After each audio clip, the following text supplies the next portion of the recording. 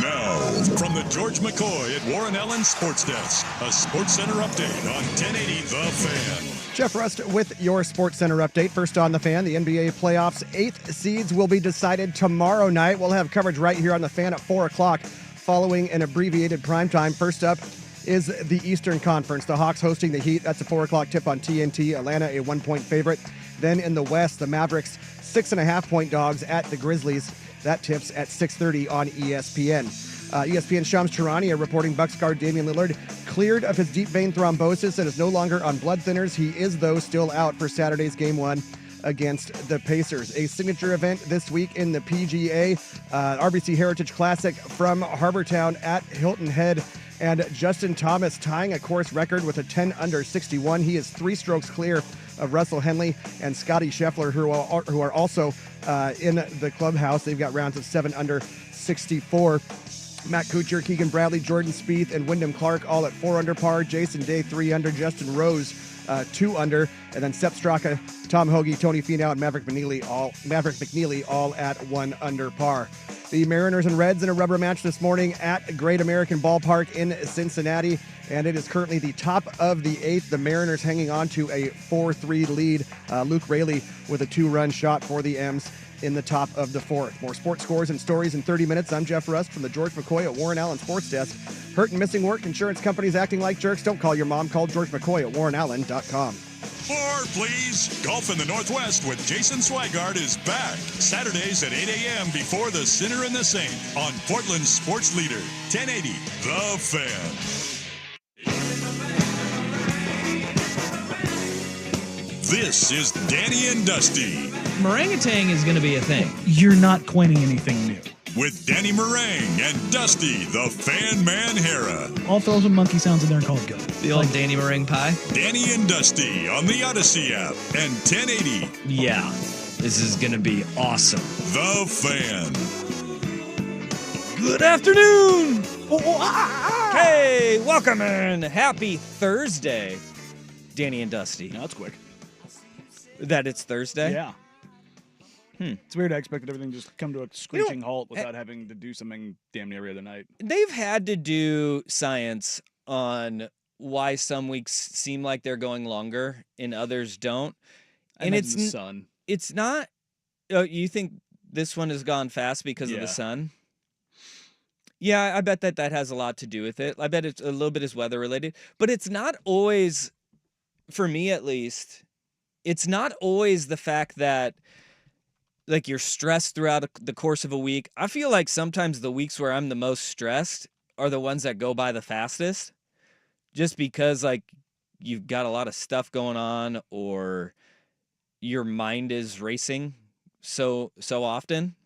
You know what I'm saying? It seems like sometimes the weeks where I got no stress in my life are the ones that take the longest. And I don't know if I'm alone on that, because I'm weird. Yeah, I don't know. Like, because typically when things feel like they're going slow, it's not that things aren't happening for me. Yeah. It's honestly when things feel like they're going slow, it's because there's a million things going on, and I feel like I'm not getting enough done. Right? There's You know some what I weeks that are like that. That's when it feels the most slow for me. It's like I'm doing things, but nothing's getting done. Yeah. But there's other times where you got all that stuff and you're like, dude, this week flew by. Maybe it's just your efficiency. And the sun probably plays a big role in that, you know? Yeah, I mean, like, look, man, I'm not Superman, but I'm Superman adjacent in the sense of I am powered by the sun. Yeah. The second the sun comes out, man, like, I know we talk about the seasonal depression stuff, but, like, just growing up in it as a kid, it's like every time it comes back, I just feel like $1 million. I think that's everybody. I think that's everybody. No. Sun comes out and you feel different. I see a lot of hermits around here that still, even this, they see the sun, they're like... Yeah, I don't associate with those people. Yeah, those people weird me out. No, I don't do that. I've gotten home and I don't deal with psychos. Taking the dogs for a walk every day this week with a wife, and like I get home and I'm like, oh my God, so much better. But again, there's like some of the most pasty white people I know live in Southern California, and they don't go outside. It's like, what are you doing? You're wasting it. Leave it for somebody else. Yeah, let me get that sun. But it's been great weather this week. I'm here for it. I'm here for all of it. And now you can just tell your kids to go outside. Get out of here. Can you still do that? Go. Oh, yeah. The summertime, does that still work? Well, I mean, depends where you live, but yeah, you can do that. Okay. Yeah, we do that. I do that with my kids all the time. So what are you doing in here? Leave. Yeah. Go. And then I eventually end up outside with them, and, then I get them distracted, and I Sneak leave. back in. No, just go to the backyard. Oh. I'm staying with them. There you go. I'm not staying with them. I'm gone. I did have one. I feel like my son is becoming more and more aware, and the little rapscallion in him is coming out. So I come down in the morning, and he's reading a book in a chair, and I'm like, dang, look at this little kid. He's so studious. He's reading, and he's in a chair that is like, the chair's back is to me, and I'm like, all right. I looked over his shoulder. He had a book. There were words. It was right side up and everything. And then... Was it on the first page, full on LeBron? No, he's smarter than LeBron. He is way smarter than LeBron. Which, have you seen the LeBron commercial that's out there now? Mm-mm. I don't even know what it's for, but it's for like Brick Breaker or Candy Crush or something like that, where they're making fun of LeBron about having a book that he's pretending to read. I saw people talking about it, but I've never seen it. It's like the pages are glowing, and you don't slide your finger up and down like that, and he's actually playing a game and not reading a book, which congrats to LeBron for leaning into the fact that people make fun of him for not reading the book that he has been reading his entire career. Godfather. I do appreciate what LeBron has been doing the last 8-9 months. It's the realization that his career is coming to a close, and the retirement tour is coming, and everyone's going to kiss his butt. Mm-hmm. But he's also given a lot of middle fingers to a lot of people, and just instead of being the most protected athlete of all time with everything that he does, let your hair down. He's letting it down a little bit. We saw this with Tiger towards the end. Brady too. Brady became social media savvy. Yeah, and it's like, and the thing is, like, even if it was something as simple as like LeBron talking about like taking care of the game and like making sure that the next generation is better off, and we stop just crapping on the game all the time. Now, it was definitely still put through a PR house because like he said "our beautiful game" like 7 different times in there. It was like, okay, are you getting paid to, like, is this a sponsored phrase? But he's going to try and trademark it on Taco Tuesday. I know, but like even then, it was like, oh, this is real. Like this is actually like this is more of him that we're actually getting.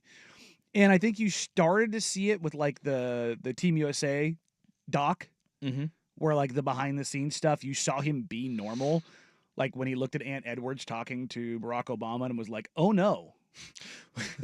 We can't do that. We can't let him do that alone. No. You know what I mean? Like, yeah. You're starting to see more of like Dad LeBron. Yeah. Just dude LeBron. And it's like, oh, there it is. Like, but again, I still think one of the most incredible things we've ever seen in sports is how he is the worst thing he has ever done is the decision. And people still are like, the decision. It only raised a couple million for charity. Yeah. Like, it is in not just in today's world, but like across sports, even like pre-social media, to kept his nose clean. And wait, remember there's one other thing. He got a Hummer in high school. Remember that? Oh yeah, got the yellow Hummer in high school. Yeah. Shout out the H2. Yeah. They're like, oh, how's he get the money for that? It's like, dude, he's not going to college. Why do you care? Why do you care? The bag is the bag, man. Get out of this. But like, it might be more impressive than any other like record is being at the top from the time that he was 16 years old. He is 40. That is 24 years of not making a mistake in the limelight when you were in it every single day. That's like Derek Jeter. Worst thing he did was give gift baskets to smoking hots that he would take home. What? Yeah. That's the worst thing? The greatest lineup in history. Golly. Yeah. Derek Jeter, LeBron James. Yeah. Impeccable resumes. Because even Brady had a couple of moments of illegitimate children. He's left Bridget Moynihan for Giselle. And then that And then that. And mildly related, obviously, to Deflategate. Deflategate is a big one. Yeah. But that's his cell phones, okay? Yeah. That's all. Yeah. And then the TB12 stuff. Yeah, Alex Guerrero. Yeah, he stepped in it, man. Yeah. He definitely did. But then going to Tampa Bay, he kind of did what we're seeing LeBron do now of like just let the hair down. Peyton Manning even didn't avoid it, even though he's been relatively squeaky clean. There was the HGH report from Al Jazeera Sports. Weird how that one never got picked up. Boy, that went away real quick. Real quick. Yeah, it is impressive.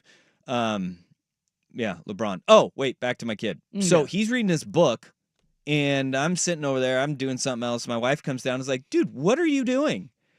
He got his Nintendo Switch out, and he heard me coming. Mom is a ninja. Mom snuck up on him.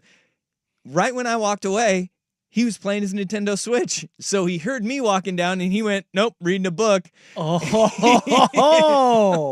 So he's getting to that point. I'm like, oh, applaud, little golf clap, but also, we got to nip this one in the bud. Because you just got him the Switch a couple months ago, right? Yeah, he got it for Christmas. Yeah, he got that for Christmas, and so it's a battle. Yeah, dude. But it keeps him in line. Like the greatest threat is, dude, you're gonna lose your Switch minutes, and he knows he gets his Switch minutes for reading and doing his homework. So he has the book out, and I'm like, oh, he's earning Switch time. Wrong. Game in the system. Wrong. God, he's gonna be a problem. Great businessman though. He's gonna be a problem. Oh man. All right. Let's get this show on the road. We got a lot that we got to get to today. Not a lot of massive stories, but just a lot of stuff. Yeah. Because the basketball sucked last night. Yeah, or it was good, depending on who you're a fan of. I mean, you hate the Miami Heat. No. Heat I mean, just like good. the games themselves, they just weren't. They weren't good at they all. Were bad. It was the road teams flexing. Yeah. The road teams looked really good. What do we expect when it's the 9th and 10th best teams from each conference? Yeah, you're not wrong. But, having either team be game would have been nice instead of rolling over and showing their belly in the first half. Oh, well. I mean, that's both of them did. Both of them just like, all right, we're good. Who doesn't love a good belly rub? I mean, who's a good boy? Yeah. Who's a good boy? All right. A little role play. Well, we got Lee Corso. He has called it a career. Nikola Jokic, the most wild quote about Nikola Jokic came out. I don't know. I still don't know how to wrap my head around what I learned about Nikola Jokic, except for he plays by sonar. That might be a thing. He's Batman. Lee Corso is hanging it up. He's not dead. No. He's going to have one more run at College Game Day, but he is the coach is retiring. I love Lee Corso. Oh, yeah. I mean, Lee Corso is well overdue, but we got to talk some Lee Corso today. do. And then we have, let's see here. Oh, we need to revisit our Blazers poll from yesterday with Zion Williamson, because that was something. Should the Blazers be kicking the tires on Zion Williamson? Kicking the tires and going after him, I think, are two different things, and we can have that. Maybe we add another poll today, and we see. Because kicking the tires and actually going after him, they are two different things. That is way different. But where we got to start, Aaron Rodgers spoke to Pat McAfee today. I thought this was done. I thought Rodgers and McAfee had broken up. He didn't, and whoa Nelly, Aaron Rodgers in the awareness chamber, darkness retreat, you're out. Maybe he needs to go to the awareness chamber because holy guacamole, this was something. Danny and Dusty on the Fan. I'm super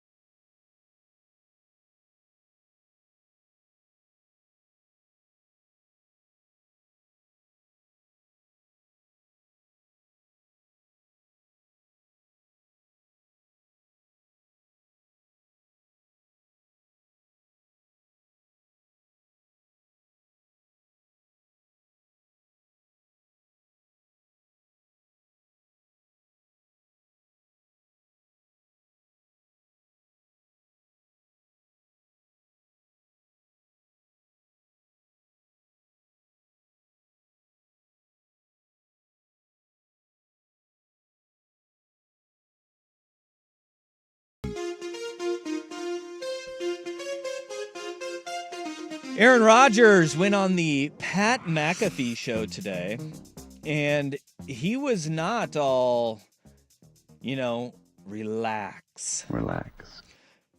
He actually did look very relaxed. Several people saying Aaron Rodgers looked like he was having a good time before he went on the Pat McAfee show, which more power to him if he did. I mean, what people getting mad about? Huh? What are we doing here? Yeah, I mean, come on. We saw McAfee and the crew during the NFL draft.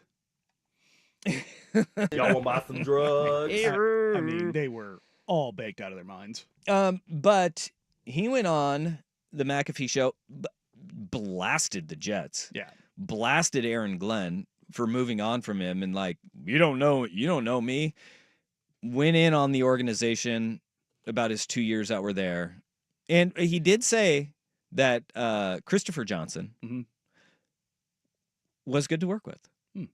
So we got that going for us. But also, is it that far-fetched to believe that organization is a whole basket of cats? Even if you take the Aaron Rodgers of it all away? No, of course it's not. a mess. It's a complete and utter mess. It's a mess.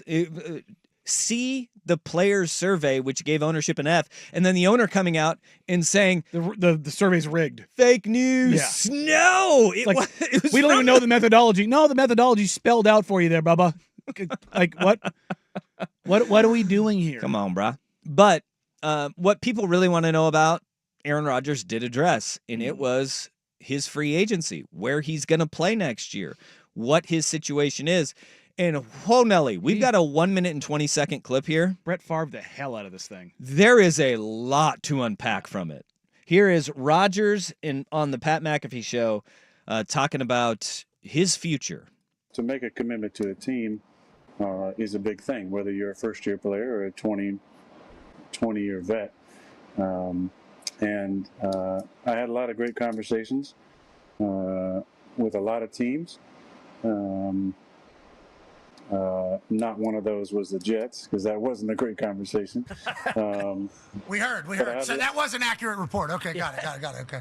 That was not an accurate report. We can get into that in a second. But okay. But I had some good conversations. But I've been upfront with all of them. I don't have anybody, working on my PR staff. Like Mia is the head of my PR. She tells me what the hell's going on if I need to know anything. I don't have any leaks. I have a very tight circle. I'm not out there putting shit out just to put shit out. That's just not how I operate. There's been a lot of people assuming they have information about me that's just not true. I've been straight up with these teams from the start about where I was at, starting with the money thing. I told every single one of the teams I talked to, it ain't about the money. I'll play for 10 M's. I don't care. I never once said I need a multi-year deal, $30, $40 million. It's absolute bullshit. I said I'd play for 10. Yeah, whatever. Well, I thought you were a selfish. Okay. Lot to get to there. Okay. First of all, he says meeting with the Jets did not go well. Remember, the report was that they just told him they didn't want him anymore. Yeah. He had a negative reaction to that. And then he said, we'll get to that. He did get to it and basically confirmed everything that the report had said about the meeting that went down. Then he goes, I don't have a PR team. No way.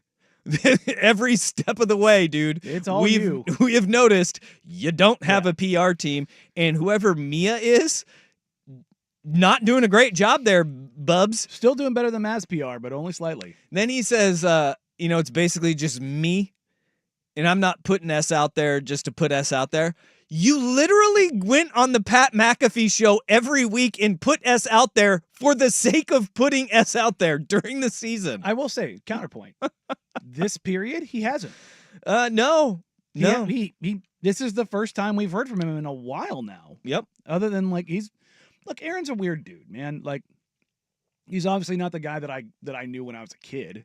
He's drastically different. I think that changed really in his mid-30s when things kind of went the way that they did with everything. Because he was a normal dude for a long time. Most of his career. I mean, honestly, It's really been like what, 6 years, 7 years? no, it happened. It was after he won his Super Bowl. Oh yeah, yeah. It was that, and that's when things COVID really timeline just screws me up. So probably about 2011. I think it really started to go sideways like 14, 15. Yeah. That's it's been like 10 years now. Yeah, which Now is half of his career. which is kind of crazy to think about because he's been in the league for so long. But you know, he's gonna do what he's gonna do, and I jokingly said it sounded very Brett Favre-ian as far as like, I may retire, I may play. Like, I think he's genuinely having that crisis that Hall of Fame greats have when they still have juice in the tank. Like Brady did this, Manning did this. Yep. Like when you are one of the 5 maybe best quarterbacks or just one of the best players to ever play your game. It is, I mean, Carmelo Anthony was like the worst version of this. The whole of the league's blackballing me, blah, blah, blah, blah, blah. I don't want to come off the bench, that stuff. And I was like, all right, dude, we've got enough of you. But when you, the rare guy that is a top 25, top 50 player, whatever sport, that makes the transition into being a guy and not making it about them is the Vince Carters of the world. And there's so, like, how many guys in the NFL have done that? That have, like, and I'm talking the guy that was like, that was at the very best, had the cameras on him. Larry Fitzgerald. Well, but he was always the same guy. He was the first one that popped in my head too, but I immediately was like, no, he was always a pro. Mm-hmm. Never wavered, never changed. Well, so was Vince. Vince wasn't ever an issue. No, but he also kind of accepted the full-on role player. Where Fitz, even when he retired, was still really good. Well, he moved into the slot. Oh, you're right. Yeah. He was an outside receiver his entire career, and then they moved him into the slot, and he was like, all right, whatever. And he was still good. Found a way to be really good. Yeah. It's so few and far between. Yeah. No, it is. It's really hard to find them. When you're talking about, like, that's a first ballot Hall of Famer, absolutely one of the greatest games ever seen. And I think that it's because of how they're wired. Mm-hmm. And I genuinely think he's fighting that. I genuinely think he's fighting that. Well, it's the hardest thing for any athlete to do. And, he did say in there, though, that he'd play for 10 M's. I'd play for 10 million, too. But what he's saying is like, dude, it's not about play the money. I would play on a 1-year deal if that's all you wanted me for. But without saying it, he said he wants it to be on his terms. Yeah. And he wants it to be a fit for him. Mm-hmm. Why he is not with the Pittsburgh Steelers right now is because the Pittsburgh Steelers are going to want to control do not want him to run his Aaron Rodgers offense, air quotes, which is just a stupid way of saying Mike McCarthy's West Coast offense, where he is in charge at the line of scrimmage. He can make all the checks. He can make all the calls. He's going to essentially be your play caller. You can give him a recommendation, and then he will go off of whatever the hell he wants to do. I think one of the most impressive things that Matt LaFleur ever did was, as a first-time head coach, he was able to manage that. Was able to step in, and he'd be like, fine, if this is the way you're going to go, I'll give you 3 play calls. You pick the one that you want, and then you can run it. He gave him 3 great options. They were very successful. Mm-hmm. And really what it came down to, and you could see the frustration on LaFleur's face, is that when he would give him play calls, he would choose the lesser of the one that LaFleur wanted. And you'd be like, why did you do that? Yeah. Why did you do that? Right? And so that's the reason why he's not in Pittsburgh. It's not a money thing. No. It's not a years thing. It's not the fact that they may draft a quarterback it's the control. This year. It is they want Arthur Smith to be the play caller. They want Aaron Rodgers to run Arthur Smith's offense. And he's at a point in his career where he does not want to cede that control, and he won't. And I get the organizational stuff from the Steelers because it's ruled by an iron fist, and they don't want to defer to that, and they don't want to change what they do for the quarterback. But I don't know if Arthur Smith is a good enough coordinator for you to be like, yeah, he has to do it. But organizationally, they don't care about who that person is. It's more about the pecking order. What's crazy, though, is that if Aaron Rodgers were to buy in to the style that Arthur Smith wants to play, probably be good for him. It would be great for him at this point in his career because you have 2 burners on the outside in Pickens and Metcalf. It would be a ball control offense where you're going to run the ball and you don't have to worry about your arm fatiguing over the course of the season. Throwing it it 35, would 40 times a game. adapt to his style of play a little bit, And Arthur Smith would do that. You could say what you want about Arthur Smith as a head coach, not a good head coach. No. And definitely not a good head coach that is a play caller at the same time.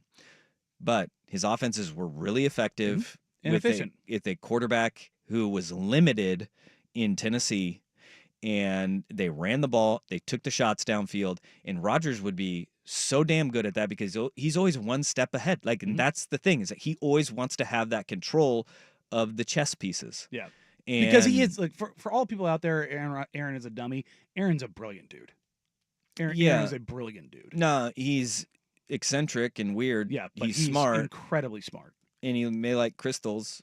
Yeah. I don't know. Look, he's weird. There's no doubt about it. But Aaron's a very, very, very smart dude. Yeah, and football smarts, there's a lot of guys that couldn't pass a class in school, but they know football inside and out. It's totally different. But I think there's a lot of really interesting pieces of that. And if he had a PR team, I wonder how they would handle it. the back end of his career would be so different. Would it?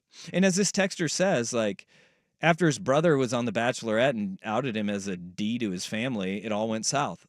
Yep. Yeah. Because he didn't have a PR team. No. He didn't want to handle it the way that you probably should. Take the high road, make them look like they're the a-holes instead of you. Instead, he was just like, nope, leaning into it. Yeah. And people would view him far differently than he is right now. But also, I agree, his true colors have shown. And it's turned a lot of people off. And I don't think he cares about that. No. I really don't think he does at all. But he can, if he has another good, at the end of this past year, he played okay. He looked good. Not old Aaron Rodgers. No. But I mean, that's still really damn good. Old Aaron Rodgers was, an MVP. Yeah. And as B-Rod points out, do you think there's a chance he lands in Minnesota? Vikings have said they're waiting to see how McCarthy will be soon. If not good, do they go and get A-Rod or sign another veteran? Dude, Aaron Rodgers is the guy that they would probably go out and try to sign, and that would be the most hilarious path he could take, going Packers, Jets, Vikings, and then in the shadow of Brett Favre, which pissed him off for the longest time, he just follows exact path. And remember, that Favre-led Vikings team was really good. No. Mm-mm. They're really bad. Justin Jefferson, dude. Hawkinson, Jordan Addison. Yeah, he would have a field day with those guys. Especially with KOC. This texter says those receivers in Pittsburgh are not Purcell's route runners would frustrate Rodgers. That's the thing. He can't run his offense. That's what we were just saying. You can't run that offense that he wants to run, but it would be perfect for him. No. He could take shots over the top. He could still push the ball down the field. Look, he doesn't have the same cannon he used to. It still ain't bad. He's still. I'd still put him in the top 10 as far as like pushing the ball down the field. When we had Ainge on yesterday, Eric said something that is so simple, but it's the reality. Hit the open receiver. Yeah. If you can hit the open receiver, you're fine. Yeah. In Arthur Smith's offense, it actually does that. But his quarterback's been so dumb they can't find the open receiver. And that's why everybody's like, what's wrong with Kyle Pitts? Well, they didn't throw him the ball. Yeah, that was a big part of that. Big part of that. Drake London, why did he pop last year? They threw him the football. Turns out the really good wide receiver is really good when you get him the ball. Turns out. Find the open guy. Yeah. Get him the damn ball. All right. Update from Aaron Rodgers. You think he retires? I think it's on the table. I think he may just walk away. No, I think it's on the table. I don't think he wants to go to Pittsburgh. He says he's not waiting out the Vikings. I think he is waiting out the Vikings. I think Minnesota. And he definitely doesn't want to do OTAs. Pittsburgh. He's not signing before. Well, I think he's also watching what teams do in the draft, too. Yeah. Whether he wants to admit it or not. I think Minnesota, Pittsburgh. I think New Orleans would be in play. The whole the car thing? Mm-hmm. Yeah. Well, or maybe perhaps wait until a few weeks into the season, see if, somebody gets hurt. Yeah. And that's real Brett Favre territory. Yeah. That is the real Brett Favre territory of, no, I'm done, and then come out of the woodworks. Mm-hmm. Have Ed Werder, at his house out front like, I think I saw Brett Favre earlier. That was the weirdest time. I mean, it's actually pretty normal now. Yeah, I would say. Yeah. I think T.O. kind of disrupted all that doing sit-ups in his front yard. No, the Favre thing was way different because it was like T.O. called the press to go there. It's fair. They were just like sitting out there like maybe we'll see him. Maybe he'll come out and talk. A little Tanya Harding-esque. So weird. Yeah. Yeah, and Barry Bonds with Pedro Gomez going through his trash. Mm-hmm. All right, 503-864-6326. That be the fan text line. Hey, speaking of the Steelers, there's a report out there from a Philly sports station, and it may make perfect sense where they go in the first round. Danny Dusty on the Fan. Now, from the George McCoy at Warren Allen Sports Desk, a Sports Center update on 1080 The Fan. If you've been arrested for DUI, you need a team of attorneys into whom you can place your trust. Call Reynolds Defense Firm today online at reynoldsdefensefirm.com. First on The Fan, the NBA playoffs' 8th seeds will be decided tomorrow night. We'll have coverage right here on The Fan starting at 4 o'clock following an abbreviated primetime. First up, the Eastern Conference. The Hawks hosting the Heat. That's a 4 o'clock tip on TNT. Atlanta is a 1-point favorite. Then in the West, the Mavericks, 6.5-point underdogs at the Grizzlies. That tips at 6:30 on ESPN. And ESPN's Shams Charania reporting Bucks guard Damian Lillard cleared of his deep vein thrombosis and is no longer on blood thinners. He is, though, still out for Saturday's Game 1 against the Pacers. A signature event this week on the PGA Tour, just a week after the Masters. It's the RBC Heritage Classic from Harbortown at Hilton Head. And Justin Thomas is your clear leader after tying a course record 10 under 61. He's 3 strokes clear of Russell Henley and Scotty Scheffler. Former Oregon Duck Wyndham Clark all alone in 4th place at 6 under par. And then you've got Matt Kuchar, Keegan Bradley, and Jordan Spieth all at 4 under par.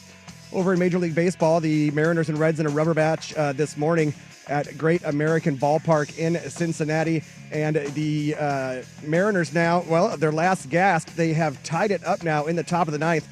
In the bottom half of the 8th, it was former Mariner Jake Fraley with a grand slam to give the Reds, a 7-5 lead. They have since tied that up. Refreshing. Cal Raleigh and Randy Arozarena each with home runs in the top of the 9th to tie it at 7. More sports scores and stories in 30 minutes. I'm Jeff Rust from the George McCoy at Warren Allen Sports Desk. Hurt and missing work, insurance companies acting like jerks. Don't call your mom. Call George McCoy at warrenallen.com. Save the date. Your local Toyota dealers present the 11th annual Fan Golf Classic at Langdon Farms Golf Club on Tuesday, June 24th. Keep it on the Fan for details.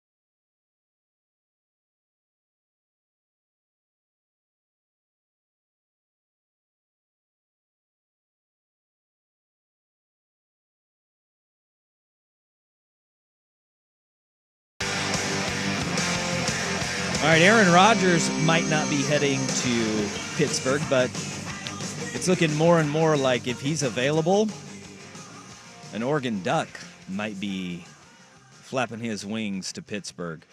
As it currently stands, the Pittsburgh Steelers in the first round hold the 21st overall selection. And a Andrew Filipponi, who works for our sister station, 93.7 The Fan, in Pittsburgh, says, source, Derek Harmon has emerged as the clear favorite to be the Steelers' first-round pick. Quote, he's the total package. Art Rooney II has been very vocal about the Steelers addressing their D-line, something that did not happen in free agency. Stay tuned. Dude, if there is a more perfect fit in Pittsburgh than Derek Harmon at 21, I don't know what is, man. It's a pretty good heir apparent to Cam Hayward. He feels Pittsburgh. Yeah. Just the style that he plays, big, physical. He is faster than he thinks. He's a lot like Cam Hayward right there. No, I'm saying he's a great heir apparent to Cam Hayward. And kind of the same build, plays kind of the same style. You can move him inside, outside. You could play him at a 3 technique, which is probably where you would want to play him in the National Football League. I feel like he'd be awesome there. Yeah. And he would open up, as Cam Hayward does, a lot of extra opportunities for TJ Watt. Well, unless he's peacing out. But that is the only question, though, is that as more and more of the mocks start coming out, Derek Harmon may be a late teens type of guy.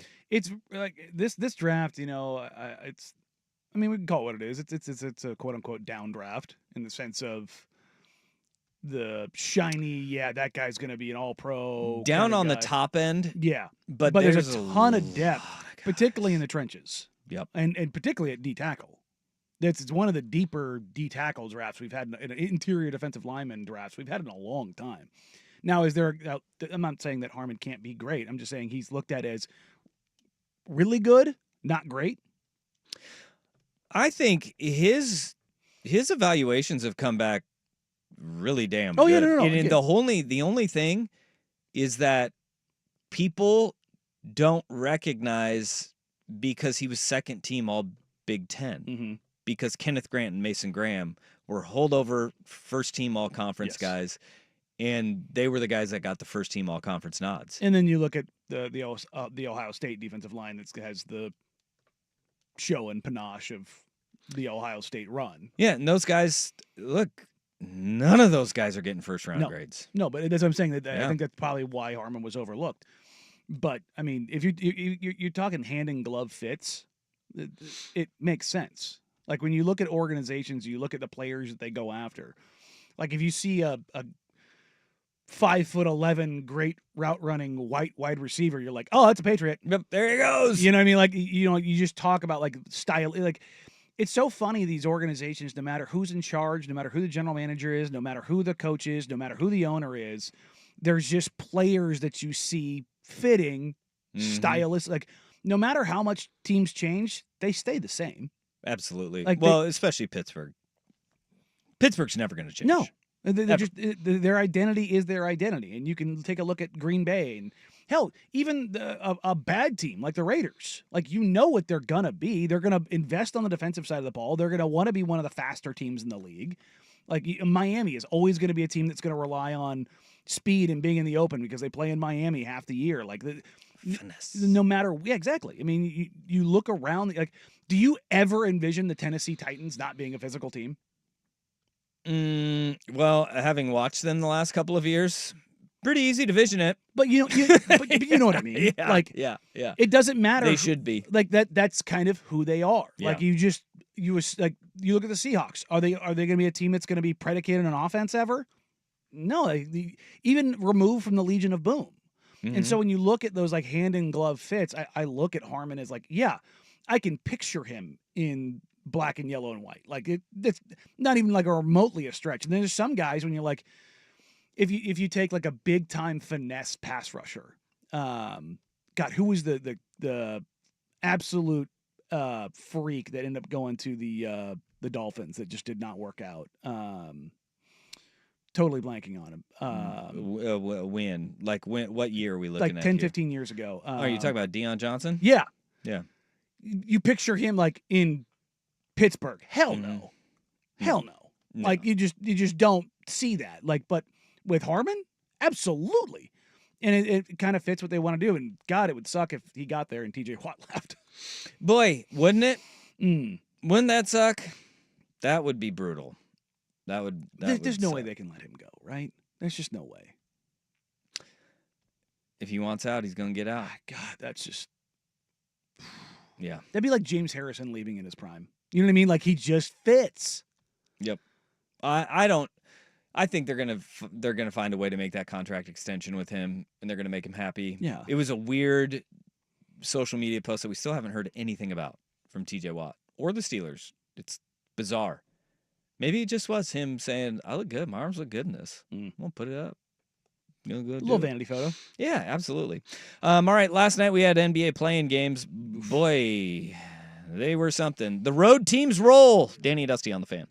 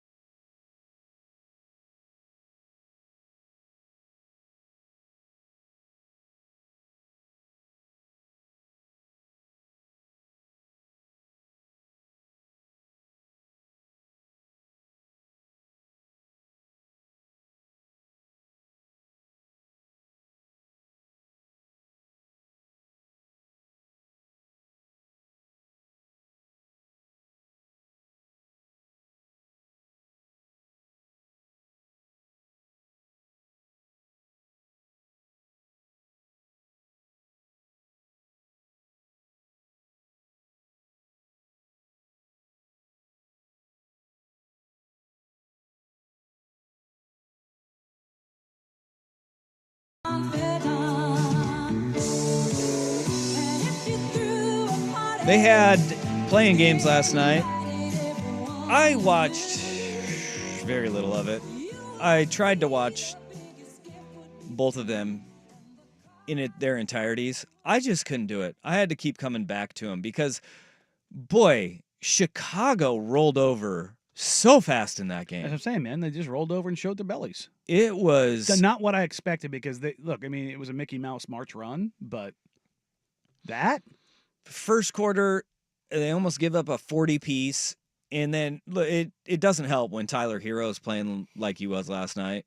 Oh yeah, no, he was on that one. Dude was filling up the bucket left and right, and if you don't have anybody that can go punch for punch with him, you're going to have a long night. And that is 100% what Chicago ran into, because there were times where Kobe White tried to be that guy. Well, no, he been that guy for them. He tried to be that guy. He was not. No. And he kept trying. Josh Giddey was missing wide open looks, and you're just going, this game is over. These guys just don't have it tonight. And when if Giddey and White can't do it, no, you're. Otherwise, you're relying on Buzelis and Herter, and they're support players. I mean, one's a rookie and the other one's a supporting cast guy. But that was the most 9-10 game you could have. Yeah, it really was, and it's frustrating in the sense of for the Bulls, this is what they keep doing, and it's kind of funny. You talk about the teams that are there. It's the Hawks, the Bulls, and the Heat seemingly every year in these playing games. Jimmy Butler dragged into the NBA Finals 2 years ago, or to the Eastern Conference Finals, but or actually no, it was the NBA Finals against the Nuggets. Yeah, out of the play-in, but you don't have that dude anymore, and it was very apparent that they don't have if Tyler Hero doesn't have this. This thing is this Heat team, it doesn't score. So to give up what was the final 109 when they took their foot off the gas really in the fourth quarter because the Bulls had nothing. Boy, they everything that you were describing, it feels like that's what the Blazers' future is looking like unless they get a star. That's it. You have a bunch of okay players. Bulls went 39-43. Mm-hmm. They were 3 games better than Portland. Portland in the East. But Portland, they get 3 games there. They're not going anywhere either. No. And they are right in this. They are right. This is what we saw last night, which we are all calling disgusting basketball, is exactly where Portland is gonna be, where you have guys that are good enough. You got guys that are good enough to get you there. You guys don't have guys that are going to carry you to a win in the playoffs. It's a good thing they have stuff to be able to make moves with, huh? Yeah. Like the Blazers' first round pick, if they get to the playoffs. Well, I mean, we're just not going to agree on this at all. What?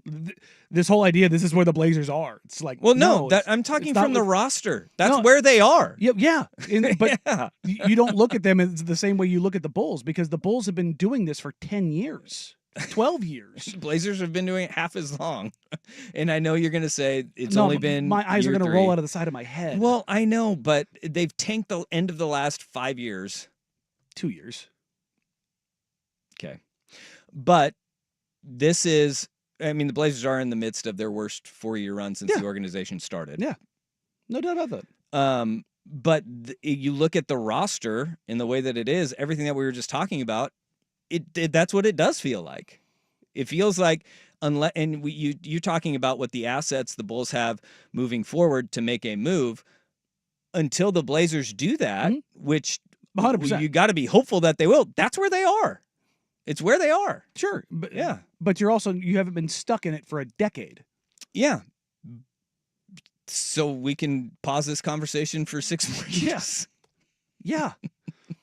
Yeah. When you're stuck and you have no other way to go. Yeah. That's what I mean. That's the actual hell of purgatory. Yeah. It's where that team has been. Yeah. And because there's no hope. Like, your hope right now is being saved by Josh Giddey. Hopefully Matas Buzelis develops. And again, you talk about ownership. That's the bad ownership. Bad ownership. Jerry Reinsdorf, bad. That's does not care. It is literally money printing for him. Yeah. That's at least the Kings in a bare minimum fashion have basically fired everybody. They fired their GM as the horn sounded and the game got over. It's crazy. They got beat 120-106 by the Mavs. Yeah, that was not a game. Clay looked good. Yeah. I it was like, God, I feel bad for him. I was sitting there just going, you know what? First, I loved his interview with SVP where he's like, it's good to exercise the demons because the last time we remember Klay Thompson that game in Sacramento, it was not pretty. Laid an egg. Yeah. And he looked, and it was like, was it the old Klay? No, because defensively he's not there and he can't be that guy ever again. But the shooters never die. No. Shooting never leaves you. And like, just looking at that as I was watching that game last night, I'm like, Klay Thompson signed up, did not go to the Lakers where his dad is very entrenched, Michael Thompson. Yeah. His dad was basically begging him, and he like, this is the kind of, I guess, quasi behind the scenes. Like his dad was like, yeah, it's dysfunctional as hell here, but like you still have LeBron and you still have the possibility of doing something. Like, because it's the Lakers and you never know what's going to happen. Instead, he signs up to go play with Luka, and Luka ends up going to the Lakers. And like I thought about this. I'm like, had Klay gone to the Lakers, would Klay have been traded to the Mavs as part of that deal? Oh. And like still ended up with the Mavs. Probably. He probably would have been that guy. Yeah. Damn. Yeah. Well, sorry, Michael. You know what I mean? Like he would have been Max Christie. He would have been Max Christie in that deal. It's kind of like, oh my God, would they have demanded Klay Thompson in that deal, and then Klay would have ended up here without Luka regardless? They probably would have just traded straight up Luka for Klay. In a Nico would have been like, "That's good. Yeah, no, defense matters. Clay's been a good defender. Yeah, his whole career. Defense wins championships. He's been awesome." But another side note out of that, and this is how it pertains to the Portland Trailblazers. Has Portland's own Domantas Sabonis quit on the Sacramento Kings? Danny and Dusty on the Fan. Hey, it's Suk.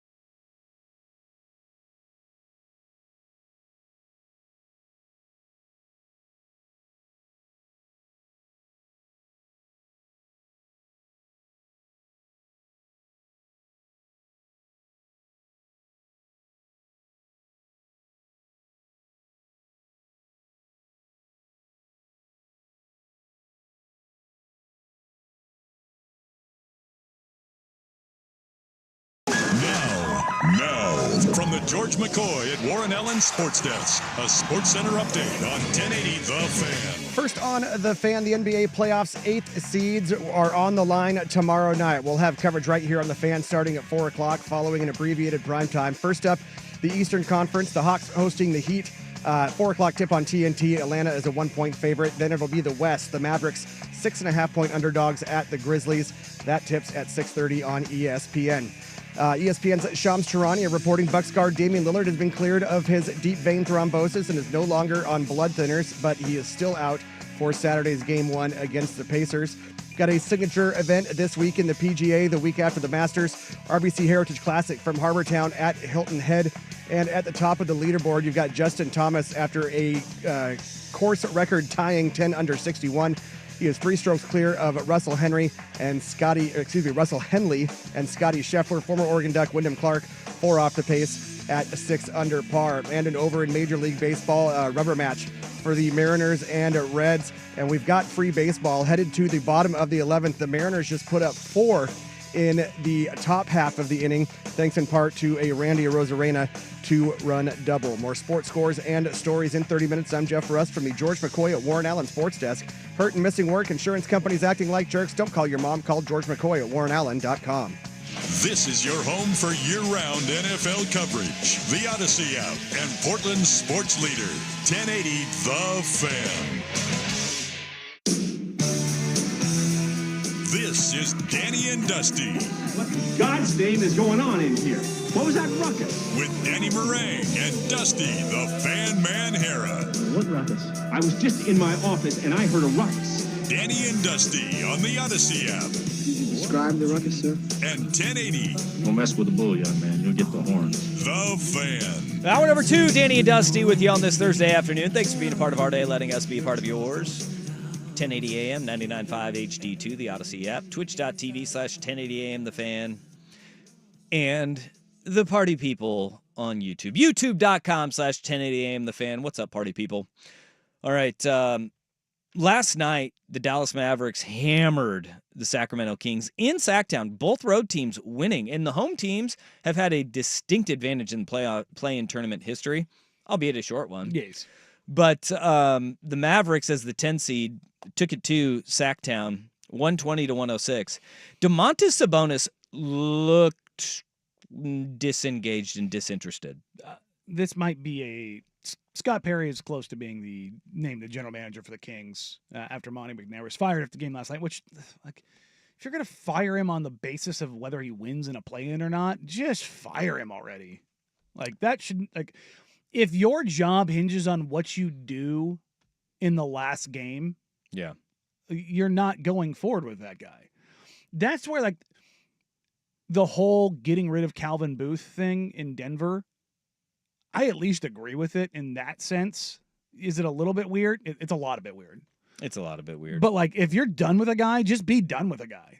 Yeah. You know what I mean? Like, why wait? I've never understood that sentiment. Yeah, he is a he was on the outs anywho. Mm-hmm. He wasn't getting a contract extension. He thought he might, but they ran into, I want to say, in the final 2 months, it was looking more and more like it wasn't going to happen. But I think that ultimately the Kings were going to fire him no matter what. It was just waiting for the season to end. Yeah, I mean, right? With Monty McNair and why he's quote-unquote important to Sacramento, he's the general manager responsible for putting the team together that took him back to the playoffs for the first time in 17 years. Yeah. But he's also the guy that mismanaged De'Aaron Fox, mismanaged Tyrese Halliburton, and you can talk about Sabonis being there and all that kind of things, but, like, look at what they got back for De'Aaron Fox was Zach LaVine, which, if that's the thing you're into, cool, I guess, and the rights to your own pick.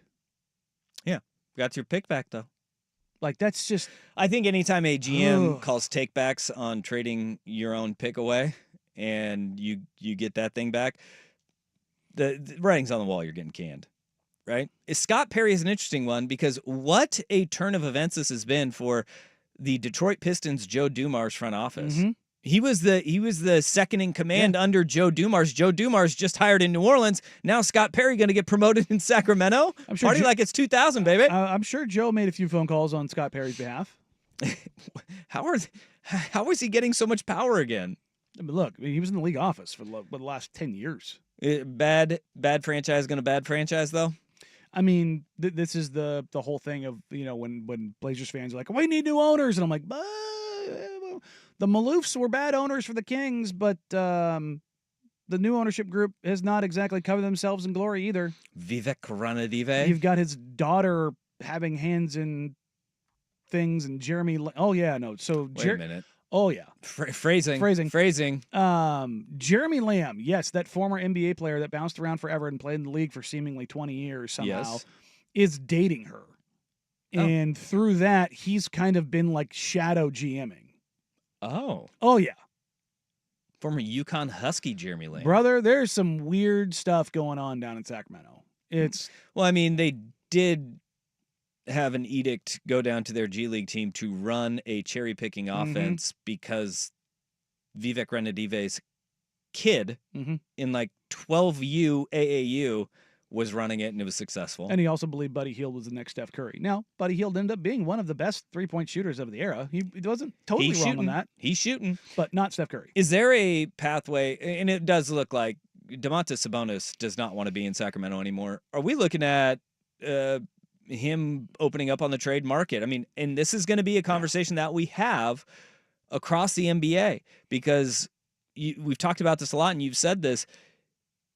Things will change with franchises as they get eliminated from the playoffs. Big changes, players want out, coaches become available, all of that stuff starts coming down. Domantas Sabonis seems like a guy that you've heard a little bit of smoke here and there. You saw it on his face last night playing against the Mavericks. Yeah, the free agent class this year, not great. It's not great. Probably one of the lesser free agent classes we've had in a while. Everybody I've talked to in the league expects there to be quite a bit of activity. And not just in like the general sense, but there are some massive, massive, massive names that may hit the market that are going to blow people's brains out. Like that's, and players blow people's brains out. Oh yeah. Oh yeah. I mean, Sabonis. The look on Russ's face. Russ is like, what? Yeah. Really escalated quickly. Yeah. Wow. Feeling uncomfortable. But like Sabonis, an all-star caliber big, like if he goes somewhere, he has to go somewhere for the right fit. And that's the thing is like, he doesn't give you the defense or rim protection stuff, but he's a god-tier rebounder. He's an unbelievable passer, incredible finisher around the rim. But he has to have a Jaren Jackson, Evan Mobley, Chet Holmgren type big next to him, and it kind of limits the fits for him to like really be accentuated. And it's not just a Sabonis thing. Like when you talk about those kind of players who are very good, but they have very specific fits, and it's like it makes things a little bit harder to get necessarily the return you want to get, because the teams that are going to, like, I know some Blazers fans right now, go get Sabonis. Like, they're a defensive-minded team. It's like, yeah, because they have good rim protection and they have big wings everywhere else. Like, you're then now talking about if you went and got a guy like Sabonis, that's your move, but now you're running your offense through a lot of Domantas Sabonis because that's what he does. He handles the ball a ton, and like, you don't have the shooters necessary to make that happen. No, they definitely don't have the shooters to make that happen, but make a couple of deals and it made it make a lot of sense. Look, you don't have to play him at the 5 either. You do, because if you put him in space as a 4, he's going to get eaten alive in the playoffs. But you need a rim protecting big next to him. You need somebody who is a damn near defensive player of the year caliber. Like, you need one of the unicorns. You need Chet, you need Mobley, you need Jaren Jackson Jr. Like, those are probably the 3 best players to put alongside him. You need somebody transcendent that can switch and move and cover and be so versatile on defense. Yeah, it'd be a problem when you have Donovan Clingan as your big moving forward. Yeah. That'd be an issue. And you don't get the space. Like, if you were going to be like, well, we're just going to do Clingan and we'll live with Sabonis like being on an island on some of these guys. It's like, okay, so now you have 2 non-shooters, bare minimum, in your starting lineup. Yeah. And you're already struggling on shooting. It's like, don't get me wrong, you'd be big as hell, you'd be strong as hell. It'd be mildly interesting, but I mean, you'd just be playing in a shoebox with your spacing on both sides of the floor. All right. Well, Peanut everybody's Cheerios on that one. Look, man, I love Sabonis as a player. He's incredibly fun to watch, and probably one of the evaluations that I got most wrong. Yeah, coming out, I did not think he was going to be this good. He doesn't fit. I thought he'd be a very good backup big. I did not think he would be this good of a player in the NBA. He does not fit. No, here in Portland. All right, but he is going to be on the move, and the Blazers can be active because somebody else will be on the move in coinciding deals that'll run alongside of it. All right, 503-864-6326. That be the fan text line. We got a little bit of news that is long overdue, but it's also pretty jarring. The impact that one person can have on the sport of college football without even being in between the lines. Danny and Dusty on the Fan.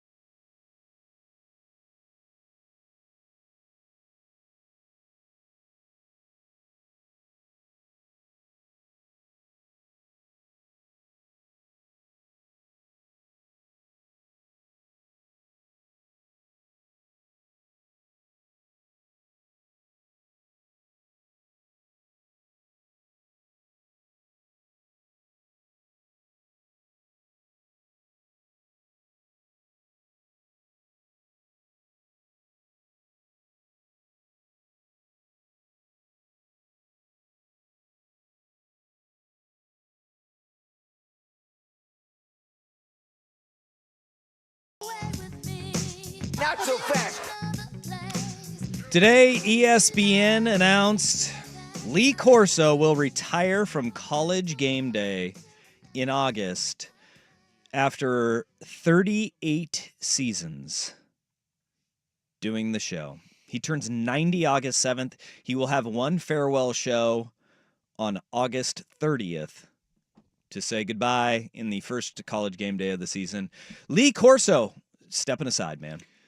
College Game Day is synonymous with the sport, and particularly so in the last 10, 12 years. The pomp and circumstance of the stage being set up and the thousands or sometimes tens of thousands of people that show up for the biggest events. And I think McAfee breathed some life into Corso this year in the few times they got to do some stuff together. And you got to see Lee in his faculties and being out there again, that you got to enjoy it a little bit more. But like everything that kind of comes with Lee, he's the juice of putting on the headgear and just the character that he was, but how much he cared about the game. Like when you talk about the caretakers of the game, not just in football, just in sports in general, because he was such a long-standing institution, he just bled into everything that was college football, even when it wasn't College Game Day. Look, he was a great ambassador for the game of football, being a former coach. That's what it kind of started with. And then he really leaned into personality ropes people in. And his personality was perfect. Really started shining through on College Game Day. And his impact is indelible on college sports. Like, I mean, college football, the headgear, putting on the mascot head, he started that in 95, and it became crazy. Yeah, it's 30 years. It'll be 30 years this season, and it's going to be gone. Like, nobody. He's got to put it on one more time, right? I don't care who they have on there. If it's McAfee that takes his place, McAfee can't rip that off. No. You can't keep doing it. It's not going to be Desmond or Herb Street either. Like, it's going to die when Lee Corso steps aside on August 30th. And it 100% should. But you think of the impact that it had. Look, the Oregon Duck, I think it just won some 24/7 or On 3 did like a mascot poll. Won the best mascot in college sports. The Oregon Duck is not what it is without Lee Corso putting on the headgear, going on a motorcycle ride, telling the duck that he loves it, in his connection with the duck mascot. Like, he was the launching point for the duck mascot to become popular. It was popular here because it did things like fight the Houston Cougar, but Lee Corso really ramped it up for a national stage. And now you look at the social media presence of the duck, the fact that it goes and it does its, joining the Big Ten, went to every single campus and like rattled the cages of every door to get in and being locked out. Lee Corso gave life to that mascot, which is now nationally known and recognized. Yeah, no, I'll go to the more recent appearance when he did hop on McAfee and he brought the whiteboard to communicate back and forth. The snaps isn't a stat thing when he gave love to Ashton Genty for the Heisman campaign, kind of knocking Travis Hunter, like that personality. That it was there in a sense, but it was like you said, it was uplifted by Corso, and like having those appearances, and honestly, shout out to the Ducks for recognizing what that opportunity was and taking that chance to grow the personality and turn the Duck mascot itself into a brand. Yeah, and he did it with a lot of different like the Buckeye mascot too. Like, it's not just Oregon. I think we think about it here because it really was a changing point for the Duck mascot, which Oregon was not a traditional power, and they needed to find their niche and find their way, and he found a way to do that. It was, but more so than that, he was doing the picks and the not so fast. Dropping a. Let me tell you something. There's a bunch of claimed. These people don't give about it.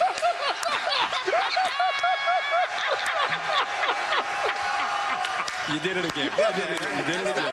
He's doing this at 8:45 Pacific time, right? Like dropping S-bombs, right? You had a situation where Double dogs. Yale Bulldogs. Oh, wow. Not so fast, midget. Not so fast. Midget? Yeah, little guy. Hey, not so fast. I go with Harvard. What's the matter? I'm going to go with Harvard. Yeah, see, I'm going to go with Harvard as well. Oh, you're great. That was a child he was talking to. Love it. You know, and it didn't matter if it was the biggest celebrity or it was a child. Unabashedly himself. He was himself, and he cared about the game, and he cared about that show a ton. And I'm gonna miss Lee Corso because he was different. And look, this is long overdue, and he probably should have stepped aside a couple of years ago. Yeah. But to a man, you talk to any person involved with that show, and Kirk Herbstreit has said this too. It's like, look, Lee knows it, but at the same time, if you take College Game Day away from him, that's his purpose right now. And he's 90, dog. Like, for a guy like him, that's like a lot of those. When you get to that age, when you take that purpose away, they go. The clock starts ticking. Yeah. And one of the coolest moments, you mentioned Herbstreit, is the relationship that those two guys clearly have. Mm-hmm. And you know that there's Herbie's gonna cry. Oh no, and I'm literally almost tearing up here thinking about it, just because like you can tell how real it is. And I know some people got bothered by Herbstreit bringing his dog around and stuff like that, but like how everybody embraced and Lee rallied around Herbie because that much that dog meant to him. And but like when they first brought Lee back around, when he took a little hiatus, Kirk was always there right by his side, and you could tell he was Lee was struggling, and Herbie every single time would helping him with his picks, helping him finish his sentences for him. Yeah, there's a lot, man. And it's like when you see a bond like that, I don't care where in life it is, you can't help but love it. You can't help but appreciate it, and the authenticity. And that is what I worry about, not just in college football, but in sports in general, is how much authenticity we are losing with so many things. Because it's about how much money you can get out of something, or how much you can market something, or the return on investment of something. It's like every time you flip on the mothership, it's always some version of how something pertains to LeBron's legacy, as opposed to this standalone thing that game day is. And when you think of College Game Day, who do you think of? Lee, man. Look, Herbie's great. I mean, Fowler's great. I mean, everybody that Desmond is great. I love McAfee on there, but it's Lee, man, and it's just I wonder what they do with that. Well, the hard part is, and the great part about Lee Corso was that he's a former coach, and he knew a lot of football, and he used to give great analysis on games, as well as being an entertainer. But the entertainer part, every single coach in college football and basketball, you can sit there and say they're a red ass and they don't get it and they don't have personality. The hell they don't, because they go and they recruit every damn year. Yeah. They just don't know how to turn it off. But no, they do turn it. They do turn it off. They turn off that ability because they want everything to be buttoned up and not let anything show. The fact that Lee Corso was able to let the other side out and leave the football behind that you can't turn off, and open up and be the entertainer, that there are so many guys in the sport of college football, and I don't want to say like he's replaceable, but there are so many former coaches in the game that have the ability to open up the way that Lee did, and it won't be the exact same way, but they just have to be willing to do it. Like Urban Meyer is not willing to do it. He is not willing to do it. But if you can find one of those coaches and that's the other hard part too, is those guys really want to hang on for as long as they can. You got to find a Gruden type of guy. You think about 38. Yeah, John Gruden is a great example. Look at him working for Barstool now. Yeah. That ain't the same guy that you saw for years as the head coach of the Bucks and the Raiders. Not by a long shot. but it was always there inside of him because you have to be able to relate to people if you're going to be a leader, right? That's what head coaches are supposed to do. I wonder how long it's going to take them to find that guy who fits, because it's a unique role, and Lee Corso was so different, and he changed the way people watch college football. Yeah, it's a huge deal, Damn. and it'll be a misty-eyed sign-off August 30th. It will be. It will. And look, he's 90. He's had several health issues. Like, I don't want to sound insensitive here, but I hope he makes it there, because look, he turns 90 on August 7th, and then August 30th is that first game day. And what game is that? I don't know. Well, they haven't announced where they're going to be, I don't think. I don't think because they usually do it a couple weeks out. But I'm looking in their press release here, and I don't see the August 30th game yet. I can look it up really quick. I hope it's a game with not necessarily meaning from like a football standpoint, but like meaning for him. Yeah. You know what I mean? I bet it'll be, I'm looking right now, Tallahassee's probably your prime candidate. Alabama, Florida State. Yeah. That game. Oh, you have LSU Clemson in Clemson, South Carolina. So there's a couple good. Ohio State, Texas. That might be. They're going to be in Columbus. Yeah. They'll be in Columbus. That'll for be that the one. one. Montana State, Oregon? No. Oh, no. Missouri State, USC? Let's see. Yeah, they're going to be at Ohio State, Texas. Yeah. That's not even close. Yeah. Yeah. So Columbus, Ohio, August 30th. What was the first headgear he put on? Do you remember? It was Ohio State. I was it was the Buckeye, right? It was the Buckeye. Yeah. It was Brutus, the Buckeyes. Yeah. It had in 1995. So it'll be like 30 years almost to the day. Come full circle. Throw it on one more time. Yep. I like it. All right. Dang. Bye, Lee. Yeah. Not dead. Not dead. Still alive. And when it gets to August 30th, we'll get to that. So we'll pour one out for him. All right, coming up next, time for our worst day on the web, and I came across this one and I just kind of scratched my head because, apparently there is a market for anything. First, here's the Big Kahuna Sports Center update. I hear they got some tasty burgers.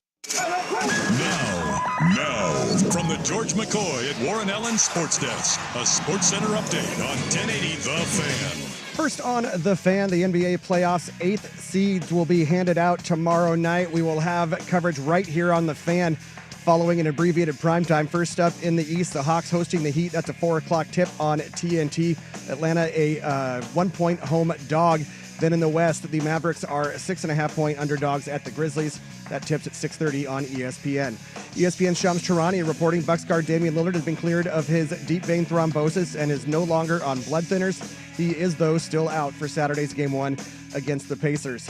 A signature event this week in the PGA, the RBC Heritage Classic from Harbortown at Hilton Head.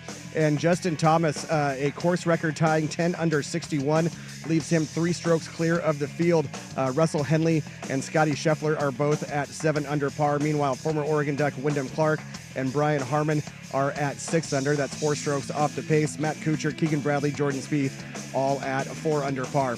And the Mariners and Reds had a rubber match this morning at Great American Ballpark in Cincinnati. Seattle comes out on top in a wild one. Solo home runs from Cal Raleigh and Randy Arozarena in the top of the 9th. That sent it to extra innings. And Arozarena's 2-run double in the 10th helps put away the Reds 11-7. More sports scores and stories in 30 minutes. I'm Jeff Rust from the George McCoy at Warren Allen Sports Desk. Hurt and missing work? Insurance companies acting like jerks? Don't call your mom. Call George McCoy at warrenallen.com. Jump back to earlier parts of your favorite fan shows on the Odyssey app. The only way to rewind Portland's sports leader, 1080 The Fan.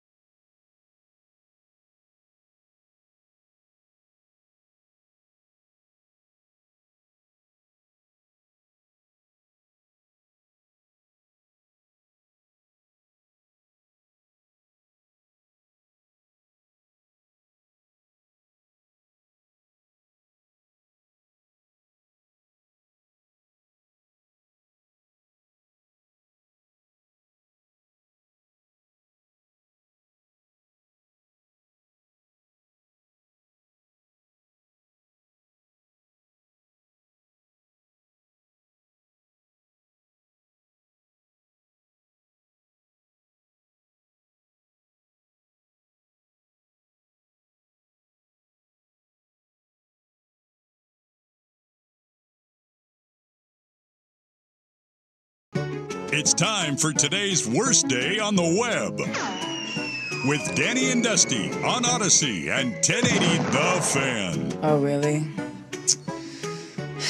That sucks.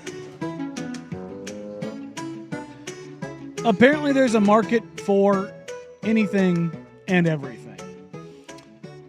2 Belgian teenagers were charged Tuesday with wildlife piracy after they were found with thousands of ants packed in test tubes in what Kenyan authorities was said part of a trend in trafficking in smaller and lesser known species. Yes. All right. What kind of ants were they? I could not find it in here. They just say ants. Yeah, right? And I'm like, okay. And look, this is, and then they go on to talking about the differing like traffic worlds and like how wildlife parts and stuff like that. This is so dumb and coincidental. I couldn't sleep last night, and my go-to, like, I need to feel sleepy and good and comfortable, is to throw on the big produced Planet Earth 2 with, was it David Attenborough? Yes. Nothing will make me sleepier than listening to the soft, dulcet tones of Sir David Attenborough. And I was watching the episode about island diversity. And do you know the March of the Red Crabs? Yeah. The 50 million red crabs that go from the jungle into the ocean. Well, there's this whole deal, and this is this island. I want to say it's off the coast of Africa. But these yellow crazy ants were introduced to the biodiversity, and they spit acid. Oh, seems good. Right? So, but there's no natural predator for these things. And so they've like cut down on the proliferation of the natural habitat of these red crabs because they get on the crabs and they spit this acid in their eyes and their mouth and they go blind and dumb and they wander out and die. Ants suck. Yes, they do. But it's like this whole thing of like the impact of humans on ecosystems and stuff like that. And so that's a part of this, but also who the hell is buying South African or Kenyan ants? Well, like, what? They were messer-cephalates, Okay, which you found it? are distinctive large red-colored harvester ant. I don't know. And they're all in People these singular test tubes. It's not like this thing's huge. Yeah. Like it's a big ant. Yeah, 5,000 of them. That's 5,000 tubes of singular ants. How did these idiots think that they were going to get away with this? Well, they played dumb in court and was like, "Oh, we were just collecting them." Yeah, individually in test tubes. They would be bad drug dealers. All these individually packaged. Why are they all individual? That was my favorite part of cops. Like, why do you have 20 bags of meth individually wrapped? I was just carrying it from a friend. Really? Why do you have this wad of cash in your pocket? Also, my friend found it. My God. Like this is what they told them. They told the magistrate that they were collecting the ants for fun and did not know that it was illegal. Venn diagram. Drug dealers and ant smuggling. Same thing. Same thing. Crossover in the dumb section. In the same day, in the same courtroom, a Kenyan man and a Vietnamese man were also charged with the illegal trafficking following their arrest in possession of 400 ants. Yeah, all right.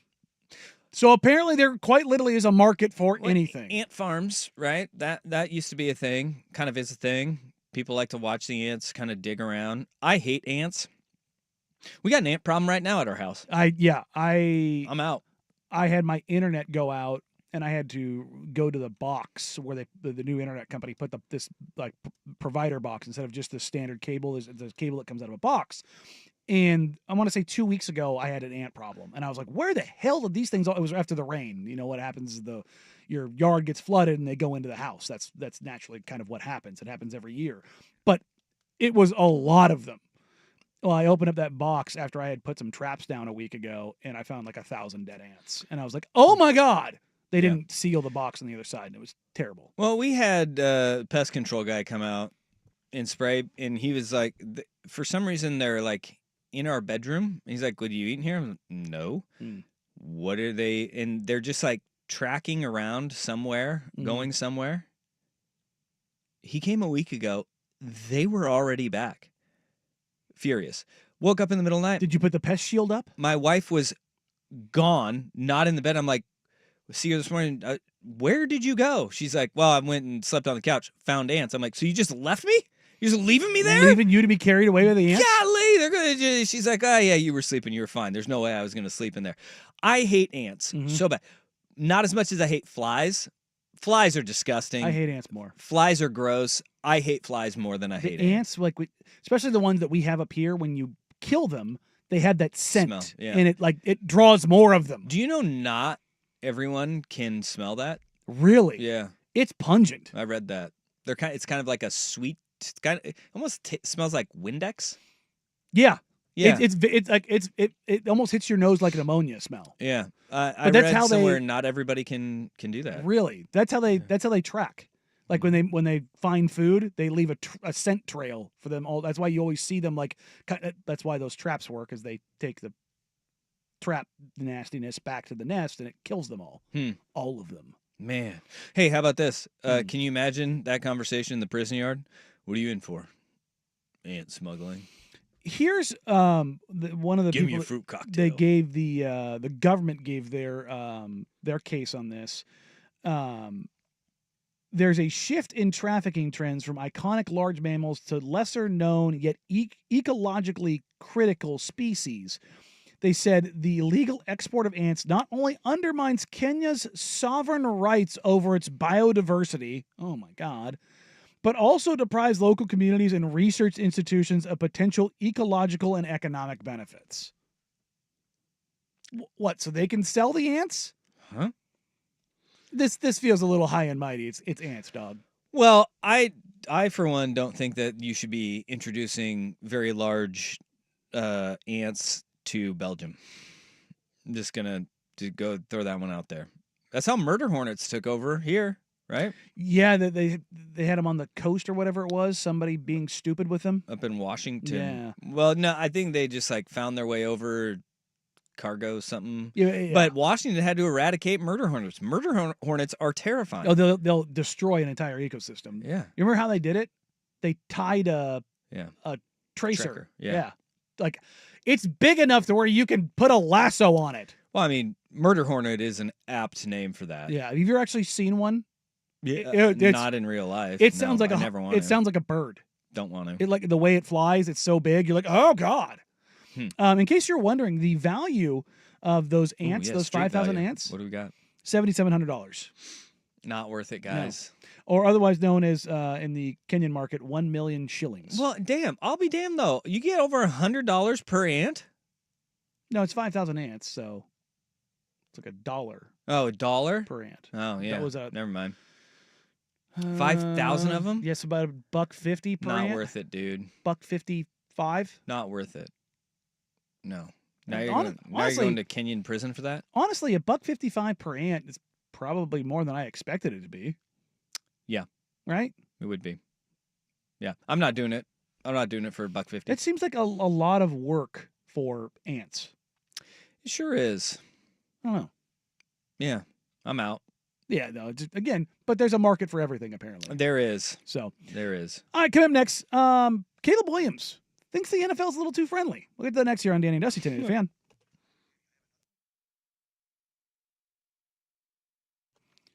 It's springtime.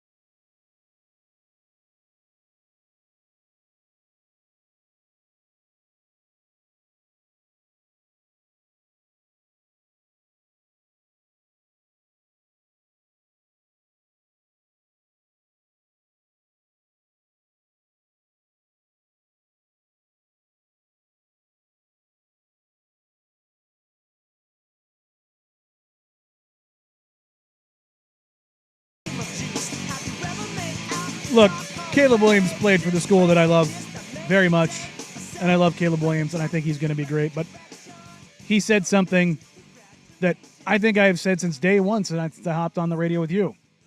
Bring back hatred.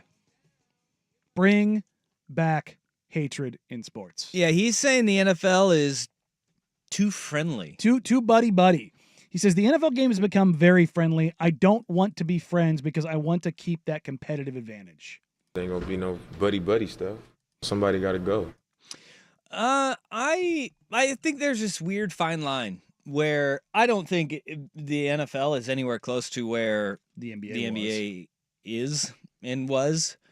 But I think that there is that fine line of where do you trade tricks of the trade, and then how does it cross over to too far to where you're in that friend zone, right? I think tight end like what the tight ends do every year, I think that's awesome. Where they go and all the tight ends across the league go and share the tricks of the trade, hang out together, go have a summit once a year. The pass rushing summit with Von Miller and those guys. Yeah. They do that too. But is that too close that you're getting? Man, because it's everybody that's just like, hey, we're all in this together thing. And it's really interesting to see that those two position groups, especially one, the pass rushing group has turned into one of the more highly paid positions in the game. But the tight end group is like the little engine that could. And they're finally starting to get their cash and they're getting their money. Trey McBride, the first one to get the biggest payday. But there is that kind of the solidarity between the tight ends that they use. I don't see it as much, but what he's talking about is like the quarterbacks, right? Having quarterback rivalries, they are important in the game. And you can do it in a proper way. Like Tom Brady and Peyton Manning used to go and work out together almost every year. In secret. And they would threaten the high school kids that they would throw. If you tell anybody, we will end you. Yeah. And it's full on Peyton Manning in the SNL skit. I bet Peyton Manning could, but I bet Tom Brady could. But that quarterback fraternity, if they do get too close, quarterback rivalries are what fuels the NFL. Like having that, he can't get over. Right now, it's Josh Allen can't get past Patrick Mahomes, right? And if you don't have that to lean on, then yes, you do lose something from the game. I think overwhelmingly though, DBs, and this is the great thing about football, is DBs hate receivers, O-linemen hate defensive linemen, linebackers hate everyone, and running backs are, I don't know. What do you call Marines? What do you call jarheads? A lot of derp, crane eaters. Derp, yeah, crane eaters. Sure, though that's a running back room, right? But I don't think you're going to lose it, but there is, like, if you have quarterbacks getting too tight, I'm with Caleb Williams. Bring a little hate back. Have a little smack talk. Look, it's healthy. As much as everyone's like, oh, you need to have healthy relationships and positive. No, having some negative and having some strife and having some beef in your life is healthy. It's what pushes you forward. You don't, let's use music as a general reference point. Think of your favorite bands.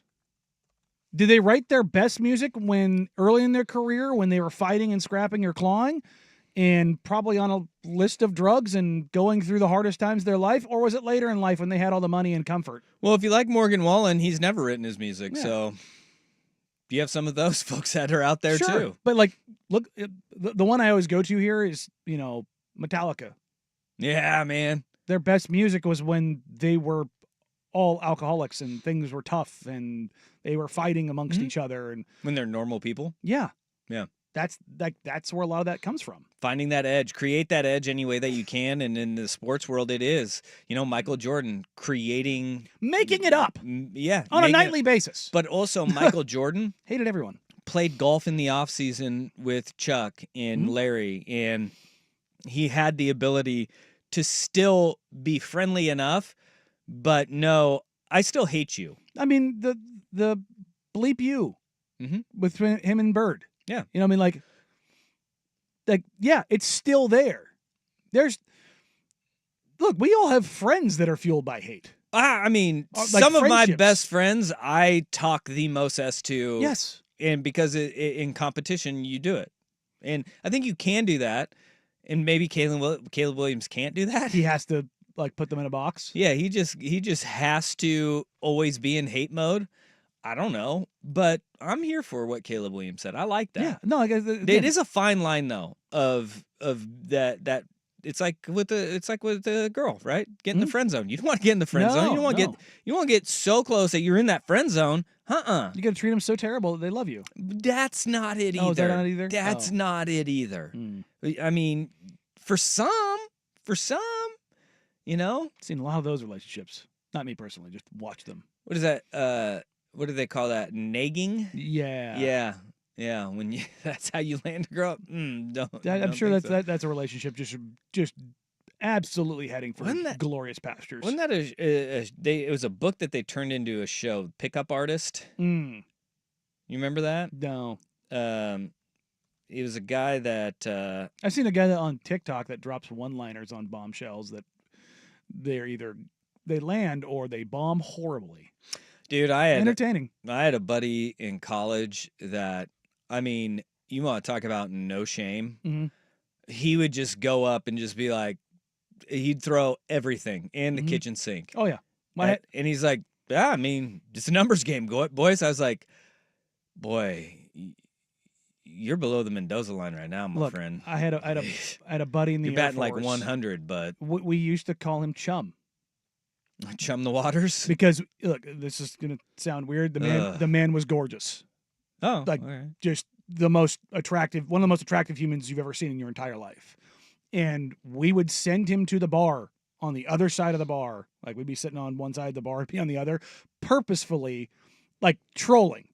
Just like, and I'm saying like trolling, like making fun of people, like trolling, like fishing.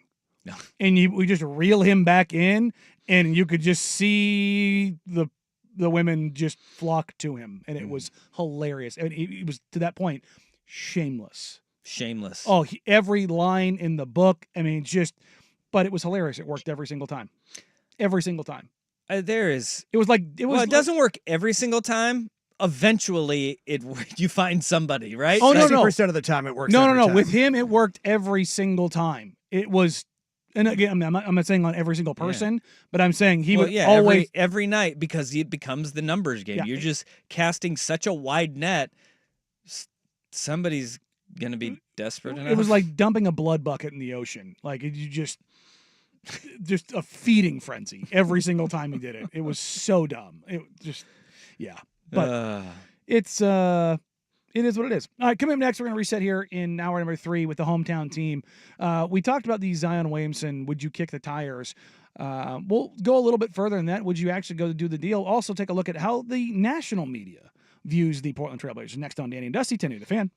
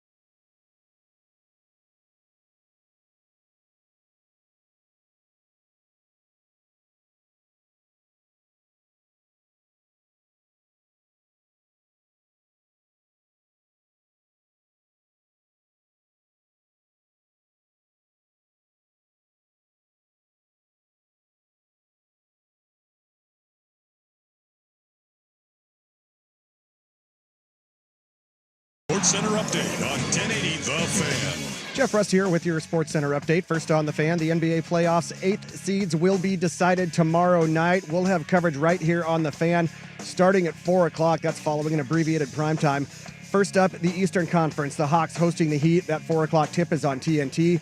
Atlanta is a 1-point home dog. Then in the West, the Mavericks 6.5-point underdogs at the Grizzlies. That one tips at 6:30 on ESPN.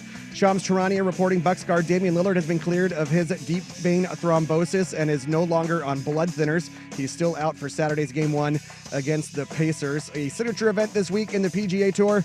RBC Heritage Classic from Harbortown at Hilton Head, and Justin Thomas used a course record-tying 10 under 61 to grab the lead. He is 3 strokes clear of Russell Henley and Scotty Scheffler at 7 under par. Former Oregon Duck Wyndham Clark and Brian Harmon are 4 strokes off the pace at 6 under. And the Mariners and Reds had a rubber match earlier today. Great American Ballpark in Cincinnati. Seattle comes out on top in a wild one. Solo home runs from Cal Raleigh and Randy Arozarena in the top of the 9th sent it to extra innings, and Arozarena's 2-run double in the 10th helps put away the Reds 11-7. More sports scores and stories in 30 minutes. I'm Jeff Rust from the George McCoy at Warren Allen Sports Desk. Hurt and missing work, insurance companies acting like jerks. Don't call your mom. Call George McCoy at warrenallen.com. Tired of getting dinged by subscriptions? We won't send you a bill. Portland's sports leader, 1080 The Fan. Portland, if you've ever wondered where to get your Blazers, Ducks, and Beavs, it's right here on the airwaves of 1080. 1080 The Fan with Danny and Dusty. It's Danny and Dusty and Rust from noon till 3. Hour number 3 here on Danny and Dusty on a Thursday afternoon, and it's still sunny. Is it supposed to be sunny this weekend? Yeah, man. Hey. Oh, Sunday, I think it's supposed to get a little bit more cloudy, get a little bit colder. Is this our last fake spring? No. This is just the long one? What is it, June? Was this the first day of summer? June 21st? Is that what it is? So we have maybe one more? One more? I mean, it's damn near the end of April. Yeah, no, we got like 4 more. All right. 4 more. Like 2 to 3 good day runs. We're like, hey, turning the corner, and then sideways dumping rain. Crazy thunderstorms. Yes. Yeah, that's what happened. That's always fun. All right, as we get into hour number 3 here, one thing I wanted to hit.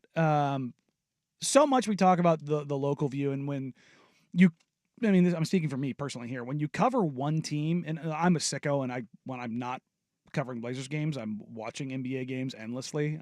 Let me just quick shout out to YouTube TV and the 4 box with NBA League Pass. Hey, literally having 4 games up on the screen. Bigs up. Oh, Big ups, God. bros. That is just it's the only thing that League Pass product has gotten right.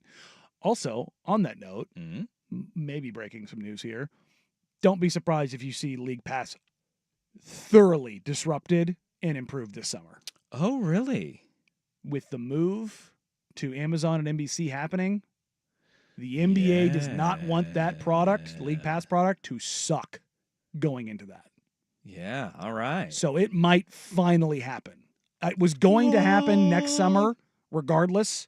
Either Amazon or YouTube was going to, Amazon has the right of first refusal on it, which I don't think they're passing on. But it was going to be Amazon or YouTube that was going to pick up the product next year and go forward with it. Now it sounds like it might happen this summer. All right. So that's good. Yeah. And again, the national view, Kevin Pelton's up in Seattle. He does come down for some games, but he's not here every single night. And Lord bless him, because he definitely didn't want to be here in the early parts of the year for what the season was for the Blazers. But if you look around the landscape, whether it's CBS Sports, whether it's ESPN and Pelton and the guys there, in general, basically everyone has graded the Trailblazers season as a B or B+. Yeah. And it's not because of the win total. It's because of what they found in Toumani Camara, of which the awards were due, I believe, yesterday at 3 p.m. So we should start getting the first leaks for who made what teams and stuff like that. Probably I would imagine starting tomorrow. Perfect. So, but the so much of this was concentrated on Toumani Camara and his development and him becoming basically an all-defensive team player. That's real. Denny Avdia. And not just I've heard from multiple voters that they are going to put Denny as their most improved. He's not going to win it. But that is a little nod. It'll be on his Basketball Reference. He was 7th last year in MIP, and I think he'll probably finish right around the same spot because one of Cade Cunningham or Evan Mobley is probably going to win it, which to me is not the spirit of that award. It's honestly, it should probably go to Norm Powell. If I had a vote, I think it's probably where I'd put it. Norman Powell, and that's a weird thing. It's like a guy who's 31 years old. But it should be like a resurgence player of the year. Sure. I mean, they had the comeback player of the year, but a lot of times that was because of somebody being suspended for drugs. Well, which is where this has kind of gone to. Comeback player of the year, Norm Powell would fit into the Joe Flacco comeback player of the year. It's like, just because he's old and he came back and played okay, doesn't make him a comeback player of the year. He wasn't injured. It's just like he's just playing on a level that he's Neither was Joe Flacco. Fair. He was just out of the league. But if you take a look at where they kind of have things, like DeMar Hamlin died. I've seen a bunch of people who are like, well, the Blazers could have been further down in the standings and they would have improved their draft lottery odds. Why couldn't they be like the Toronto Raptors? This is what Kevin Pelton had to say about the Toronto Raptors. No team finished closer than 4 games in the standings to the Raptors, symbolic of their aimless position between the group competing for the play-in and those prioritizing lottery positioning. Toronto couldn't avoid going 12-12 in March and April against a historically weak schedule and will enter the lottery in the 7th spot. There are some development success stories, including Ochai Agbaji and undrafted rookie Jameson Battle, but their most important players, Scotty Barnes and Emmanuel Quickley, saw their progress stalled by injuries. D+. D+. They got nothing out of this year. And that's what I talk about, like when the Blazers, if you go, well, what if they had gone to the young guys and they had lost a few more games? Like, you probably would have been here. At best, probably 7th. If you squint, maybe 6th best odds. But you would have probably shut down Shaedon Sharpe. You would have probably shut down Toumani Camara. You would have probably shut down Denny Avdia. The 3 players that right now have shown the biggest leaps in growth and the best opportunity to push forward. And you wouldn't have really gotten that much out of it. That's where I ultimately end up falling on this. In that the gains that you got, regardless of the wins, losses, I don't care. The identity and growth of those guys, and that's kind of the overwhelming sentiment from basically every report card that we have. As it pertains to the Trailblazers, Pelton did give them a B. And that's ahead of teams like the Jazz, who ended up as a B-. The Knicks is a B-. See, wait, the Jazz got a B- there. Their coach went absolutely bonkers on their team, hated the losing. They lost an incredible amount of games, but what is the reasoning behind them getting a B- there? So this is word for word, bar for bar. Mission accomplished. The Wizards' last-second win on the final day of the regular season assured Utah the league's worst record and a top 5 pick, their first since taking Dante Exum number 5 in 2014. Still, it would have been nice to see more progress from the young players already on Utah's roster. Rookie guards Isaiah Collier and Cody Williams predictably took their lumps, and the development of 2023 lottery pick Taylor Hendricks was upended by a season-ending injury in November. And I think a lot of that has to do with, what do you have on your roster? Yeah. Outside of Larry Markkinen and Walker Kessler, what else do you have? And that's the question is, did they put those guys in enough of a position to develop? But the whole thing, what he started with, mission accomplished, right? The Blazers, they didn't expect to win games this year. No. And look, the idea that they were gunning for the play-in, don't agree with it.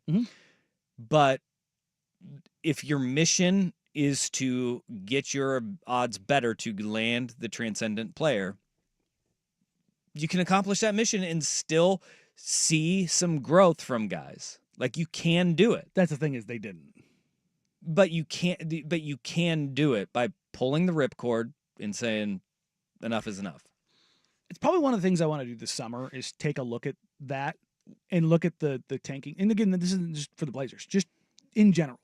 How many players, let's say how many players selected in the lottery during this period who end up playing on tanking teams for 3-4 years, How many of them actually turn out? Because off the top of my head, I feel like that number is going to be pretty low. Yeah, but if you're going to take the path of the Houston Rockets, which apparently the Blazers are, being in the top 4 matters. Sure. Because that's what they did for Yeah. 4 straight years. We're in the top 4. And like that is how they built this thing out. And the thing about it is like players either have it or you don't, right? Mm-hmm. You either have it or you don't. The draft is so luck dependent. It's not even funny. Like again, when you're talking about the Houston Rockets, one of those top 4 picks, a number 3 is Reed Shepherd. Yeah. Is he your normal number 3 overall pick? Probably not. No, he's a rookie still. Yeah. But you either have it or you don't. And whether it is Denny Avdia, Chumani Kamara, Shaden Sharp, wouldn't they have it? Even if you shut them down this year? Wouldn't you still have it? Because that's the whole thing. If those guys in what you were like, oh my gosh, they surprised everybody. They still have that within them. Yes, I don't know how much it actually happens if you're shutting all the other guys down around them earlier. Because remember how bad Denny's start was. And then he came off the bench for, 20 games? It was January 18th or 19th. It was like right when that run started was when Denny came back from the ankle injury and became a starter. And that's when that run happened. If you're talking about shutting him down post All-Star break or right thereafter, that means you had 2 weeks of it. And is that... But you have it. 2 weeks is a sample size But now? no, the guys, if they have it, they have it, right? And so if you shut them down, what would change heading into this offseason? I think you're still looking at the data collection part of it because it's such a small sample. And that is totally fine because the goal is to acquire talent. Mm-hmm. Talent acquisition is number 1. The talent would have been here and would have stayed here.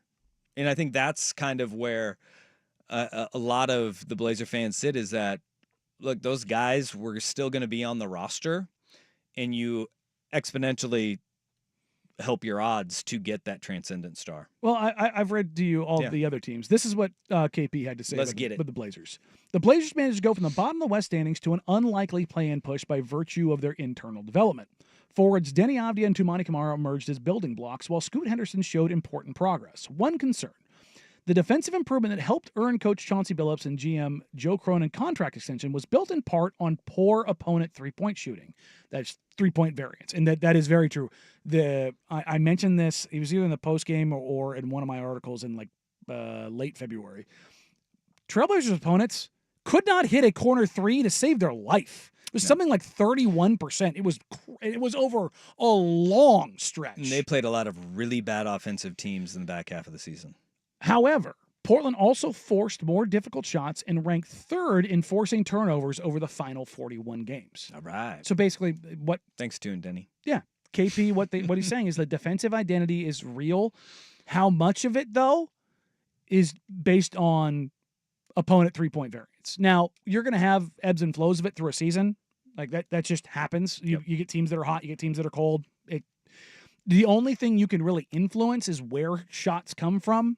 And you can try to, you can talk about limiting corner 3s, but the reason corner 3s happen is because of multiple actions. That's why they're high-quality shots. Not only is it the shortest distance, but corner 3s you don't run plays to get corner 3s. They happen because a defense is in rotation, and that is typically either early in the clock, like transition opportunities, 2-on-1s, 3-on-2s, those kind of situations, or deep in the clock after 2 rotations where somebody leaves the strong side corner and that shot develops. Unless you're Ray Allen in the NBA Finals. Other than that, you're you don't design quote unquote corner 3s because teams are trained to take that away earlier in the that's why you see why they hurt so much. Biggest criticism of Terry Stotts in the defense that the Blazers played was they allowed an ungodly amount of corner 3s earlier in the clock. Yeah. And that's those are backbreakers. And that's one of the things the Blazers,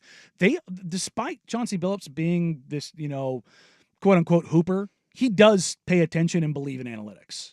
It's not the full embrace of a JJ Redick, but he's not telling the analytics office to go to hell.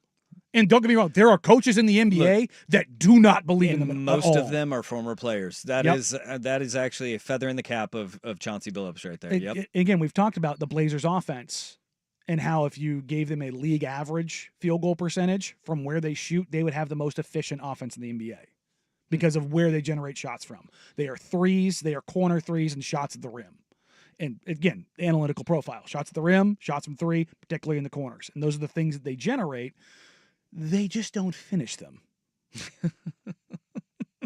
So they got that going for them. That's a problem. But if you're looking at it, and again, this is me trying to be optimistic. If you're looking for things of like where there are clear areas of growth, being better as a paint finishing team and being a better 3-point shooting team.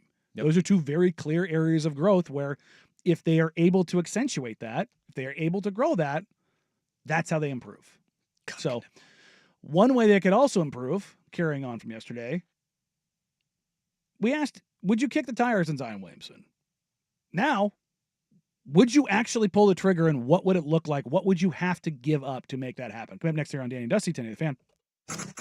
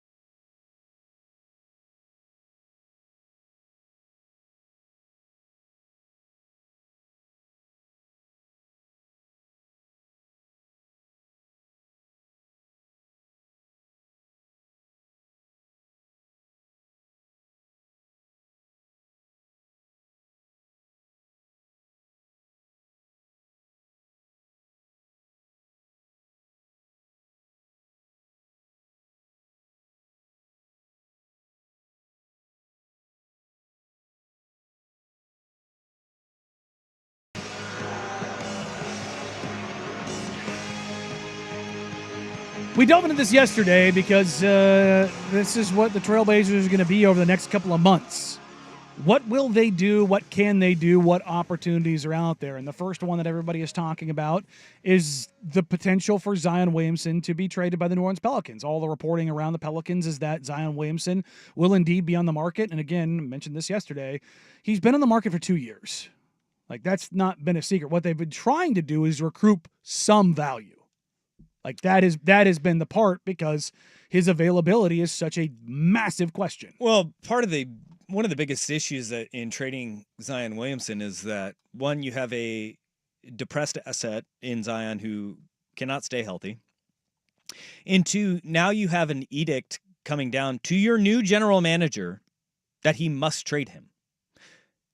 That is not the leverage play that most teams like to have when you were trading a phenomenal talent when he is healthy, right? Like, this is one of those situations where there's going to be a lot of teams that are going to lowball New Orleans, not on the salary because it has to match salaries up, but for the quality of player that they are going to get. And or picks. Yes. And that's the thing, is it's one thing to kick tires, which, again, I will beat this drum until there's a hole in it. Make the call on everyone. Call them. Because after Luka Doncic, you make that call, man. It's terrifying how many transactions have come out of that. And I'm not talking about Luka. I'm just talking about, hey, and we mentioned before the Jimmy Garoppolo to the Niners, situation of they called about Brady, but they're like, how about Jimmy G? How about Jimmy G? Like, so many transactions, particularly in the NBA, where the power brokers, the agents, have so much sway and control. A lot of times when guys are trying to find their way to a certain situation, they have a quote-unquote blessing from the current team's front office of, hey, look, if you find something that you think is reasonable, you can go ahead and bring it to us. And a lot of transactions are done that way. And that's why somebody like Pat Riley, who has had these relationships for 40, 50 years and knows everyone, and yes, he's the godfather for a reason. But why those transactions, you're like, why does it always take place with Pat Riley and Danny Ainge? I'm like, I don't know, because they've been around since the beginning of time. Yeah. That's why.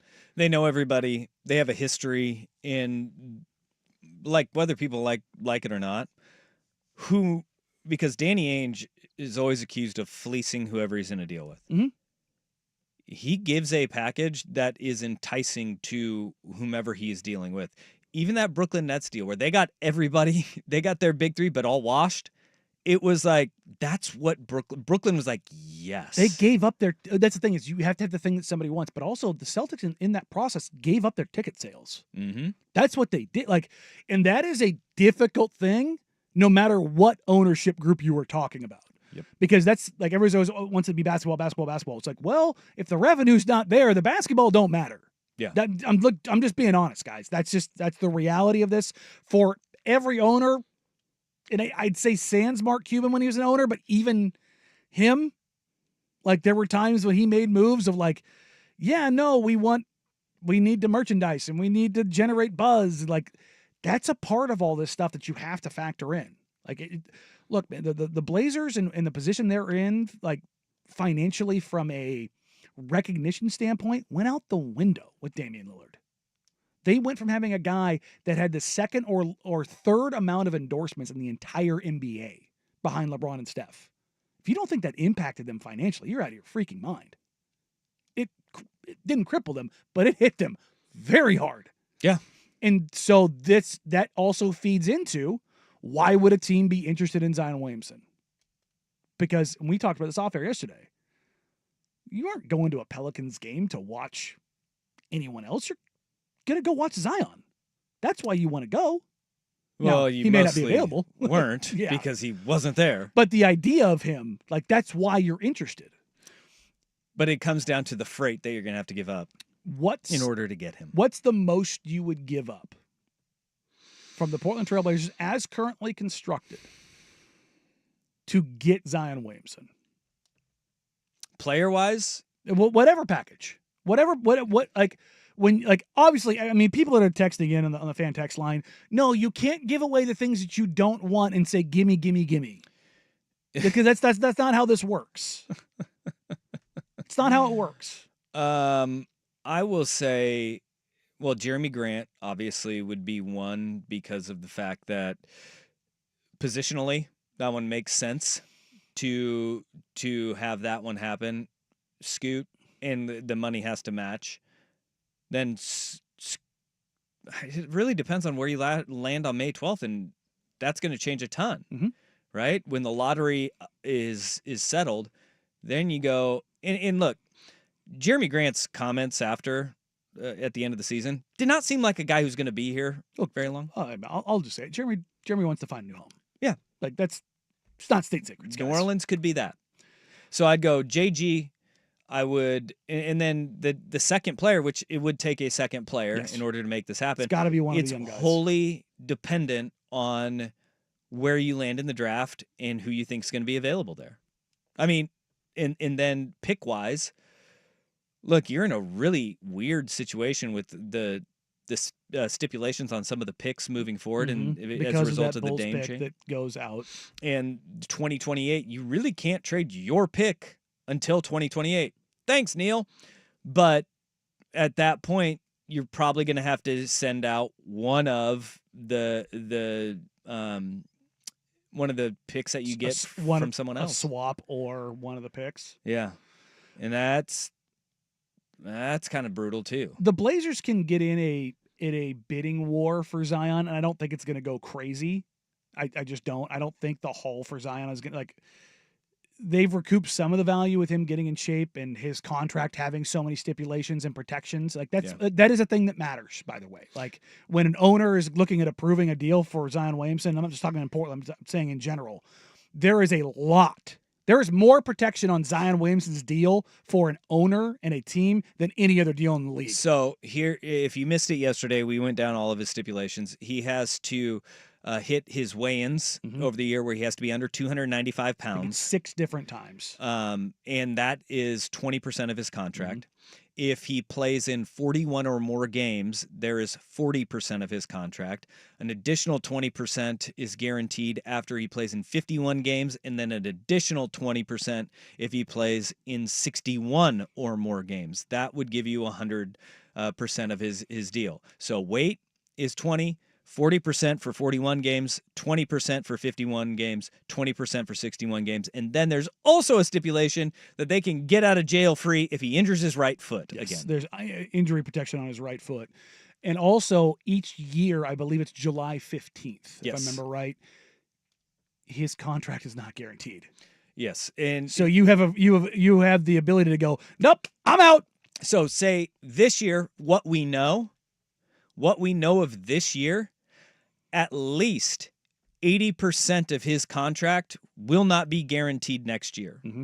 He still counts against your cap. Yes, for the full amount until the calendar year ends. That's right. But you're looking at, and we don't know if he didn't hit any of his weight markers, then doesn't matter. None of it's guaranteed, which is crazy. I don't know to think about. I don't know how he signed that. I don't know how he signed it. I mean, I guess it was the only way. Man. Hell of a motivator. I guess so. He'd be under 290. He'd definitely be under 295. Do you want $150 million more? And that's the other thing though about when he got shut down. Think of all the injuries he had this year, knowing that he had to get to 41 games in order for 40% of his deal to get done. He had calf, hamstring, and back injuries that only allowed him to play in 30 games this year. And he had the ultimate motivator of 80% of his contract hinged on him playing in 61 games. 80% of his deal. Brutal. Like I asked you, so I'll say mine on this. If here's the difference. David Griffin is no longer the general manager. It's now Joe Dumars. What does he value? Who on the Pelicans does he value? Yeah. And what does he see this team as going forward?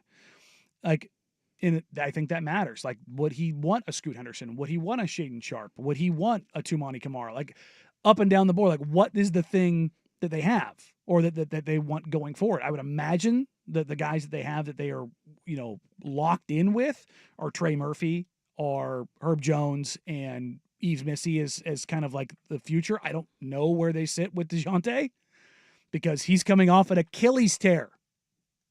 Like, and DeJounte Murray is like, there's a certain level of crazy that comes with players from Seattle. And I say that full well knowing the Blazers have one in Matisse Thybulle. I will tell you right now, Tease has a level of crazy to him. It's a different kind of crazy. Yeah. But it's there. It's more of like a learned man crazy. Yeah, and don't get me wrong, I love Tease, but there's some orneriness to Tease.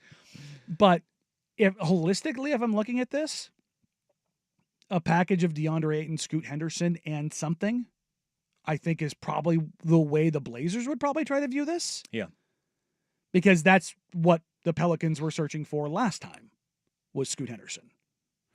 So I think that's the path I would probably go down.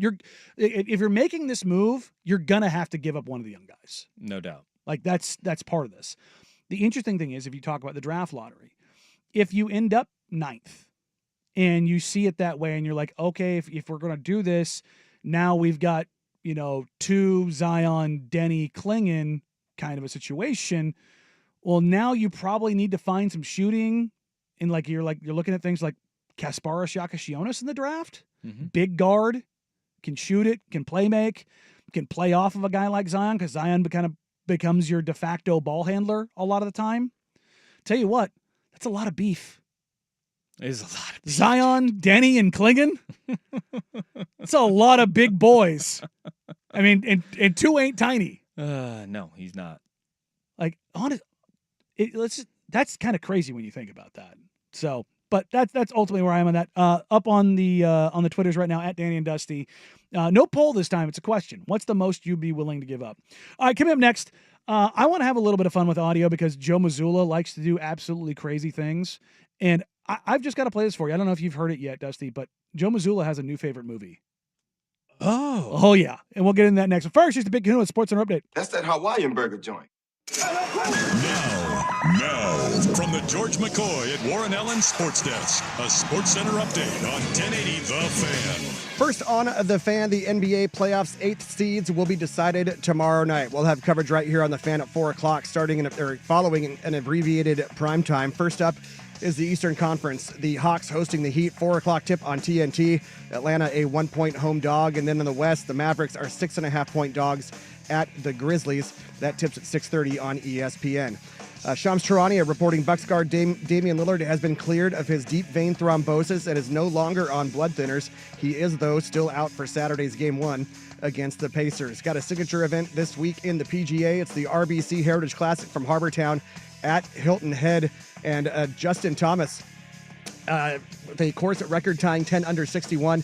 He's got the lead by 3 strokes over Russell Henley and Scotty Scheffler, former Oregon Duck. Wyndham Clark all alone in 4th place, 4 strokes off the pace at 6 under par. And in baseball, Mariners and Reds had a rubber match earlier this morning at Great American Ballpark in Cincinnati. Seattle comes out on top in a wild one. Solo home runs from Cal Raleigh and Randy Arozarena in the top of the 9th sent it to extra innings. And then Arozarena's RBI double, 2-run double in the 10th helps put away the Reds 11-7. More sports scores and stories in 30 minutes. I'm Jeff Russ from the George McCoy at Warren Allen Sports Desk. Hurt and missing work, insurance companies acting like jerks. Don't call your mom. Call George McCoy at warrenallen.com. The Fan Merch Locker has a new black 1080 The Fan hoodie, as well as classic long and short sleeve tees. Get yours now at 1080thefan.com.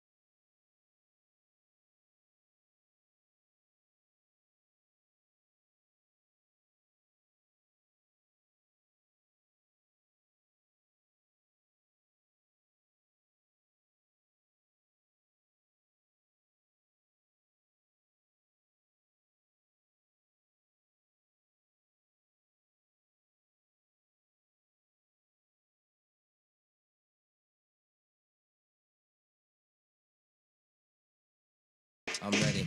You ready, dude? I'm ready, Slick. Are you? There's really no arguing it. Joe Mazzulla is a psychopath. Oh, yeah. Like, and I don't say that in like a negative connotation. He's just a psychopath. Maybe not even like the harmless kind. No. Like he's just a Maybe not. Just a different bird, man.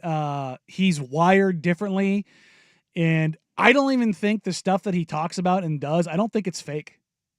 I think he's just a weird bird. Definitely is a weird guy. And one of the things that came out of this a year ago was his infatuation and love of the movie The Town and how he watched it so many times. And I was like, okay, that's a little too Boston, dude. I need you to chill out. Well, he hopped on with the Pardon My Take guys, and they asked him about The Town and if he has a new movie going forward. Is there a new movie that you got that you've been obsessively watching? Because obviously we talked to you last year about The Town. Do you have a new one in the rotation? So 11 days, we got The Accountant 2 coming out. Yeah. That's so perfect. That you're gonna, I mean, how many times all right, so let's say you guys go back to back and we have you back on after you win it all. At that time, so it'll be 2 months from now, how many times would you have guessed you've seen Accountant 2? Oh, I mean, every off day in between a game. If it's as good as I think it's gonna be, I'll watch it every off day in between. I mean, that first one's unreal, isn't it? Yeah. I just saw it for the first time on Friday, actually. What have you been doing for the last 15 years? I've been watching The Town mostly. Boy, I will say, The Accountant, the first movie, loved it. Yeah, it was a good movie. It was a good movie. Here's the thing, though. He is so Boston, it's sick. The Town and then a Ben Affleck film? Yes. Oh, okay. Know your audience. It's gross, but look, give him props. Also, like, the fact he was like, oh, no, every off day. Yeah. And the hilarious thing about it was he knew exactly how many days until it came out. Well, he'd obviously prepped for that because those guys have, every time they've talked to him, they bring up The Town. Yeah. So he'd prepped for, all right, I got a new movie. This is what it is. And something with that weird bird of being Joe Mazzulla, it tells me he's had a countdown in his head for a couple of months on how many days until The Accountant 2 comes out. Look, I'm going to go see it. You're going to go in theaters and see it? There's 3 movies that I'm going to go see in theaters over the next month/6 weeks. Warfare. Okay. The A24 movie, which everybody I've talked to who has already gotten a glimpse of it is like, brother, it's the realest thing that I've ever seen. I'm like, and these are other military I have members. not even heard of it. Oh, the next break, I'll show you the trailer for it. It's incredible looking. The Accountant 2. I actually do want to go see that. And because I'm a Marvel whore, I'm going to go watch Thunderbolts. Okay. I'm not going to lie to the people. I won't see any of them. Really? I'm not, dude. None of those are drawing enough of you in? I'm excited to see the Thunderbolts. No, I just don't go to the movie theater. I guess with kids, it's also difficult. Yeah, no. Yeah, when we go to the theater, it's for a Expensive. kids movie. If I have a couple of hours, it ain't going to be at a movie theater.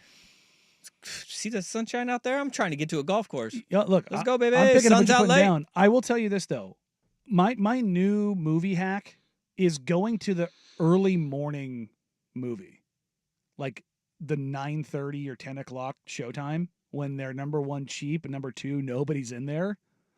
It's a nice experience. Yeah, I think we did like a 10:20 a.m. Snow White. Tell me the kids. Tell me the experience wasn't better. There was like 4 people in there. It's wonderful. Yeah. You just sit wherever you want. There's nothing. The place isn't packed. Like everything's like still clean from the night before kind of a situation. Like popcorn and Junior Mints for breakfast. Like See, the that's my popcorn's thing. It's fresh. like popcorn at 9:30 in the morning. I don't know if I could start my day like You've that. done worse.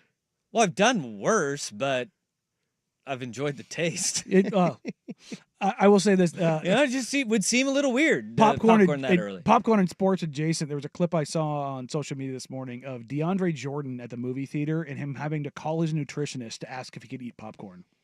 Oh, hey. And she's like, "Is it buttered?" He goes, I won't put any butter on it." And he's telling whoever's filming, I think it's the Nugget social media person, like, "She's not gonna let me have it. She's not gonna let me have it." And she goes, "You can have a small, no extra butter." He lit up like a kid on Christmas.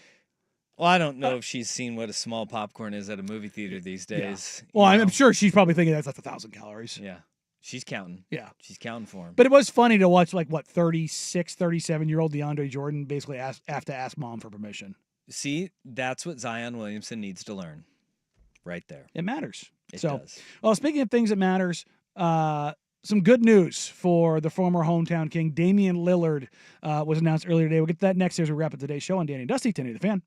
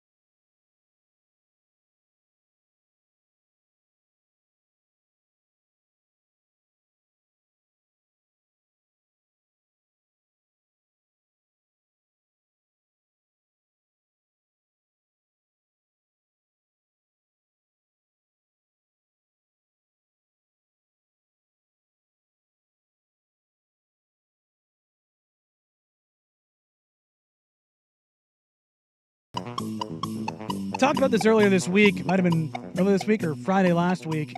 The potential return of Damian Lillard. Talking to Dame since this news came out, he kept telling me that there was a chance that this could clear and he could make his return. And when it comes to blood clots, I always thought it was at least 90 days for blood thinners, and that's the dyed in the wool protocol. But apparently, it can differ, particularly if you're talking about somebody who has access to high-level training, fitness, monitoring, doctors, all those kind of things. The report is out now. The deep vein thrombosis, i.e. the blood clot, has cleared, and he has been taken off blood thinners. Look, there's medical professionals that are telling the Bucks, according to Shams, that this is an incredible recovery, unheard of for somebody to recover this quickly, and they are crediting early diagnosis and treatment as the main reason why. And look, I am I am leery of this. They've said it's never been seen before. Again, I am leery of this. I know how much of a gamer he is and how much he cares and how much he wants to be out there. Like when you question it with some players, I'm telling you right now, do not question whether or not Damian Lillard wants to play basketball. Do not do that. It's what he lives for. And he knows he only has so many opportunities left. It worries me if he tries to get out there. But here's the thing: the Bucks are not going to put him out there and have a Hank Gather situation on their hands. They're not going to allow that to happen. Well, and that's the thing is that they're saying that the blood clot has cleared, which it's pretty definitive. Yeah, and they're going to ultrasound him every day. It is either there or it is not. And so that is the good news is that, is he going to be around for what would they play Saturday? He's not playing game 1. That is off the table, but you have to basically let your blood kind of thicken back up, because that's the problem with blood thinners is if you do suffer a wound on those things, like if he gets cut, he's bleeding. You're bleeding bad. They don't play again until Tuesday. So they go Saturday, Tuesday. And when you're looking at it from that point, you're looking at what? And we don't know if he stopped the blood thinners yesterday or today, but you're looking at 5 to 6 days. If he stopped it yesterday, it'd be 6 days. I don't know if that's enough time, but I have no familiarity. And I don't know. With this at all. I have no idea how you would gauge that, right? Like you do a blood draw and then see how long is this thing gonna go. I think they do a little finger prick. Yeah, test, and then they see test how was it coagulation. Yeah. So they would go Tuesday, and then Friday would be game 3 back in Milwaukee. So be a pretty triumphant return. It would be. It'd be pretty awesome. I'm just glad to hear that the blood clot has cleared and that he is healthy. I mean, that's the most important thing. Getting back to the basketball court, like Doc Rivers said, hey, man, it may happen at any point, but this series, they were hoping to get him back, and it looks like they will. That's cool. That's cool. I mean, it's the only way Milwaukee's going to have any kind of fighting chance. Yep. Hey, we have got a little news on the Portland Diamond Project. Yeah, this is crazy. Yeah, an amendment to the Senate bill that takes taxes from Major League Baseball players. In a 24-5 vote today, they have passed that. So it would increase from $150 million that the Portland Diamond Project would take to $800 million in a jock tax. And this is not a new tax on Oregon residents or Portland residents. This would only occur and only impact the players if they get a major league team. Yes. This is basically a way for whoever buys the team to recoup the money of building a stadium. All right. Well, that's good news. I'll be honest, I didn't think it was going to pass, even with that, just because of the optics of it. So, well, just past the Senate, it still has to go onto the House. Yeah. I mean, even then, I didn't think it was going to do that. It's still, I mean, it's not taxpayer money. It's coming out of the pockets of the players that are going to be coming here. So, all right. I saw one of the great Venn diagrams of all time. It has one circle with the name Harrison, one circle with Iamaliava, and where it meets in the middle, it says named Nico and fundamentally misunderstood the market. For those wondering, reports are out there that Nico Iamaliava is getting $900,000 after all the taxes are done at UCLA, which is not the $2+ million he was getting at Tennessee. Oh man, cost of living also a lot tougher. By the way, Tennessee, no state income tax in the state of Tennessee, the volunteer state. You do not have state income tax. Got a lot of it in California. All right, that'll do it for us today. We'll be back tomorrow. It's Friday tomorrow. It is. It's already a Friday. Let's go. A week went by. Coming up next, you got 4 hours of power from their mouths to your ears. This is Prime Time with us again. Sook. Have a great Thursday, everyone. Bye.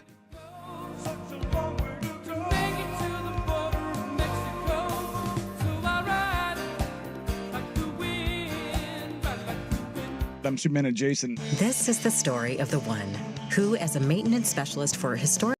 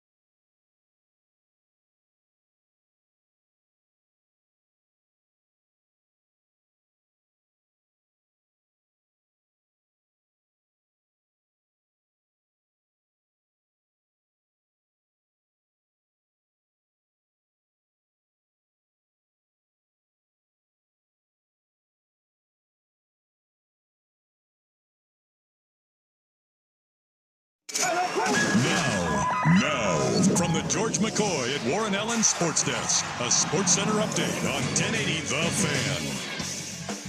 Ryan Buckley with this Sports Center update. First on the Fan. In the association, some good news for Damian Lillard and the Bucks. Dame has been cleared to increase his basketball activity and return to full speed after dealing with blood clot in his calf. Lillard is now off of blood-thinning agents and will sit for Game 1 still of the Bucks' first-round series with Indiana, but there's a possibility he plays in Game 2. On the diamond, the Mariners win a wild one in their rubber game against the Reds today. Cal Raleigh and Randy Arozarena go back-to-back in the 9th to tie the game at 7 before the M's add on 4 more in the 10th, winning 11-7 on getaway day. Seattle's road trip continues tomorrow north of the border. They open a series with the Toronto Blue Jays. Brian Wu getting the ball for the M's in that one. In round 1 of the RBC Heritage out in South Carolina, Justin Thomas, your leader, after tying the course record with a 10 under 61. He has a 3-shot lead on Scotty Scheffler and Russell Henley, who are tied for second at 7 under. Former Duck Wyndham Clark, all alone in 4th place at 6 under par. More sports scores and stories in 30 minutes. I'm Ryan Buckley at the George McCoy at Warren Allen Sports Desk. Hurt and missing work? Insurance companies acting like jerks? Don't call your mom. Call George McCoy at warrenallen.com.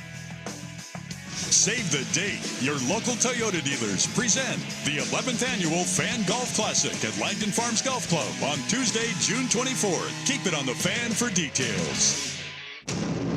What's the most resilient parasite? Prime time with Isaac and Sue. Can build cities, can transform the world, and rewrite all the rules. That's what I'll be doing every single night. Which is why No. I have to steal it. What are you talking about, Willis? This is Prime Time with Isaac and Sue. It's going to work.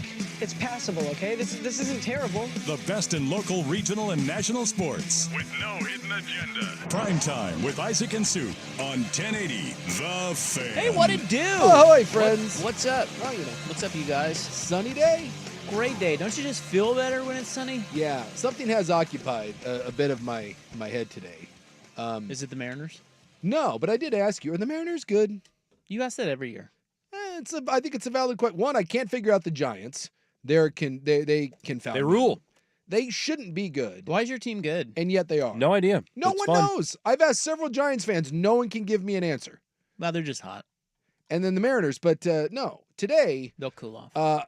I was groped by an old man with a cane and called a rascal. Ooh. And quite frankly, I've never been called a rascal, and I don't know. It's occupied a good portion of my head today. I don't know. What did you do? I opened a door. I was holding a door. Do we believe this? For an old man. Yeah, it sounds like a nice old term of endearment. Thanks, you old rascal. I opened a door for a man. He had to be in his 80s. He had a cane, which I kind of thought was cool. It was like, and it wasn't like one of like those hurricanes. It was like an old school cane with like a gold top, although I couldn't see what was on top of it.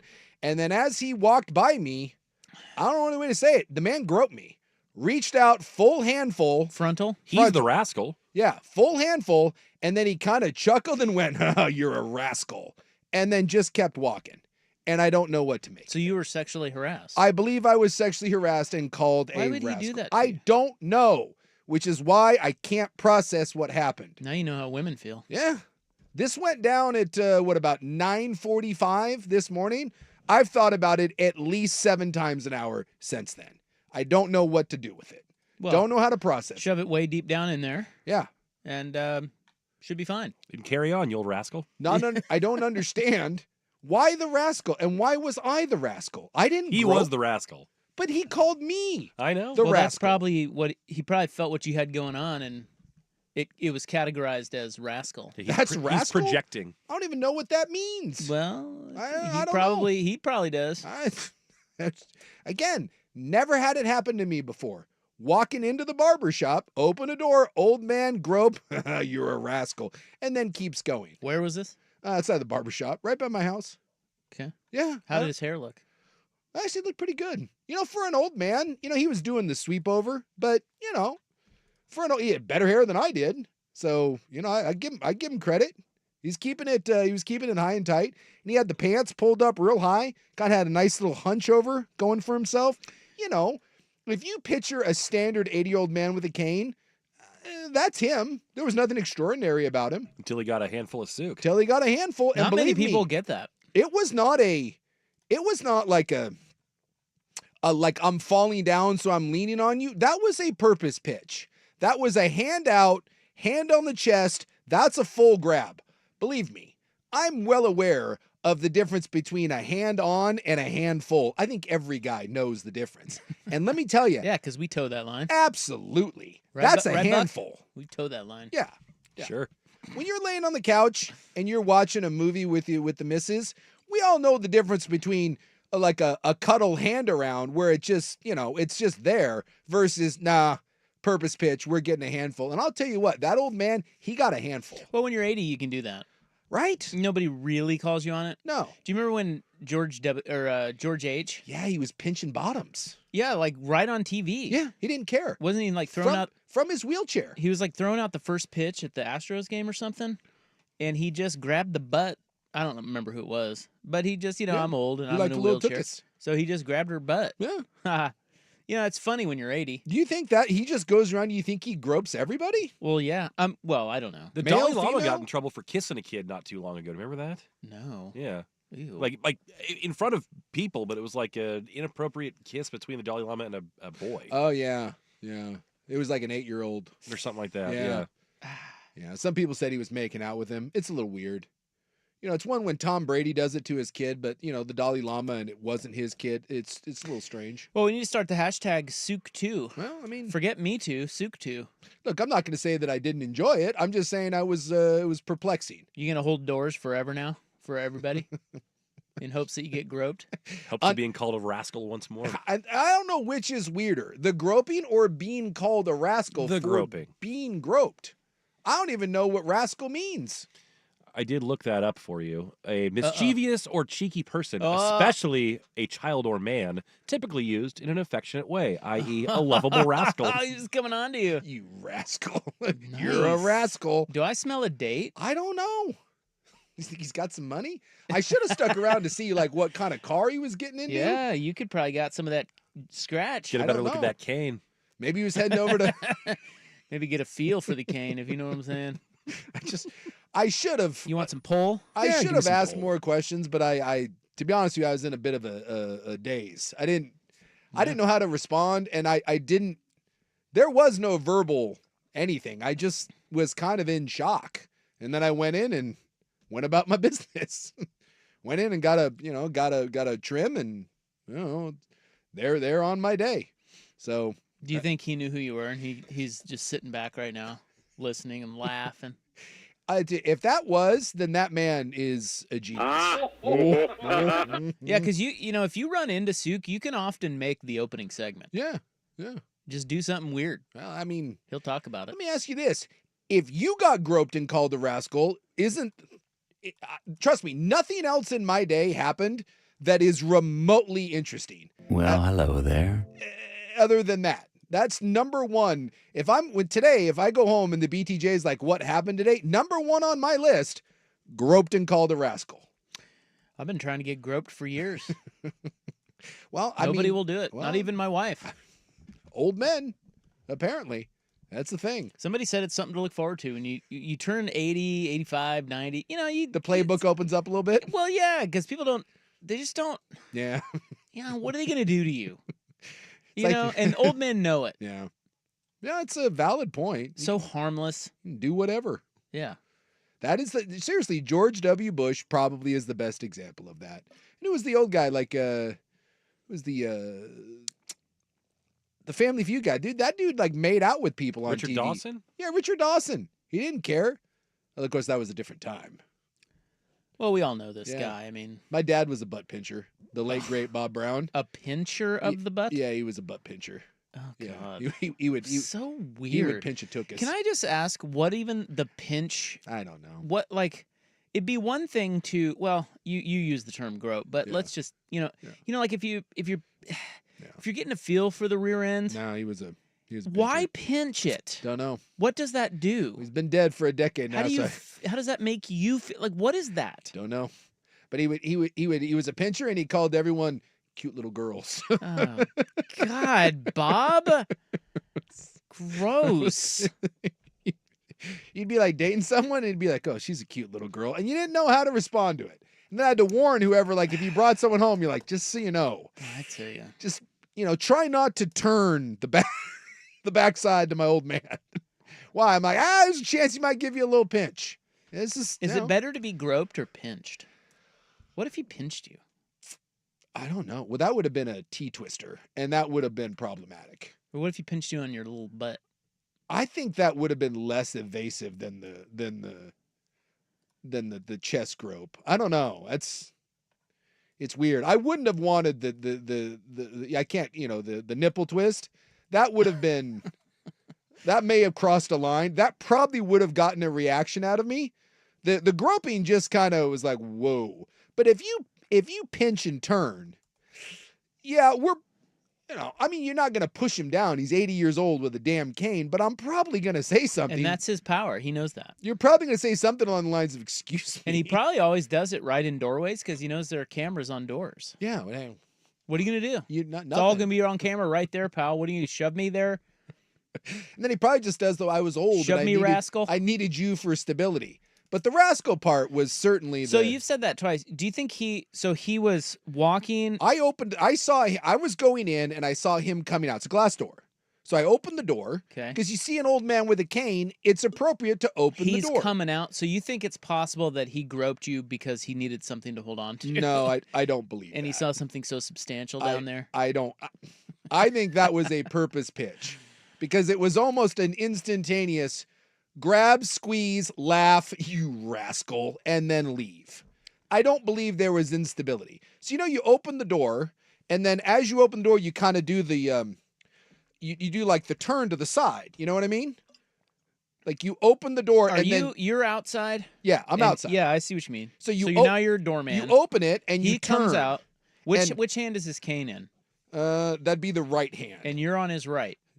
No, I'm on his left because Okay. I open the door, I go you. sideways, and that exposes the man meat right here. Yeah. It's right in his face. Yeah. And then he proceeds to reach out with the left hand, full on grab as he's exiting. Oh, you're talking. Wait. Yeah. I thought he grabbed your package. Oh, no. Up top. Oh. Up top. Oh. Was anybody else confused by that? No. Buckley, were you confused by that? No, I was following. You thought it was up top? Yeah. Well, he set up at his chest. Yeah. Oh, you did. Okay, Yeah, I missed no. that. I thought he was like going down under. He came right at it. Man, he came right out and gave me a big old handful there. Oh, so maybe he's probably just a gay old man.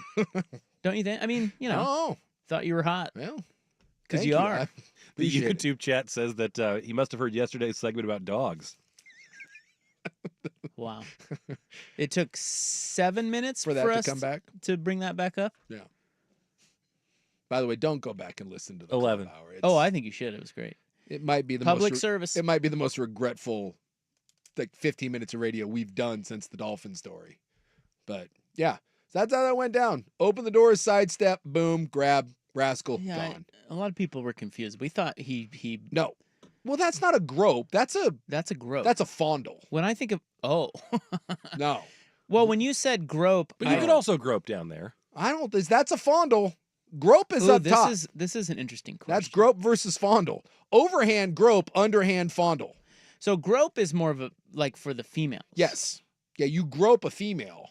Again. But what do you do if you're down under on That's a a fondle. female? Again, Trump. It's all about the hand. Up top, see the hand with thumb down, that's a grope. By the way, he's doing hand he's showing, he's demonstrating with his hands. I mean, don't you see right here. Thumb down or thumb to the side, that's a grope. You go inverted, that's the fondle. Definition of a grope: a feel or fondle for sexual pleasure, especially against their will.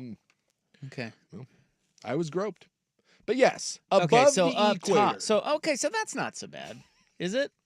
Are you offended by that? I just don't know what to make of it. It's as I said, it's He liked occupied you. a good portion of my day. Now, a fondle. Flattering. Fondle is to stroke or caress lovingly or erotically. See, and this is where I can. Had that been a fondle, we would have had words. Well, yeah, that's why I was a little confused that you just let it go. No, I would. That's not like you. No, I would have had to say something had it been a fondle. I thought he fondled you. No. He only groped you. He only groped me. Well, consider yourself lucky. The fondle would have had to have been a conversation of at least I can get out. Excuse me, Buy me a drink first, sir.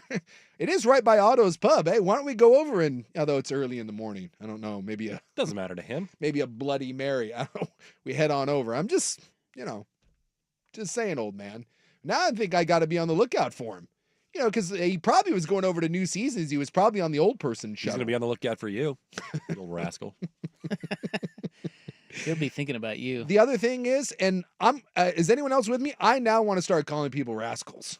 I've never once called someone a rascal, but I'm not going to lie. That's the best part of this is I just feel like this has awakened a new thing where I want to call people a rascal. I haven't heard that term in a while, and I heard it 2 nights ago. Kevin Harlan called Zach Edey a screen-setting rascal. Did he really? Yeah. Who said that? Kevin Harlan on the radio broadcast of the play-in game. I out of nowhere, I heard it. I'm like, that's great. You never hear rascal anymore. Here you come. Screen-setting rascal? Yeah, he's getting annoying for his opponents because he's setting all those screens. He's such a rascal out there. Dude, is Rascal making a comeback? I don't know. I'll be damned. Well, now I'm kind of I think we need to bring this back. Well, I'm sorry that happened to you, although I'm not really, now that I know it's your chest. Yeah. No. I mean, for dudes, it's like, whatever. Touch me above the belt. It's So okay. we're fine. So basically what you're saying is if for a man, anything above the belt, you're fine? Listen, no crime was committed, okay? For a while there, I thought you were talking about a crime. No. Again, I'm sticking by I think we have a pretty good definition between the grope and the fondle. Above, below the equal. What about a caress? I think that's a bottom. I think that's more of a. I think you can only I think that's a bottom caress. See, I feel like a caress is just gentle. I think you can caress chest. Yeah, you can caress anything. It's just gentle. It's loving. He was not gentle nor loving. It was an aggressive move. Well, I can't caress wait to touch or stroke gently or lovingly. Yeah, there you go. I can't wait till you guys run into each other again. He takes it to second base. Well, he did get to second base already. Not really. Over the closed chest on a man? Come on. That's not second base? No. Do I have to That's barely first base. That's a bunt. Come on, man. It's 2025. Next time I see him, I'm like, look, are we going to do this or what? Yeah. Are we going to stop with the game? Go. Are we going to stop with the games or what are we doing? Test him. The problem is, what if I test him and then he's all about it? He's like, yeah, and then the cane comes out. Yeah, it's problematic. Well, wow. Well, if I had one of us being groped in the pool today, wouldn't have been you. By an old man. I should have called him. Now, I'm a little upset that I didn't call him. Because in that moment, you're kind of flummoxed. The appropriate response should have been like, whatever, you're the rascal. Yeah, you should have beat him to the rascal. Yeah. After you rascal. You rascal. It's a great opportunity. Then what does he do? I don't know. Then what does he call you? Maybe a standoff. Yeah, I don't know. Whippersnapper? It's possible. It's possible he goes with that. Guys, this is a big show. And I'm going to tell you why. Because we don't have much of a show tomorrow. No. It's a one and done. Not really sure why it's a one and done, but. Well, it's for TV. Oh. You know, we're on TV now. Oh. Did you know that? Hi, CW. I don't know if we're on today. Oh. Actually, I never. Whoa. No one really knows when we're on or off. That was a misfire. Yeah, we don't really ever know if we're on or off, but whatever. Film us with it. I don't care. It's fine. But I can tell. I can log into my YouTube TV over here. And I guess we're going to do 1 hour tomorrow, 3 to 4 for the C-Dub. Yeah. And then we're out of here because we have to go to Jeff's going away party. Basically, we're just going to go get drunk, or? He's our boss. No. He or was. Our former boss. He was our boss. Yeah, we're bossless right now. Pretty much. It's Thunderdome over here. So we got to squeeze a lot into today's program. Just a bunch of rascals cruising around the fan now, doing whatever we want to do. Lawless. It's lawless. Yeah. It's insane. I bet you Buck back in the day was a rascal. When I think of like Turkish bathhouse Buck, I think of rascal. Yeah. Okay. Yeah. Buck was into some rascally behavior. Probably. Yeah. All right. We're going to start with a segment called It Passes. Next on The Fan.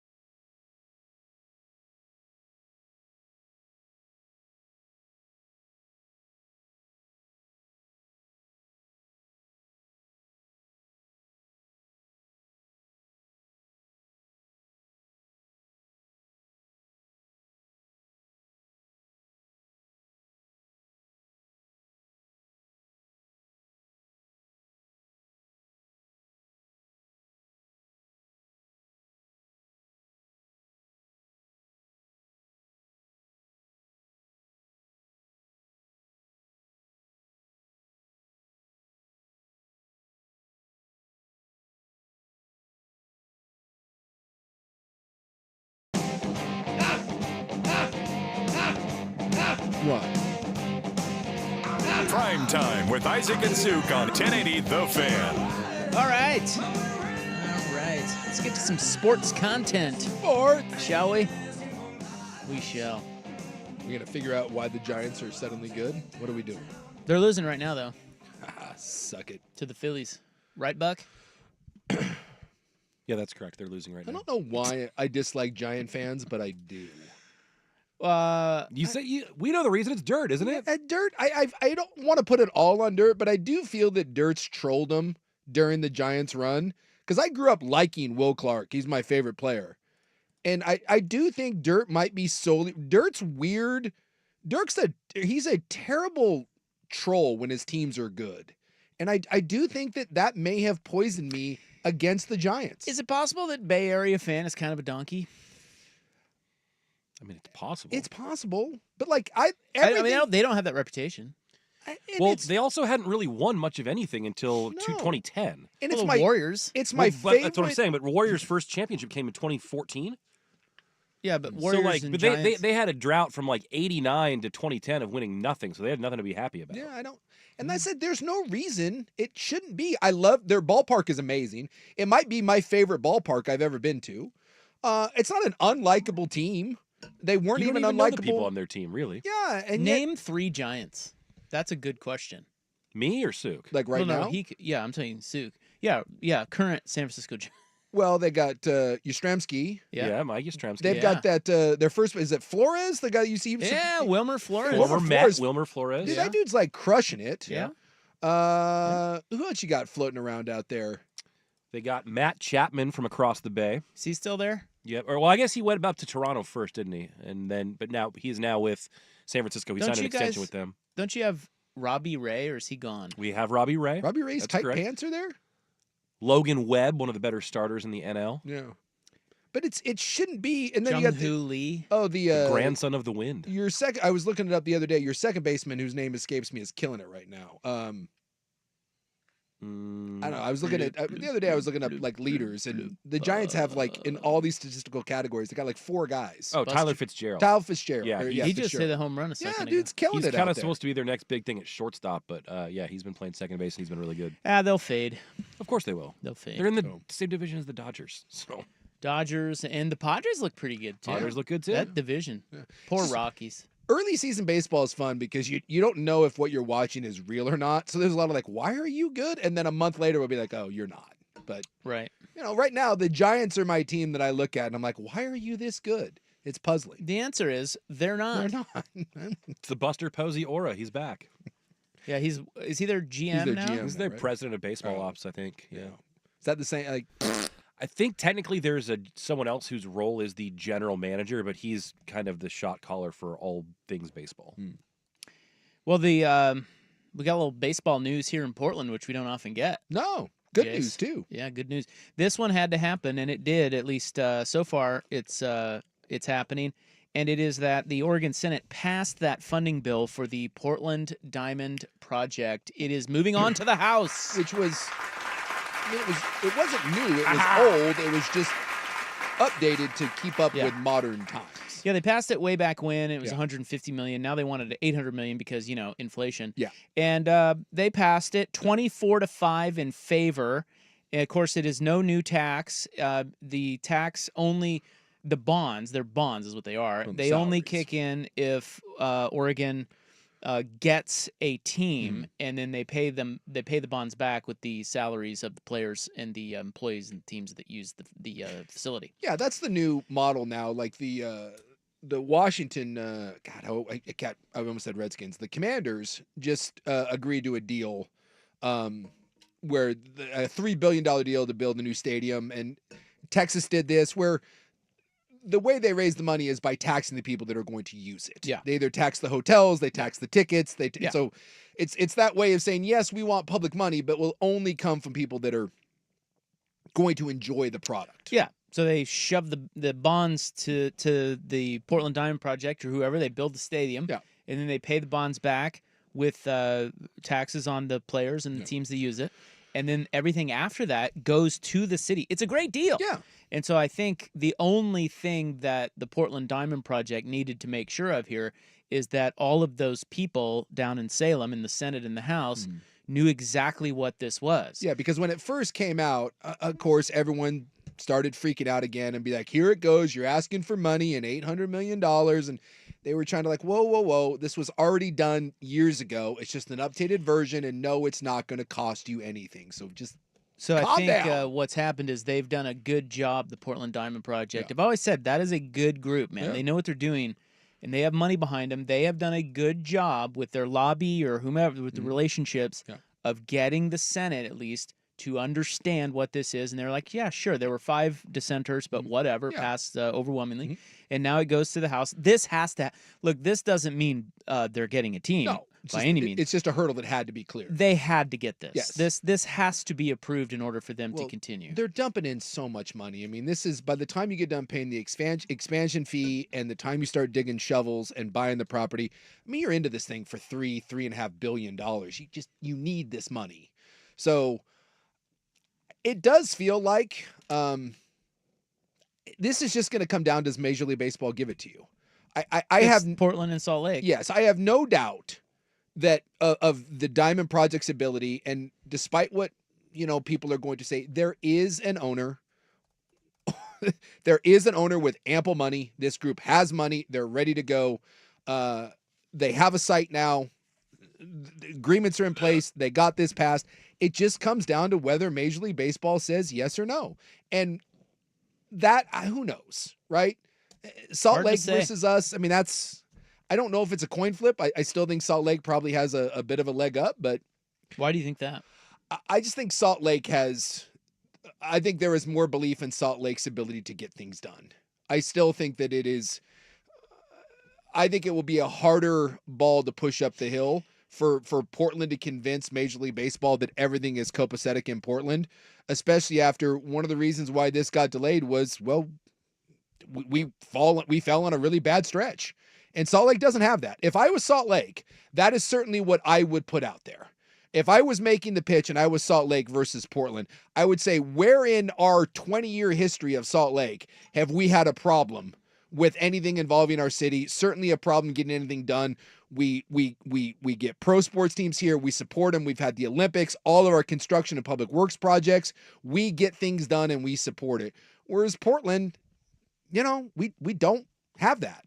And I think if you're Major League Baseball and you're betting on something, I can understand why someone would look at the two cities and say, even though one's on the West Coast, which is where they want to be for a time zone, 1 hour difference, but the security of Salt Lake, I get that. Yeah, I think to be fair to Portland, if you're looking at this objectively, they're both good options. I think Salt Lake is certainly a cleaner city right now and has a better reputation, although I think a lot of the Portland reputation is unwarranted. I agree. But perception is reality. Well, but there is a portion of it that is there. Yeah. It's like they're not all the way there with cleaning up a lot of the problems that we have around here. But I don't really know if that I don't know how much that matters. This is all about money, and you said it's all about getting things done. Well, Portland has gotten everything they need to done. If they can get the House to sign off on this, I mean, the next thing they need is just a team. I don't know where Salt Lake City is on all of the stuff that Portland has already done in terms of a site. Yeah. Do they already have the ownership group? Do they already have funding? I don't know any of that. The one thing I don't know about the Portland Diamond Project, and I've sniffed around a little bit, and I never do get a complete answer to it, and the city seems to be completely on board, right? And they got the $800 million now. Well, they don't have the $800 well, million. no, but that needs to pass the House. It's going to, though. Yeah, I think we feel pretty confident about that. But especially if you put that thing down in Zedell Yards, which is where it would go, right? South Waterfront. Which there's nothing there and hasn't been anything there for years. No, and this is where my fear comes with us versus Salt Lake. No matter what project you put in, you can say that the city isn't going to have a major investment in it and that it's not going to cost people money, but it does. Because the moment you put it in there, you do have to build infrastructure. And the city is going to have to help in finding ways to get people in and out of there. And there's going to be roads and services. And I don't care what project you look at across the country, there is always things that do spill over into the city. And some people get pissy about that. Other people accept the fact that it kind of comes with the territory. And that's my fear is, do we get somewhere along the road and that becomes a bridge too far for city leadership and for people in the city of Portland to tolerate it. And I just feel like for Salt Lake, that isn't going to be the hurdle. And is that enough to tilt it? And I don't know. I think we are certainly in that ballpark, but that's what I'm saying. If you had to ask me who is in the lead or who would I bet on, I'm just going to bet on the track record of Salt Lake. And I can't get it out of my head is that right before COVID, when Major League Baseball was talking about coming up here and doing the tour and everything, we had to cancel that because our city fell into absolute disrepair. And you do have a bunch of rich old white guys sitting there in Major League Baseball. They're going to decide this. And is that in the back of their mind that Portland has this reputation to it? And I don't know, that scares me. And maybe that is just me fear mongering, but that just lingers in the back of my head. And that's a doubt I have. Well, I think the original, all that's fair. And you're right. The devil's in the details. And once you get down those roads, maybe you're right. Salt Lake just is more willing and they win because of that. I don't know. But I do know that Portland has always supported sports here. Yes. It just doesn't matter what it is. Yeah. They support it. And soccer, basketball. I think it's unfair to say that Portland wouldn't support. I think Salt Lake would too, though, to be fair to them. It's like they support everything that they have up there, and they just got hockey, right? Yeah. Like they're killing it. They love sports up there, but so does Portland. I mean, give me a sport. And again, these aren't major things, but I got the Blazers. Yeah. But other than that, than Timbers, give me something that hasn't really worked. Well, the WNBA, but that was way back. The three things that we have, and I'll go 4, because the Winterhawks, for what they are, we have a really good hockey base here, and we are one of the best markets for women's soccer. We crush it with the Timbers. And I think, that's where I was going, is I think before you finish, I feel like baseball, when they originally circled around to Portland, before COVID, before all of it, one of their big things was, man, we really love what the MLS scene is like in downtown Portland. Yeah. If we could recreate that with Major League Baseball, we have got something big. I hope so. That's what they want. Yeah. And, the Timbers are wildly popular. Yes. So, and I know it's a different sport, and everybody's got an opinion about baseball, but I just feel like when it's sports, beautiful weather like this, we'll crush it. And you get a nice ballpark right downtown, easy to get in and out of, hopefully. They do it right. Dude, we will absolutely crush it. I am, the thing that scares me is Salt Lake gets stuff done, we don't, and I don't know. Like I said, maybe it's just fear mongering. I'm just terrified as we get further into the planning and we start talking about having to get people in and out of the ballpark and changing roads and really making a commitment as a city. I am terrified that city leadership, who for once seems to be on board, and I want to believe it to be true, but I'm like Charlie Brown with the football, How many times has that been pulled out for me? I'm just waiting for someone to be like, well, it's way more than we thought. And then it gets yanked out from underneath us because we don't want to commit to anything. And it's just that terrifies me. I hope I'm wrong, because I do think with you, if we got a baseball team and it looked anything like those renderings, that thing would become freaking enormous. We would absolutely crush it here with that ballpark. Can we plant some problems in Salt Lake? Ooh, I like it. What if we ship all of our homeless there? Now we're talking. Let's burn down their courthouse for once. Yeah. Don't people ship their homeless here? I think I've heard that. Yeah, like Hawaii. I don't know and if that's true or not, but give them a free plane ticket. Can I revamp Bum Voyage, but instead of ships, like hot air balloons, and we parachute them into Salt Lake? I mean, it's worth a shot. Salt Lake's a nice city, and it is a nice city. When you go to take a tour, but so is Portland. Yeah, I will listen. Portland has its problems. It's lost its way. We get it. Portland is still a very nice city with a lot to offer. Yes. And that ballpark right down there on the water, that will be killer. And it's away from the homeless, too. Well, yeah. Yeah. That's a nice area down there. I mean, I guess it is, yeah. Keep them there and don't look over here. What if they all start swimming across the Willamette? Build a wall around Delta Park, kind of just like a don't look over here. Build I don't know, put up a fake tapestry or something that looks like something else and just kind of cover that part of the city up and be like, Major League Baseball, just look here. Well, they passed it in the Senate. We'll see what happens in the House. It's about time. How many years overdue is the retirement of Lee Corso? I knew you were going here. Yes. Next, here's Buck. Now, from the George McCoy at Warren Allen Sports Desk, a Sports Center update on 1080 The Fan. Ryan Buckley with this Sports Center update brought to you by Vulcan Design and Construction. Check out their award-winning outdoor living designs or schedule your free design consultation at vulcandc.com. First on the Fan. In the association, good news for Damian Lillard and the Bucks. Dame has been cleared to increase his basketball activity and return to full speed after dealing with a blood clot in his calf. Lillard is now off blood-thinning agents, but will still sit for Game 1 of the Bucks' first-round playoff series with Indiana on Saturday. On the diamond, the Mariners win a wild one in their rubber game against the Reds today. Cal Raleigh and Randy Arozarena go back-to-back in the 9th to tie things up before the M's added 4 more in the 10th, winning 11-7 on getaway day. Seattle road trip continues tomorrow north of the border when they open up a series with the Toronto Blue Jays. Brian Wu will get the ball for the M's in that one.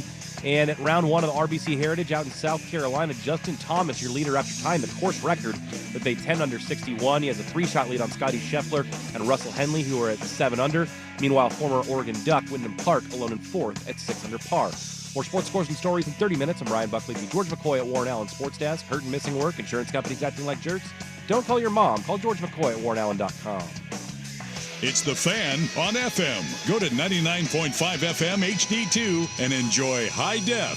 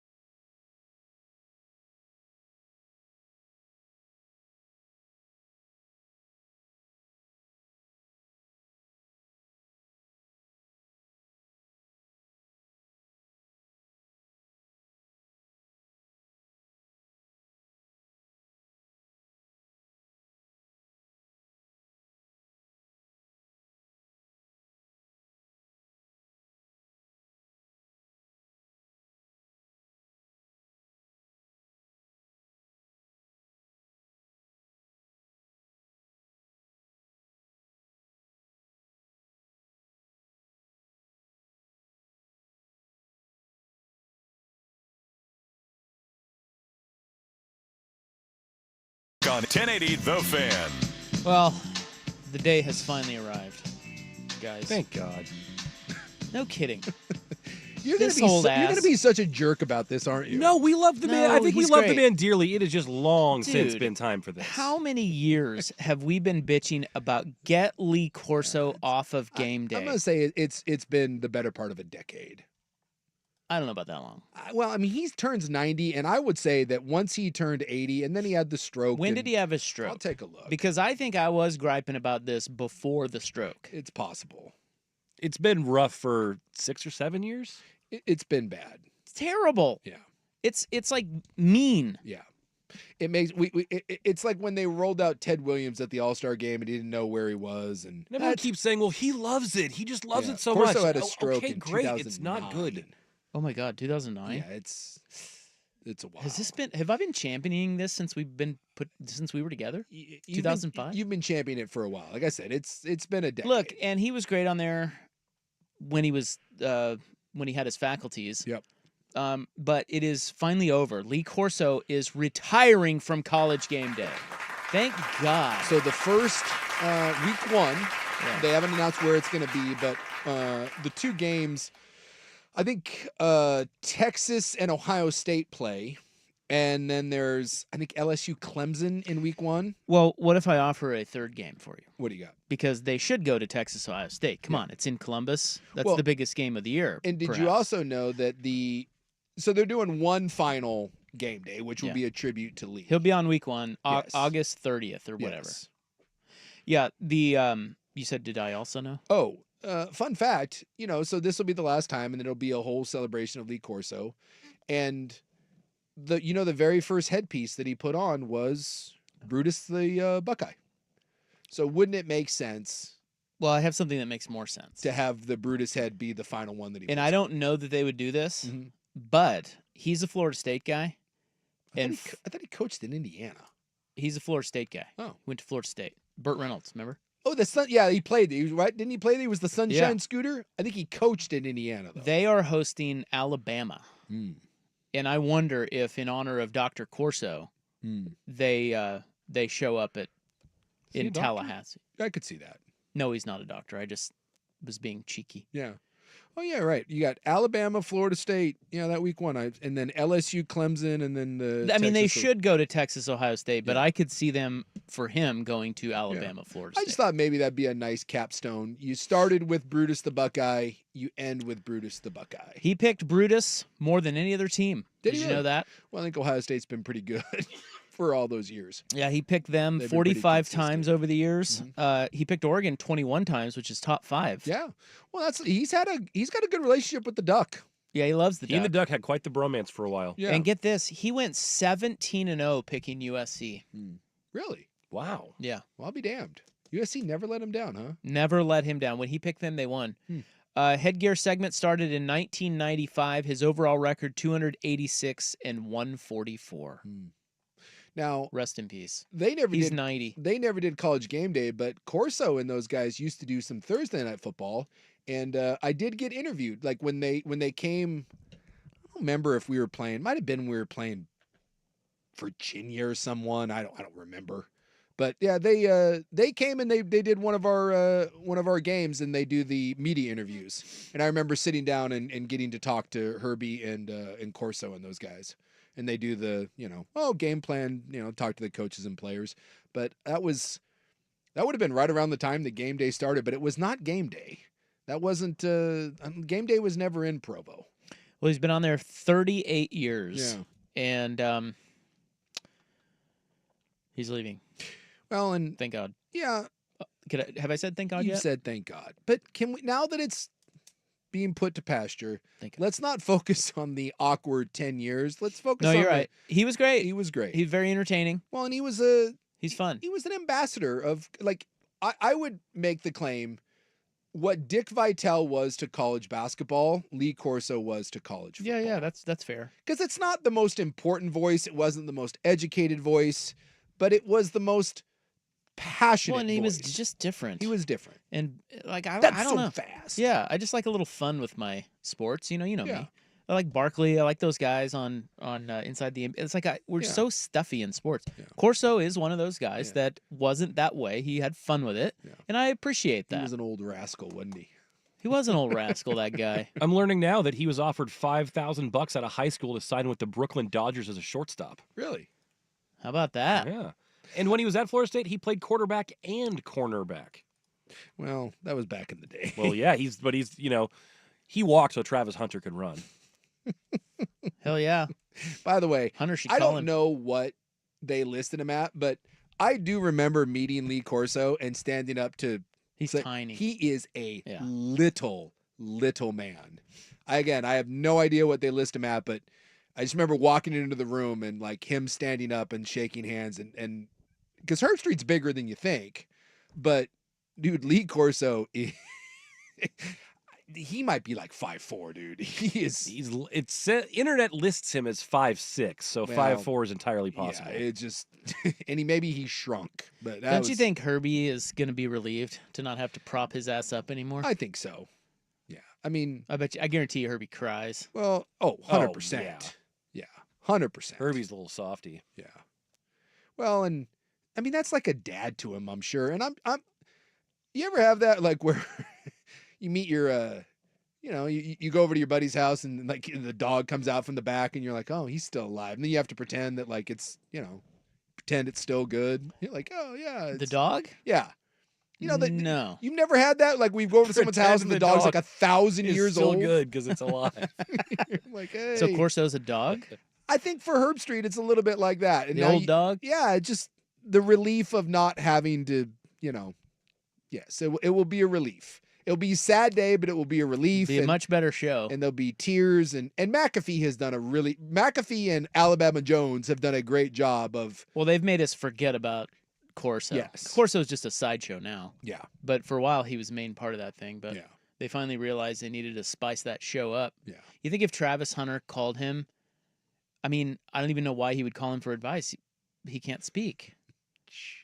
What? Wow. He can't. Oh my God. I knew you would do this. Well, he you can't. Insensitive jerk. It's not insensitive. It's That just is- fact. You've gone from being a rascal to a rapscallion now. This is ridiculous. Look out. Gosh. Well, he's going away finally. Now, I appreciate the Hopefully he greatness. lives for another 20 years. He's But not going to for be God's 110. Well, he might. Some people are. Look, get off my TV. I'm going to be morbid here. Uh-oh. You think he dies right away? Yeah. Really? Yeah. Oh, well, that's sad. Well, maybe that's why they kept him there all these years. Well, it is a real thing. Is he married? Has he got a wife? She's Wife still kicking? She's probably dead too. What do you mean two? He's not dead. Well, are you sure he's not dead? Betsy Youngblood. Are we sure? Married in 1956. Still around? God. I don't see anything indicating that she's deceased. No, so she's alive. Betsy. And we're certain that Lee Corso is alive. We're not doing a Weekend at Bernie's thing. No, we are not. Exactly. certain. That's my point. You just this is a real thing. It's like a medical thing. When someone's entire life is wrapped around one thing and they're done with it, they just sometimes people die. But Joe Paterno did. Bobby Bowden. But Bowden didn't. Bowden held on for a long time. He didn't die right away. Paterno did. If you asked me 18 months. 18 months, 12 months. I'm taking the under. A year? A year from August 30th? A year from August of 30th. this year? Of this, yeah. Obviously, August 30th. August 30th, So August he 30th, goes away. 2026. He's gone. I say he lives. Yeah, I'll take the over. I'll take that I say bet. he lives. All right. Beer bet? No, but raise a glass to Lee. Sandwich? Something. Nothing. Buckley, you Just a a dollar? gentleman's- Yeah. There you go. Yeah. Will I do the wager? Sure. Yeah. Buckley needs the juice. Gentleman's wager. He just will be that guy. I just when he walks away, he may die on set. God, dude, you think I'm insensitive? You ever seen The Great Outdoors? Someone's gonna Kirk Herbstreit's gonna go to hug and kiss Lee Corso, and they're gonna be like, "Oh my God!" Would that be the greatest moment in sports TV history? Yes. I mean, honestly, it'd be kind of. It would be. It'd be kind of awesome. It would be. No, I don't want. It would be great. You know what I mean? No, it would You not. know what be- I mean. It would not be sad. Right. It It's would like not. wow. If It's Lee- like the guy dying on the 18th green Yes. after shooting this round of his life. If Lee Corso puts on the Brutus the Buckeye head and is waving, and then all of a sudden just stops, and everyone's like, "What?" And you take the head off, and he's just gone. That's how you supposed to go. Be great television. I bet you that's how Lee would want to go. Just doing what he loved. Doing what he loved. Maybe you could put some sort of gas in the. Oh my God! What? Really? You're now talking about offing Lee Corso? Well, you just said if he wanted to go that way. No, you could that's not. No, fill- go in there. Fill the Brutus head with a little gas. I wanted nature to take its course. Well, maybe it will. Lee Corso is out after 38 years on College Game Day. Yeah, that was the other one I was thinking. Bear Bryant died a few weeks after his last game. Did he? Yeah. That old. I think Patton did too, but I bastard. think he died in a car wreck. But I think Who? Patton, General Patton. Oh. But I think he died in a car Who's wreck. that? But he predicted it. He said the day I'm done will be like he goes, "Oh, be the day I died." So that happens, man. Does Ric Flair outlive Lee Corso? Dude, Ric Flair may outlive us all. I think he has so many drugs going through his body. He may one day just spontaneously combust. You did this with Flair, though, right? Wasn't he getting all jacked up for a big fight? And you said, like, watch, and within a year of getting ready for this big fight, he's going to be out, and he's still kicking. Dude, he was like 70 years old, and he was like, I'm going to go do one more match. And they had him training in there, and he's bright red, and his veins are all sticking out. You know how much just synthetic, just hormones are pumping through that guy's body? And God knows how much blow and everything else that his liver and kidneys have had to process. The fact that Ric Flair is still alive. He's a rascal. He is a rascal. If you wanted to study longevity, just go figure out what Keith Richards and Ric Flair have. Biopsy them. I think they just have super genes, don't they? For being like super party genes? Yes. Keith Richards has done all the drugs, and yet he's like in his 80s. And I saw him he was on a talk show, not like relatively okay, and was like still like can still rock. Hell yeah. Hell yeah, that's good pizza. All right, it's a miracle. Next on The Fan. Or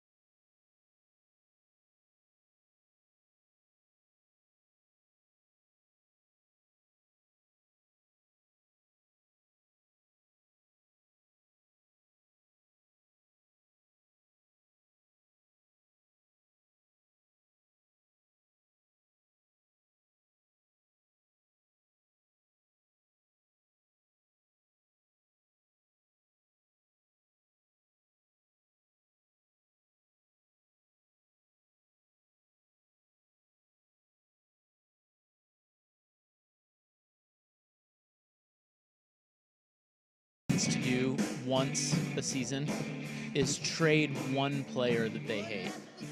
Oh. Collectively, Off like the of their fan base team. has to vote, or how does that work? Yeah. We can do it. We can do it that and way. The team has to. I want you to. I'm offering you a proposal right now. Yeah. Okay, you're a Mets fan. Mm-hmm. I want Jesse Winker gone. Well, I will take Jesse Winker. Yeah. You must take Kevin Biggio. I like where we're going with this. Like an expansion draft, every team puts one person in that they hate. The fans vote. Yeah. And then You'll based pull on a new one out? Yeah, and you get a new one out, and then hopefully you don't hate him as much. We trade around the hate bucket. Boy, I'll tell you what, I am so on board It's with like a this white idea. elephant gift exchange almost. It's yeah, great. this is great. Let's do Well, I'd like to steal Sook's player over there. Or Isaac, do you want to go back into the middle again? Hey, base hit Biggio. I am raises his average to 196. I would like to point out that our designated hitter, one Jesse Winker, despite having great hair, is hitting 199 with no home runs.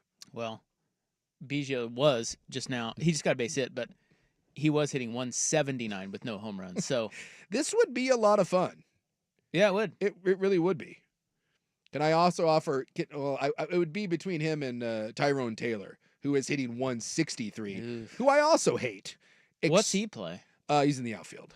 He's like a starter? Well, he's a guy that plays on a regular basis. So yeah, they kind of rotate. I through will some even guys. give you Drew Waiters. You can have him. Well, see, now you're getting So into take Biggio for sure. Well, and now then- you're getting into a problematic because we have to settle on one. We have. You can't just be dumping everyone into the mix. I know that the bottom of like the Dodgers order is struggling, you know, and the bottom of the Mariners order has struggled since 2001, basically. I give you the bottom of the Royals order as the worst bottom of any order ever. And I mean ever. Have you seen some of the Mariner teams of the past? God, they're terrible. True story. And I'm tired of it. I like where we're going with this. It's April. Well, I'm on board with let's call it the hate draft, where the fans collectively vote, the teams don't have a say in it, and you have to put whoever we vote, maybe do it around the All-Star break. One guy goes into a pot, and then... The white elephant hate swap. Yes! Let's do it. A lot of marketing opportunities. Absolutely. And then it could be fun. It could be it's a new start for everybody. And then would there be... And for that player that's so hated in their city. Exactly. Right. Who doesn't love that? I like where we're going. I mean, this sounds terrible, and I know you're going to think this is terrible. Dude, I would take Jesse Winker would you really? over half of my team. Boy, I'll tell you.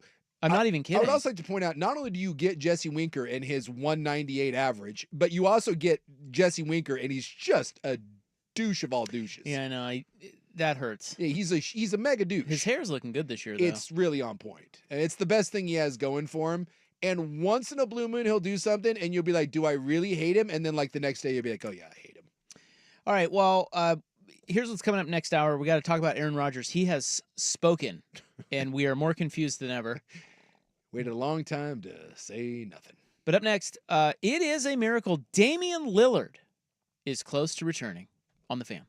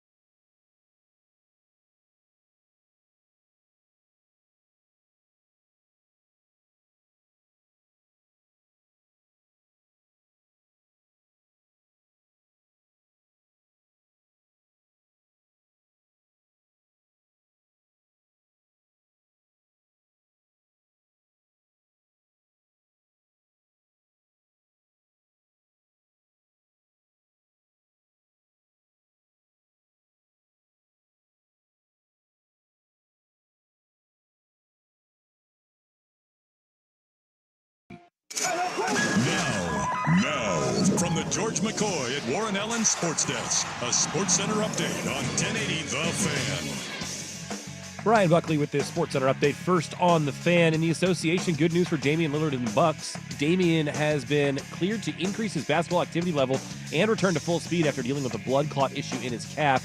Lillard, now off the blood-thinning agents, will still sit for Game 1 of the Bucks' first-round series with Indiana on Saturday, but he may play in Game 2. On the diamond, the Mariners win a wild one in their rubber game against the Reds today. Cal Raleigh and Randy Arozarena go back-to-back in the 9th to tie it up before the M's added 4 more in the 10th, winning 11-7 on getaway day. Seattle now moves on their road trip to north of the border when they open a series with the Toronto Blue Jays on Friday. Brian Wu gets the ball for the M's in that one. And round 1 of the RBC Heritage out in South Carolina is in the books. Justin Thomas, your leader after tying a course record with a 10 under 61. More sports scores and stories in 30 minutes. Ryan Buckley, the George McCoy at Warren Allen Sports Desk. Hurt and missing work, insurance companies acting like jerks. Don't call your mom. Call George McCoy at warrenallen.com.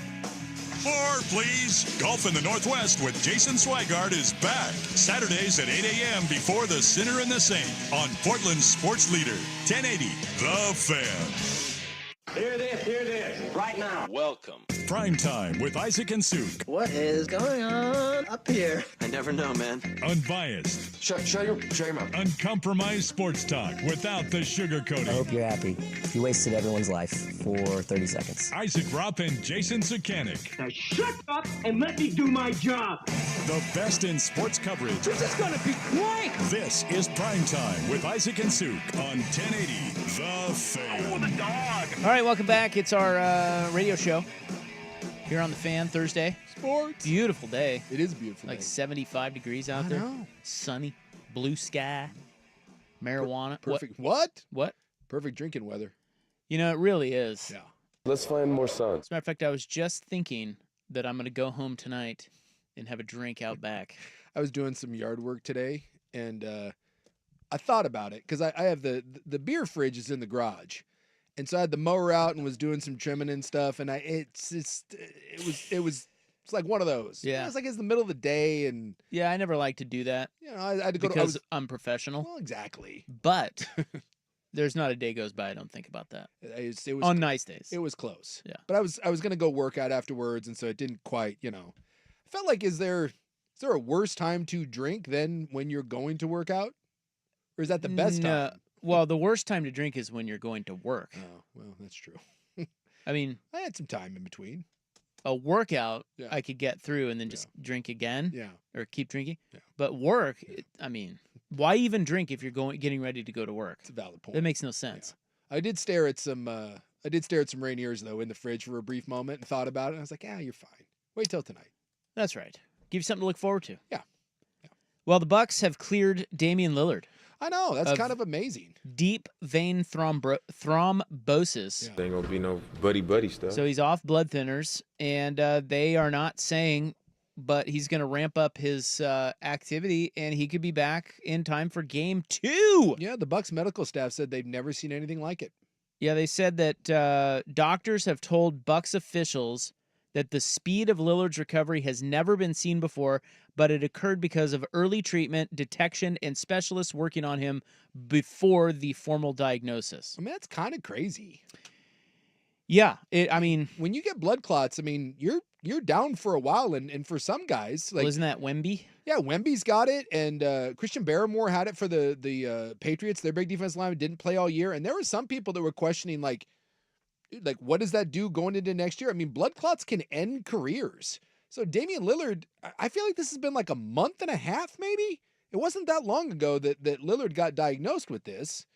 Although that's when we knew about it. That's See, true. I feel like they've known about this for a while. Because they did say like they were working with early specialists. Yeah. The last game he played was March 18th. So it's been about a month since he played. That's insane. Yeah, that's crazy. Or should I say obscene? It is obscene. Yeah. Well, I hope he it's obscene. It bums me out that I'm a big Lillard guy. I hope you bet on Milwaukee before he was back. You know, they had good odds. I bet. Lillard is maybe my favorite Blazer of all time, and I don't hold him accountable for what went down here. And I want it to work out in Milwaukee, and they've never really been healthy together. right? And it just hasn't quite clicked.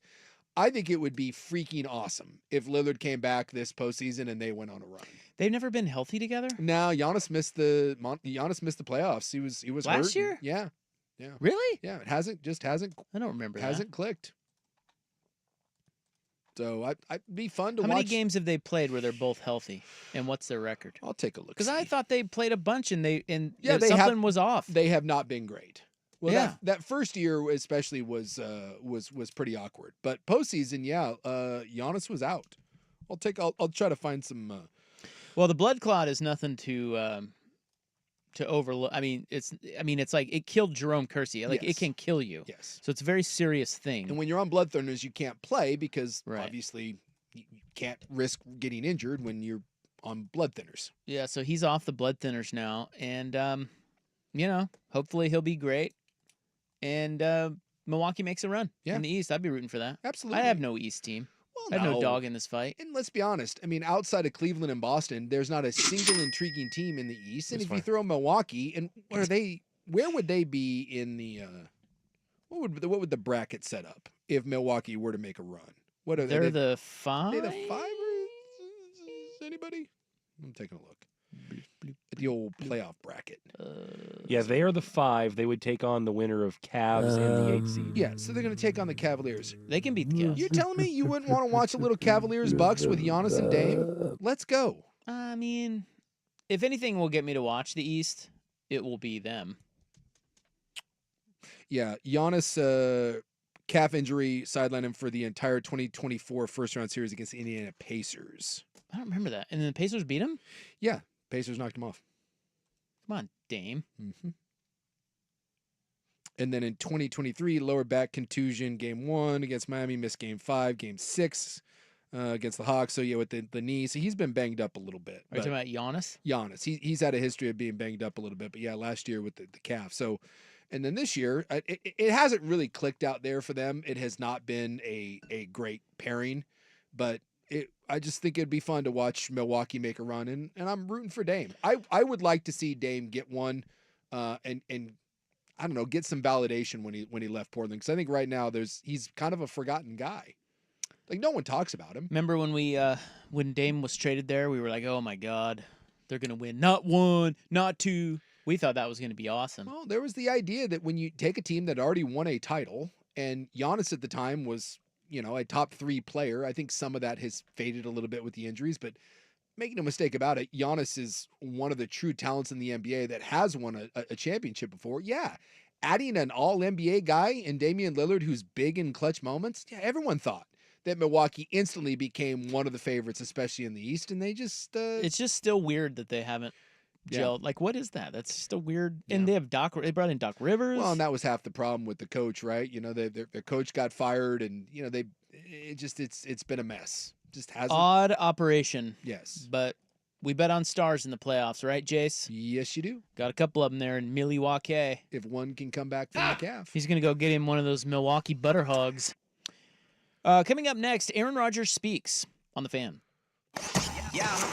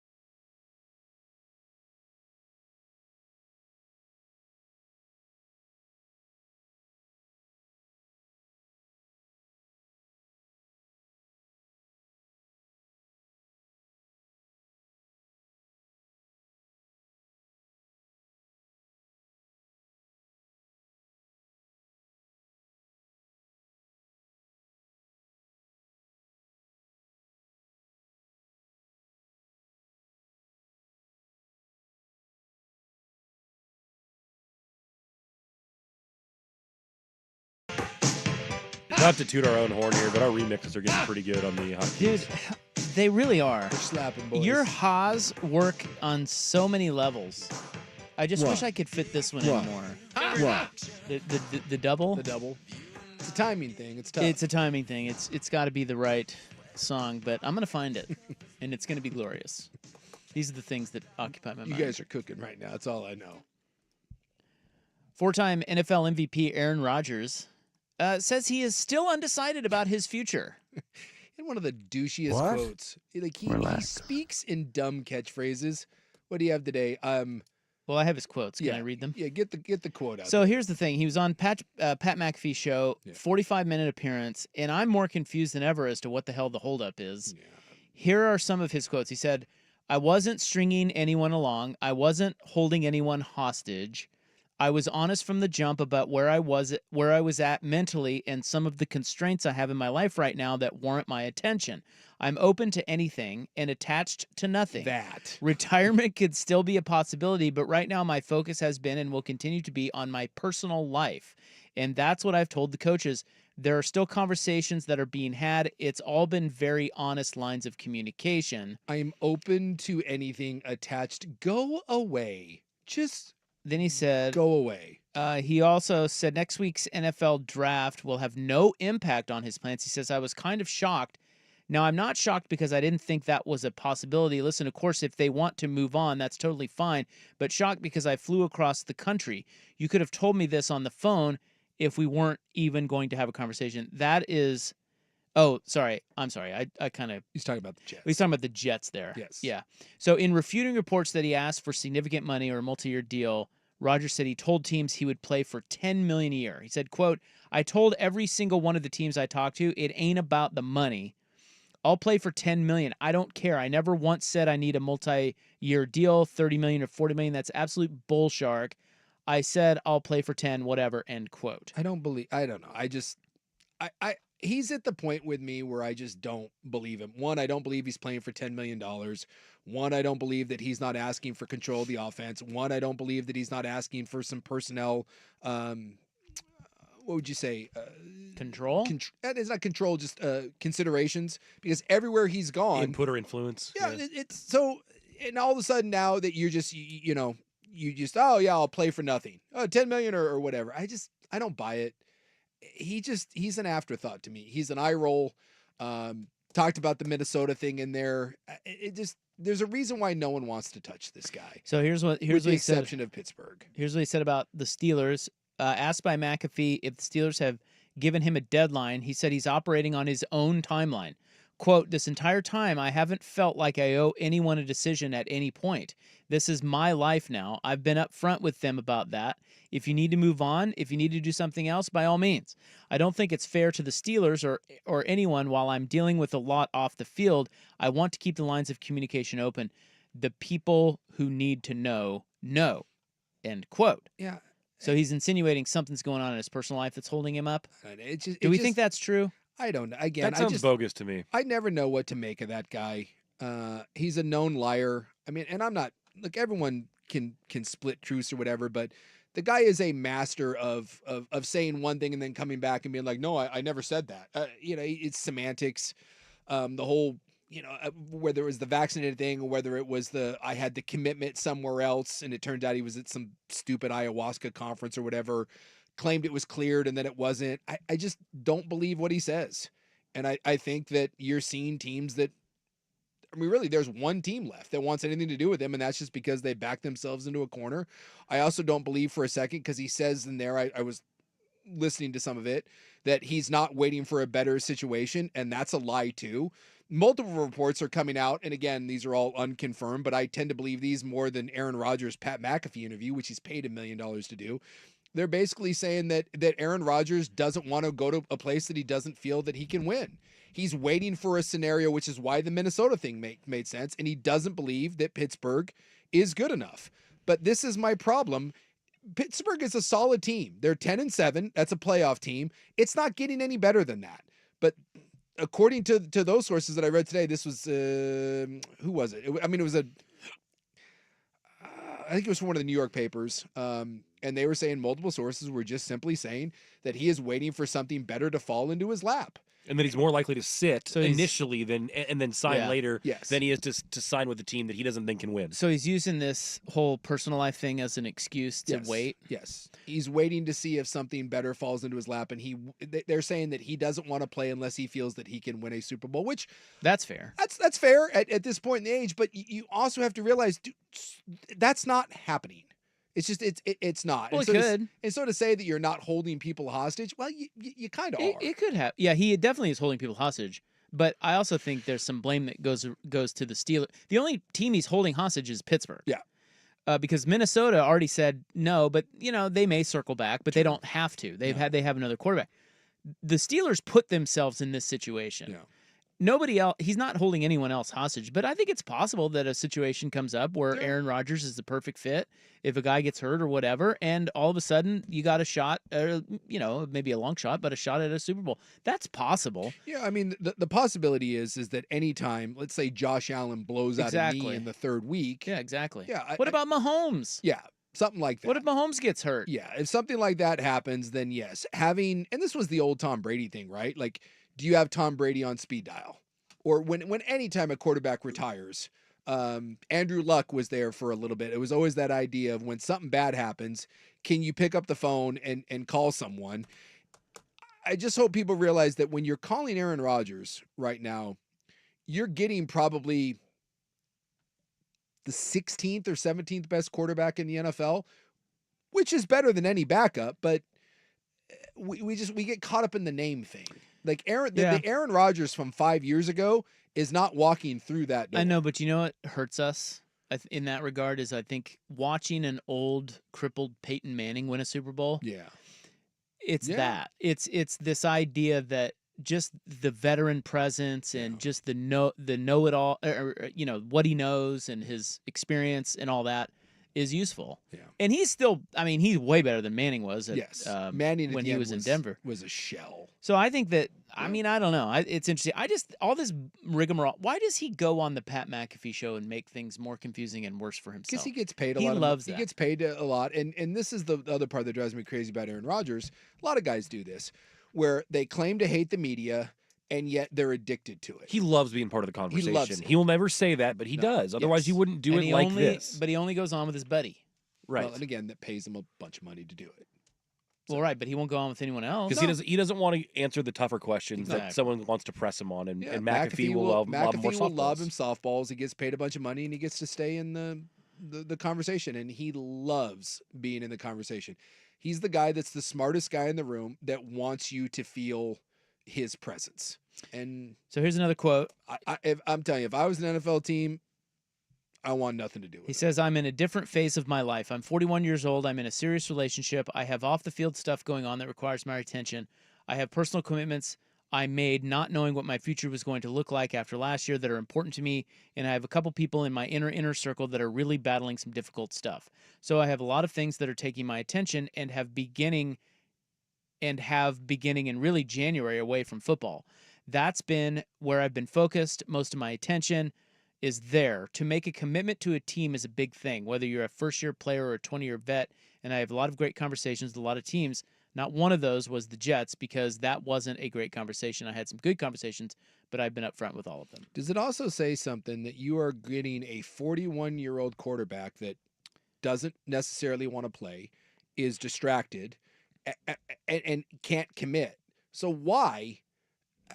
If you think that you're just going to bring in Aaron Rodgers and then in 2 months he learns your offense and everything is great and you have this symbiotic relationship with your receivers, dude, if you sign up for, even if you're Pittsburgh at this point and you sign up for this, dude, you're just asking to get kicked in the balls repeatedly.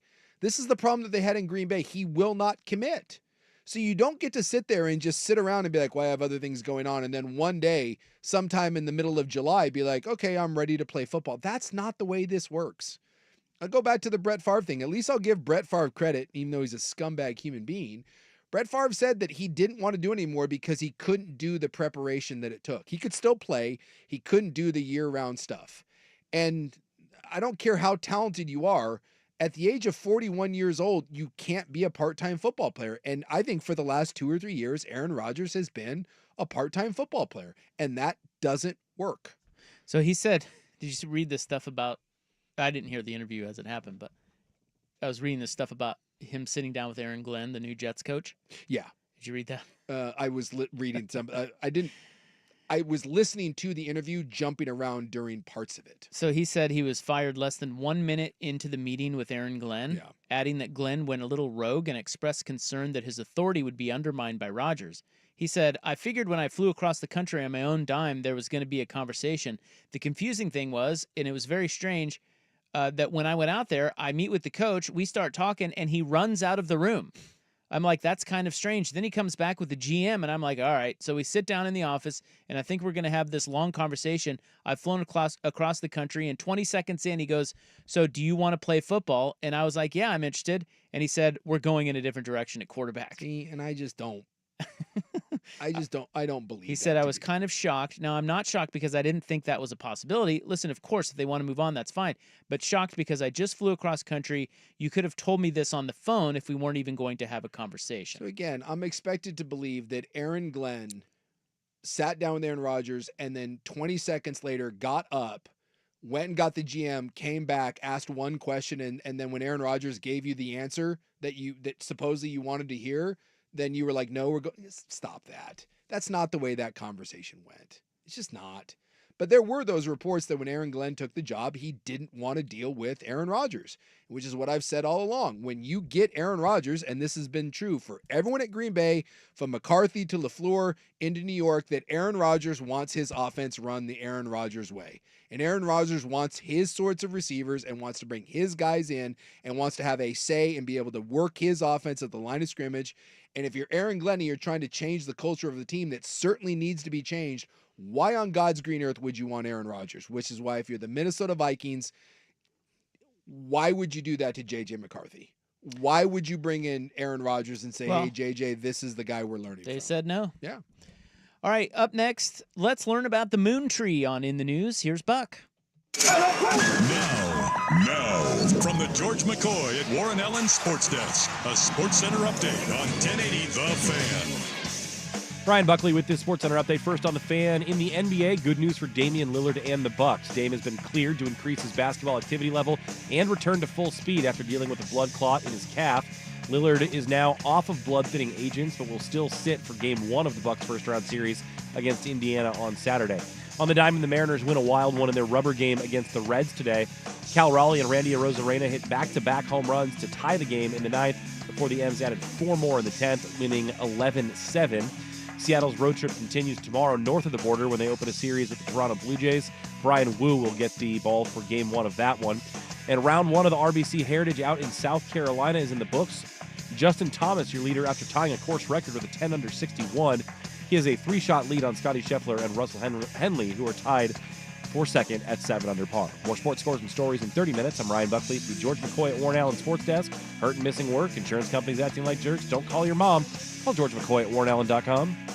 Jump back to earlier parts of your favorite fan shows on the Odyssey app. The only way to rewind Portland's sports leader, 1080 The Fan. Well, you know, we've alienated a lot of people here over the years. What? Us? So, yeah, I mean, we don't have that many show friends. No, it's a wide swath we've cut. But they were hurting you so bad. Oh no. Our latest where are you going? I was stuck. Let me start over. The two people who are our most recent show friends. Yes. Are Ken and Donnie from the Adverts. That we have not pissed off. And they're super cool. We haven't pissed them off yet. Yeah. I'm sure we will. Give it time. But they're cool. They get it. And that's what we always say about this show. It's like you either get it or you don't, whatever. If you don't get it, F off. These people are the same way. They're super cool people. They're like really down-to-earth people. You don't want like if they're attorneys, okay? They're the advocates. And if you need some representation, you don't want that cheesy, schmarmy attorney. No. You want cool, normal people who know what they're doing, who are competent. That will actually shoot you straight and that's give you the lay of the land and let you know if they can help you. Yeah. So, it's a scary thing when you've been injured and you don't know where to go, and we're going to take all the guesswork out of it and take it from two people that have pissed off a lot of people. When someone's pissed off at you and you're scared, call the Advocates. They'll take care of you. Yeah, they're Ken and Donnie. We call them Donnikin. Super cool. They know what they're doing. They take on the insurance companies and they kick some serious ass. And they do that for you. So if you've been injured, you need more than a lawyer. You deserve an advocate. Check them out on their website, advocateslaw.com. I can't sleep.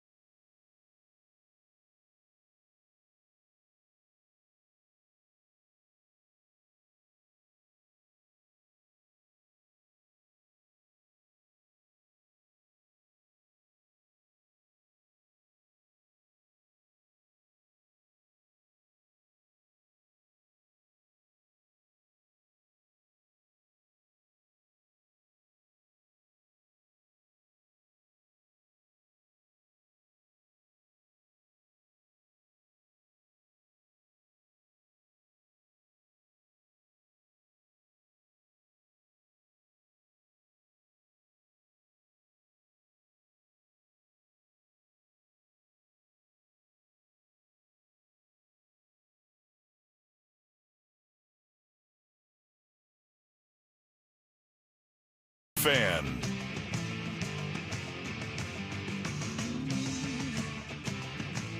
Fake news in the text program.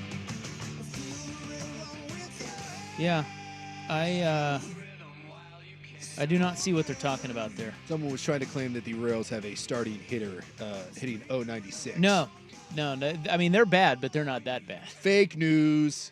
Man, I'm so tired of the fake news. Jonathan India, our big offseason acquisition, is hitting 194. That's tasty, but perhaps that's not .096. No, Michael Massey, who I hate, is hitting 182.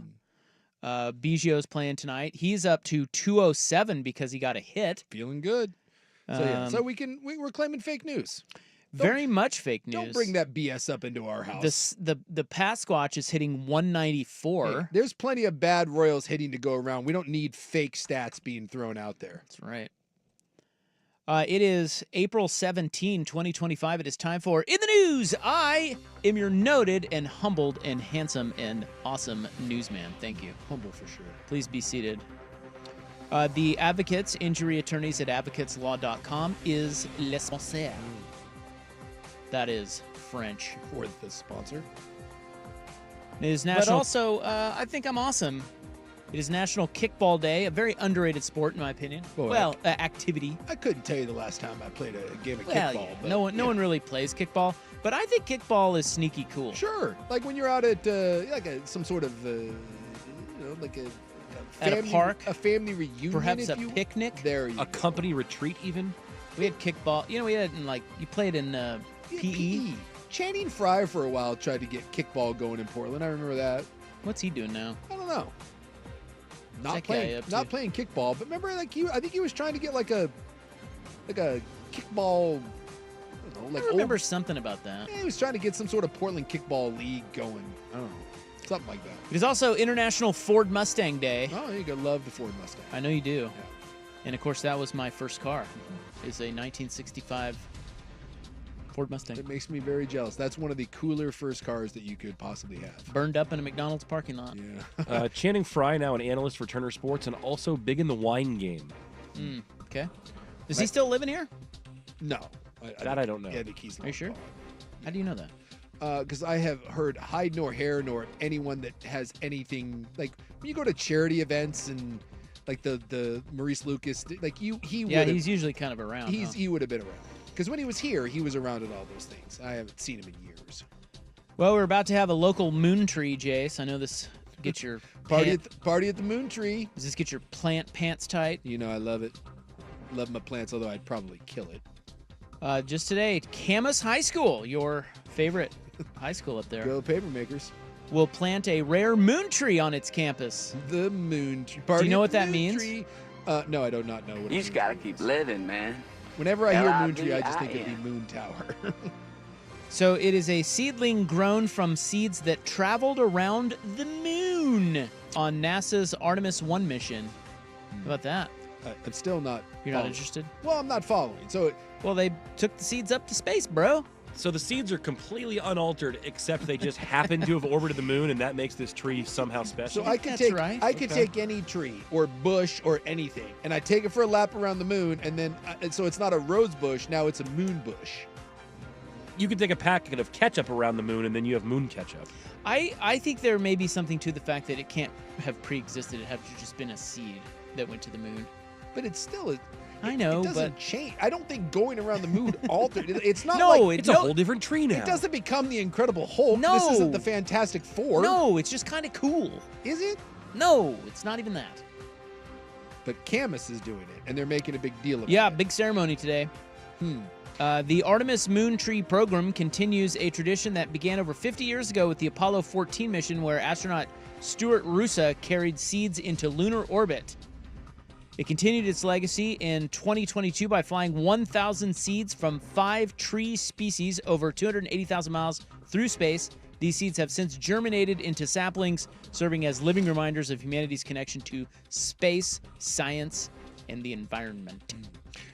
Again, by the way, this is a Douglas fir tree. Yeah, so they're planting a Doug fir. They are, but it's a very special Doug fir in that it's seed. But no one would know unless they told everyone that this indeed is a moon tree. I think that's right. Okay. Yeah, I mean, there would be no way to know. No, there's no way to know. But do you think there are any moon trees out there amongst us that we don't even know about? If there would be. I'm assuming anytime someone plants one of these, there's a plaque. Well, what right? if it were the aliens back in the day?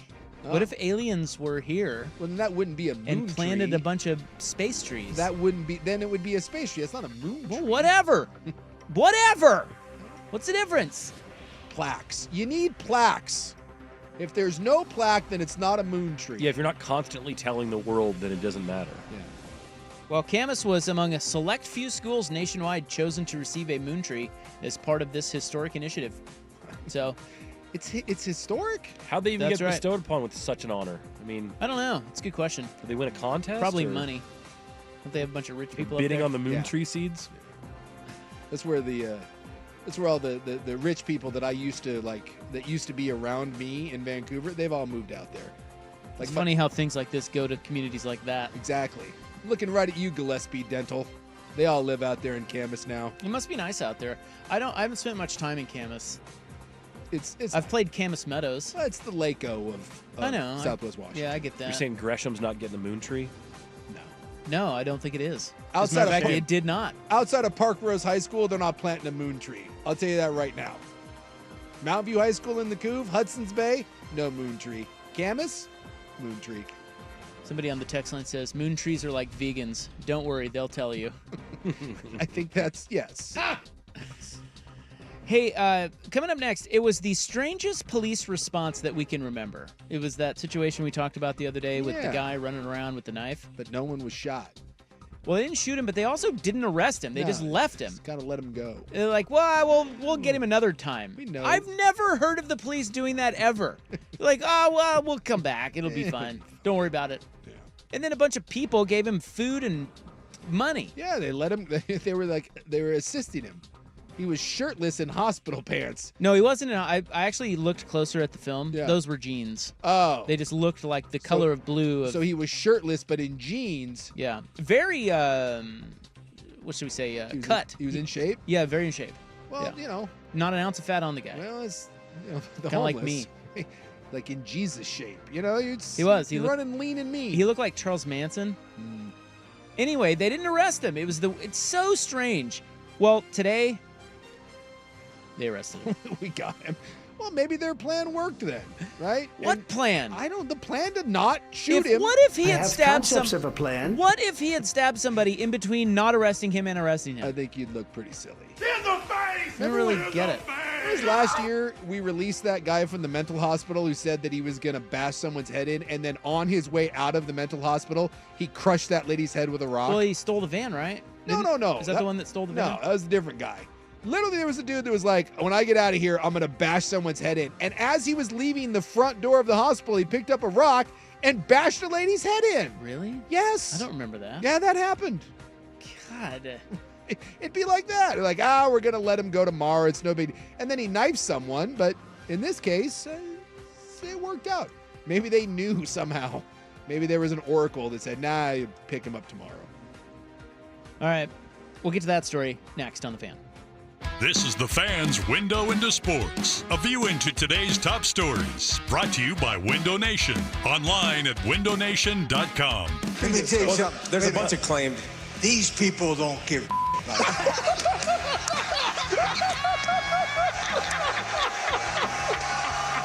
You did it again. You did it again.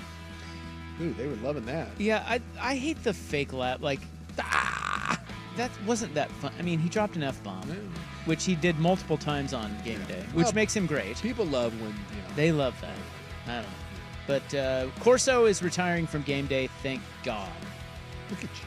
Buy 4 windows, get 4 free, plus pay nothing until 2027 right now at Window Nation. They're also going to give you a free entry door when you buy a house full of windows. Call 866-90-NATION or windownation.com. Check out the Fan Merch Locker. There's a lot of people. It's like Woodstock, except everybody's got their clothes on. We have a new iconic 1080 The Fan logoed hoodie for you. Whenever you go.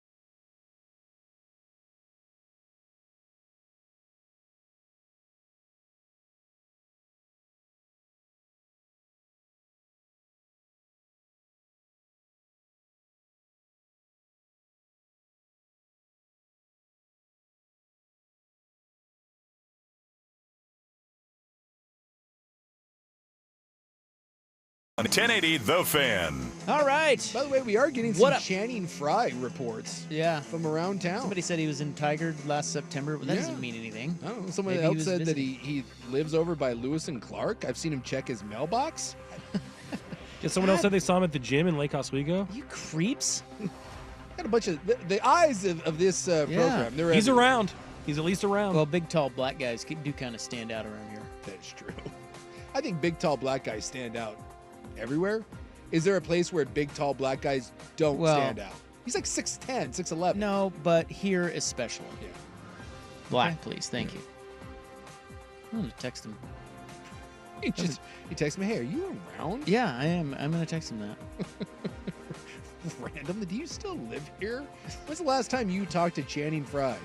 And is he going to be aware that you are? Yeah, he knows. Yeah, he knows. He used to come on our show. Remember, we used to do a bit with him. Well, I know.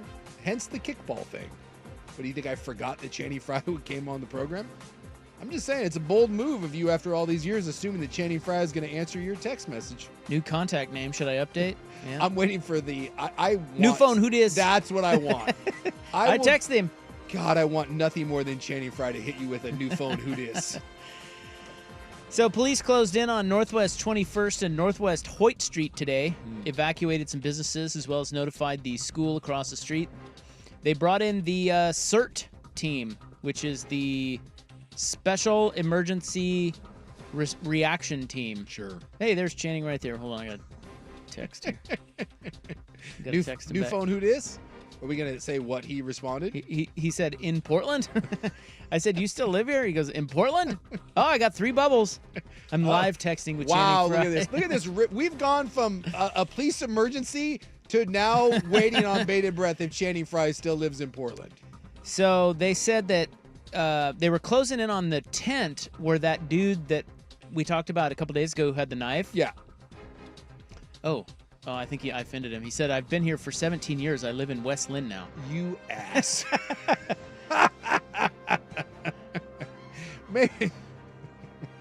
Maybe we get to that during the break. I need to know about my. You're right. I don't need to be live texting. This live texting might be a little. He gave me an LOL though. I do like that I've lived here for 17 years. He's like, dude, He LOL'd you. That's great. He did. He's laughing out loud over there. You're entertaining him. So they brought in the CERT team, which stands for. Did I say what that stands for? You did, yeah. I did. Before you got distracted Yes. with your LOL. Yes. Special Emergency Reaction Team. So they had to bring in the special unit. Maybe that's what they were waiting for, because this is a guy who had the gun, or I mean the knife. Yeah, the knife. And he lunged at an officer the other day. The guns were drawn. That was over by that pizza place. They didn't shoot him, and They then did not shoot him. Then the pizza place patrons gave him money and food. Well, and he then ran over to the pizza place, so he's running away from the cops. Yeah. Guns are drawn. He has a knife, very dangerous. There's a bunch of people. There's a woman with a baby stroller. He's already lunged. And he's running, Yeah. and he goes and sits down right in front of the pizza parlor, and the cops leave. It does seem so weird. It seems. But very maybe they said they knew him. So yes, because I and the one I read, it said repeat offender. Yeah, so maybe they knew that it was best to just de-escalate this particular situation. He's harmless, even though he has a knife and he looks like Charles Manson. Well, and how are you harmless when you've lunged with the knife? Well, they know better than we do that. See, we have to trust. This goes back to my problem when we called because there was a naked guy swinging a stick in the parking lot, and they told us, "Don't worry, we know him. He's fine." No.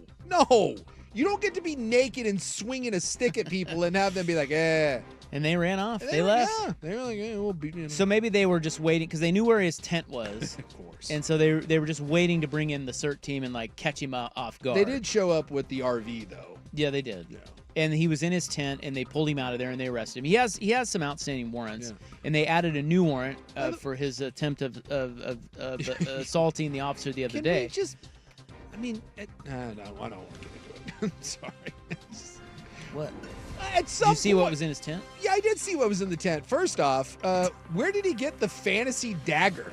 Was he shopping at Excalibur down at the mall? I don't know, but that's a badass dagger. Yeah, he's got one of those knives. If you've ever been, like, every mall that you've ever been to has that one weird store that sells like Zippo lighters and then like weapons from Lord of the Rings. The dude's got like some sort of giant fantasy dagger and then a giant can of bear spray. Yeah, he has bear mace. He got bear mace. Can we? His name is.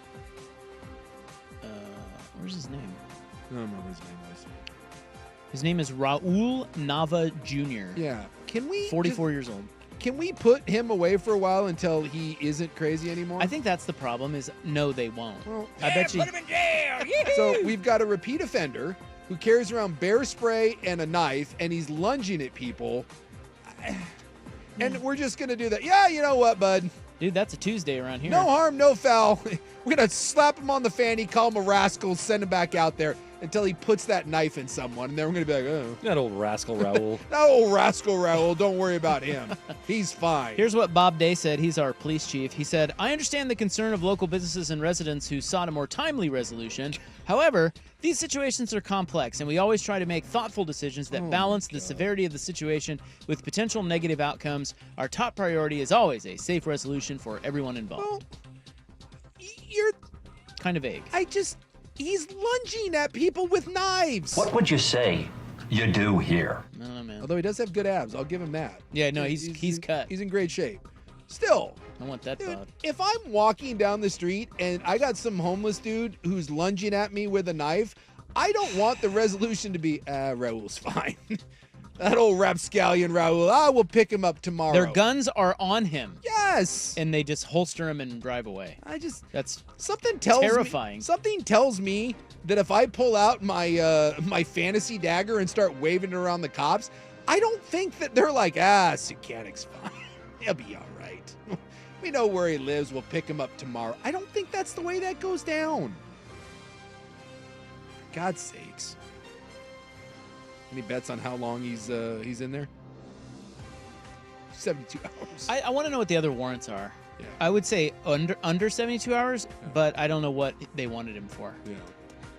I mean, this seems pretty... I mean, it seems kind of intense, so maybe he'll stay in longer, but no more than 30 days. Yeah. Can we like get him like talk about his exercise program? Maybe like, you know. Yeah, totally. What are you doing for your core? Guy's ripped. Yes. Although it is weird when you assume that if you were on the streets you would be lean. I would assume there's a lot of walking involved, you know, a lot of physical activity, a lot of gathering, kind of a hunter-gatherer sort of thing. The meth. Rufio asked, why didn't they tase him? I think they tried, didn't they? Didn't we say that yesterday? In the original standoff? Yeah, they tried. And it didn't work. Well, because he's insane. And they shot rubber bullets at him, and that didn't work because he has abs of steel. It's insane. Dude, Raul. You can't shoot those abs. This guy. They're bouncing off of him like Superman. It's called sports. It's called baseball in particular. Where does that fit in? I don't know, but I love He got his body from playing sports. Buck just not being on the streets. Okay, all right. Look, I see don't the know where tie-in. that fits in, but it's a great. I did think Buck wanted to play that. Yeah, that's one of Buck's favorites. He's just been sitting on that for a while. It's called sports. It's called baseball in particular. All right. That's in the news, April 17, 2025, brought to you by the Advocates Injury Attorneys at advocateslaw.com. The Hot 5 at 5 is next on The Fan. The soil around your home is a lot like a sponge. It expands when it's wet and contracts when it's dry. Over time, all that movement can damage your foundation.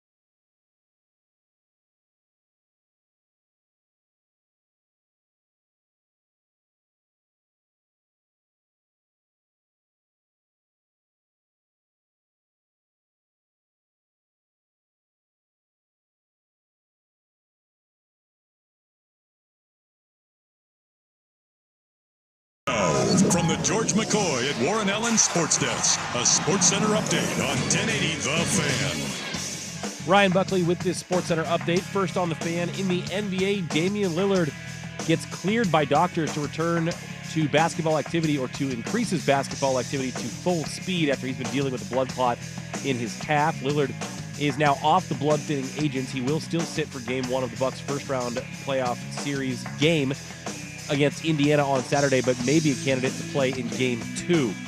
On the diamond, the Mariners win a wild one in their rubber game against the Reds today. Cal Raleigh and Randy Arozarena hit back-to-back homers to tie the game in the 9th before the M's added 4 more in the 10th, winning 11-7 on getaway day. Seattle's road trip continues in Toronto tomorrow with Brian Wu on the hill.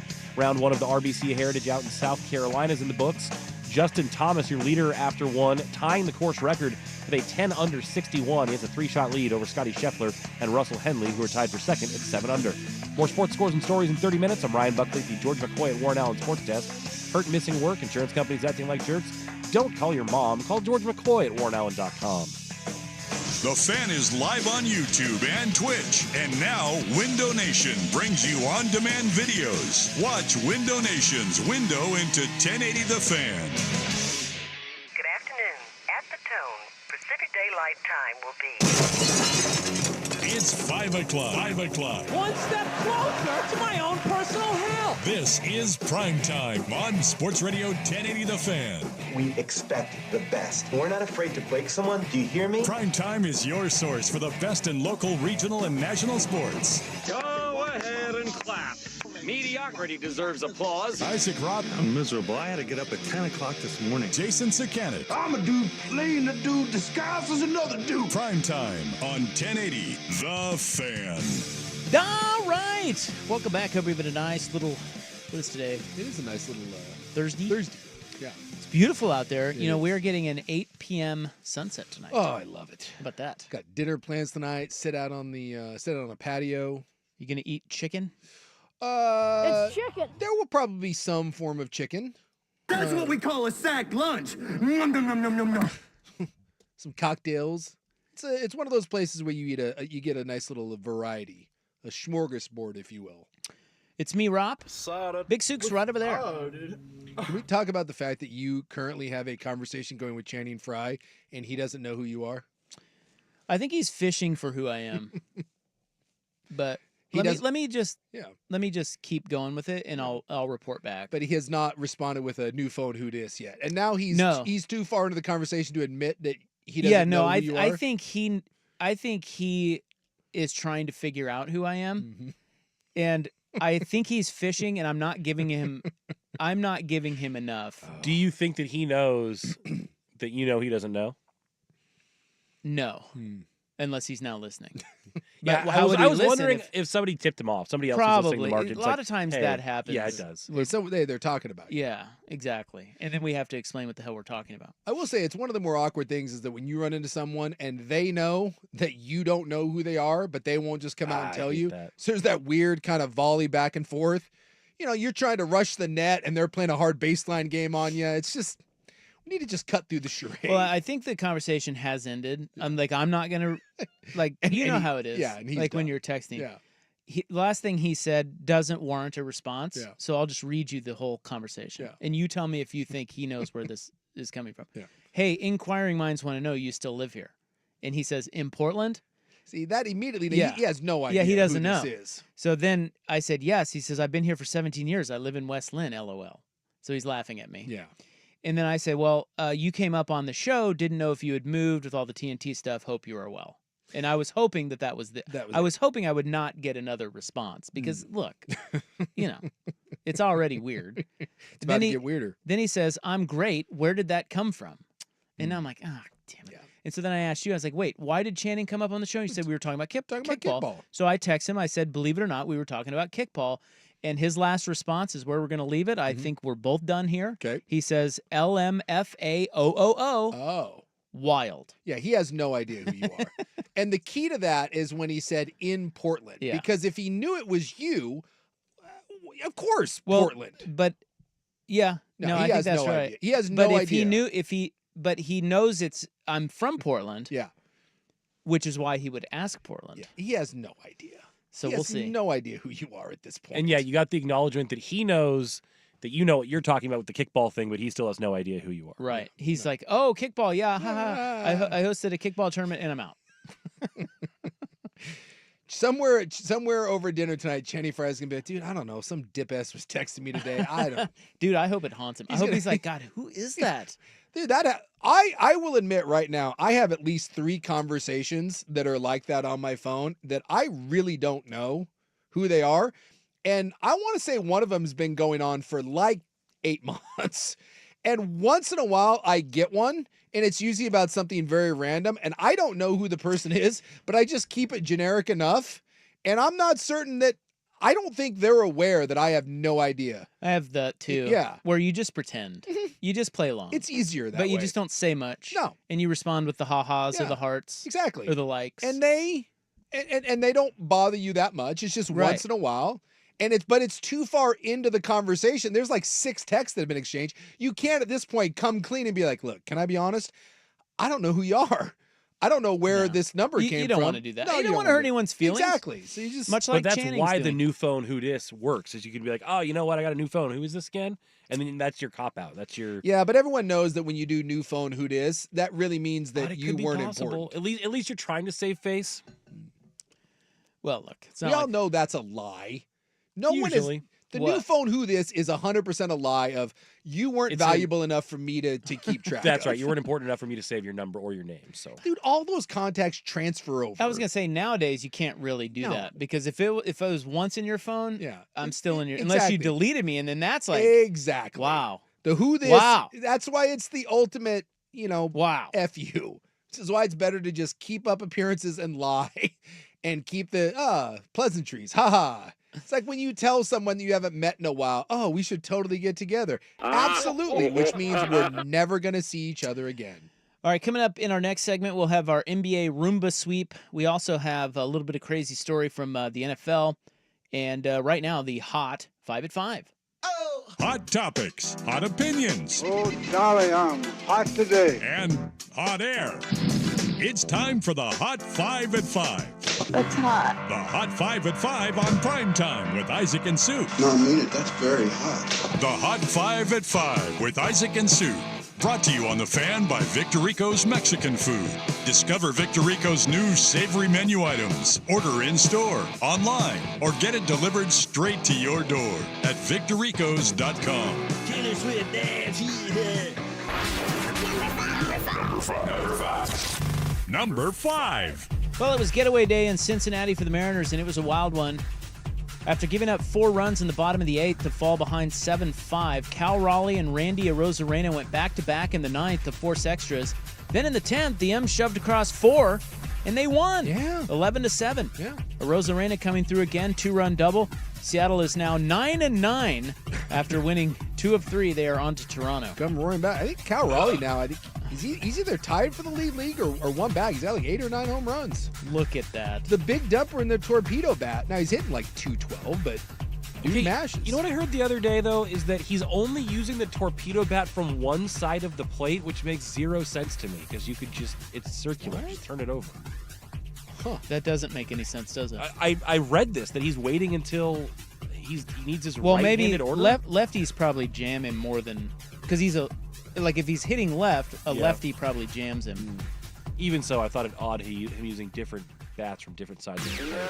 Either way, Mariners on their way to 54%. Well on their way. Number 4. The Giants lost today 6-4 in Philly. Do you care about A's White Sox? Probably not. A's won. Yeah. Okay. Hey, the A's aren't terrible. They're not either. terrible. No, they're not terrible. Wild times in college football. Spring transfer portal is open. Rich Rodriguez driving them out in droves at West Virginia. The Mountaineers lost 36 players to the portal yesterday alone. Good Lord. 12 of them were walk-ons and likely house settlement casualties, but roughly 12 others were from this year's recruiting class from Neil Brown. So that's a Deion Sanders level roster shuffling there in Morgantown. Notre Dame quarterback Steve Angeli enters the portal. He led a 52-yard scoring drive in the playoff win over Penn State. He's the guy who beat the Beavers in the 2023 Sun Bowl. And in basketball transfer news, Cal is losing Peja's kid Andrei Stojakovic to the portal. And they were saying, like, Oregon was considered, like, right there at the end of his recruitment. So they were saying, keep an eye on the Duckies. He averaged 18 points. He's pretty good. He started his career at Stanford. Then he went to Cal. Now this will be his third school in 3 years. I know, it's crazy. I mean, this is happening on a regular basis now. Florida State is canceling all home sports through Sunday after a shooting on its campus. 2 are dead, 5 seriously injured. The shooter has been arrested. He's a 20-year-old student who is a sheriff's deputy's son. Yeah, the mom was a deputy, and then I think the dad was like a resource officer, and he used the mom's a service weapon was found at the scene. Yeah. Yikes. Yeah. Got to have that service weapon locked up. Yeah, it's a bad scene. So he did get shot, but sounds like he's going to survive. The shooter was shot by first responders. And other Florida State news, alumni Lee Corso is ending his run on ESPN College Game Day. Finally, he'll appear one last time in Week 1 for a big soppy send-off. And yes, it will be soppy. It will be sappy, soppy, soupy, all of it. Isn't soppy a word? I've never heard of it. Isn't that like soppy? Soppy? Did I mean sappy? I always thought sappy, but it could be soppy. Or sopping. Pecan, pecan. Look, Herb Street's going to cry a lot. And yeah, soppy. Self-indulgently sentimental. Well, there you go. And it will be over the top, but Lee Corso has been he's the Dick Vitale of college football. He's been a phenomenal ambassador for the sport. He's been a cheerleader for the sport for decades. And it'll be a cool send-off. Doctors say they've never seen a recovery so speedy, but Damian Lillard cleared of deep vein thrombosis. He is off blood. How am I doing? Doing great. He is off blood-thinning meds. He will not play Saturday, but will begin ramping up for a return. Doctors are crediting early detection and working with specialists before the diagnosis. That is crazy. I mean, this stuff costs people seasons, years, sometimes careers. Played a game a month ago, and now he's off of the blood thinners and could play. If he comes back and Milwaukee makes a run, that's an unbelievable story. No play-in tonight. We're going to get all those games tomorrow. Yeah. Well, I say all those games. 2 of them. 2. Come too far together. You know, that playoff bracket almost set. You know it is. They're going to set it tomorrow and then kick off the playoffs on Saturday. That's right. Number 1. Catch the fever when, I don't know, the Atlanta Hawks excitement. And the funding for MLB to Portland has passed in the Oregon Senate. The vote was 24-5 in favor, now must pass the Oregon House. The bill is the one that would authorize up to $800 million in privately backed bonds that would support the construction of a ballpark at Zedell Yards in Southwest Portland. It only happens if Portland gets a team, and Oregonians will not pay new taxes. The bonds will be paid off by the teams and the players that use the stadium. It's a nice step. I mean, look, good little step. It's all you can do at this point is position yourself the best way you can, and then hope Major League Baseball makes a choice. Good little step. But everyone seems to think it's between us and Salt Lake, and Salt Lake is a little bit ahead of us by a little bit, maybe a lot, but I think we're back in the race, and stuff like this, the fact that we have a site, that you're getting this, moving through the city government, and that you got leaders on board, I think we're back in the mix. We should come back and talk about what we learned about the Salt Lake bid. Yeah, it sounds like Salt Lake is... Because we did all that off of the air. Yeah. You and I were doing a little... Yeah, excuse me. Poking. You're always hearing like it's between us and Salt Lake because they want a team in the East. And Manfred has said they need a team in the East and a team in the West.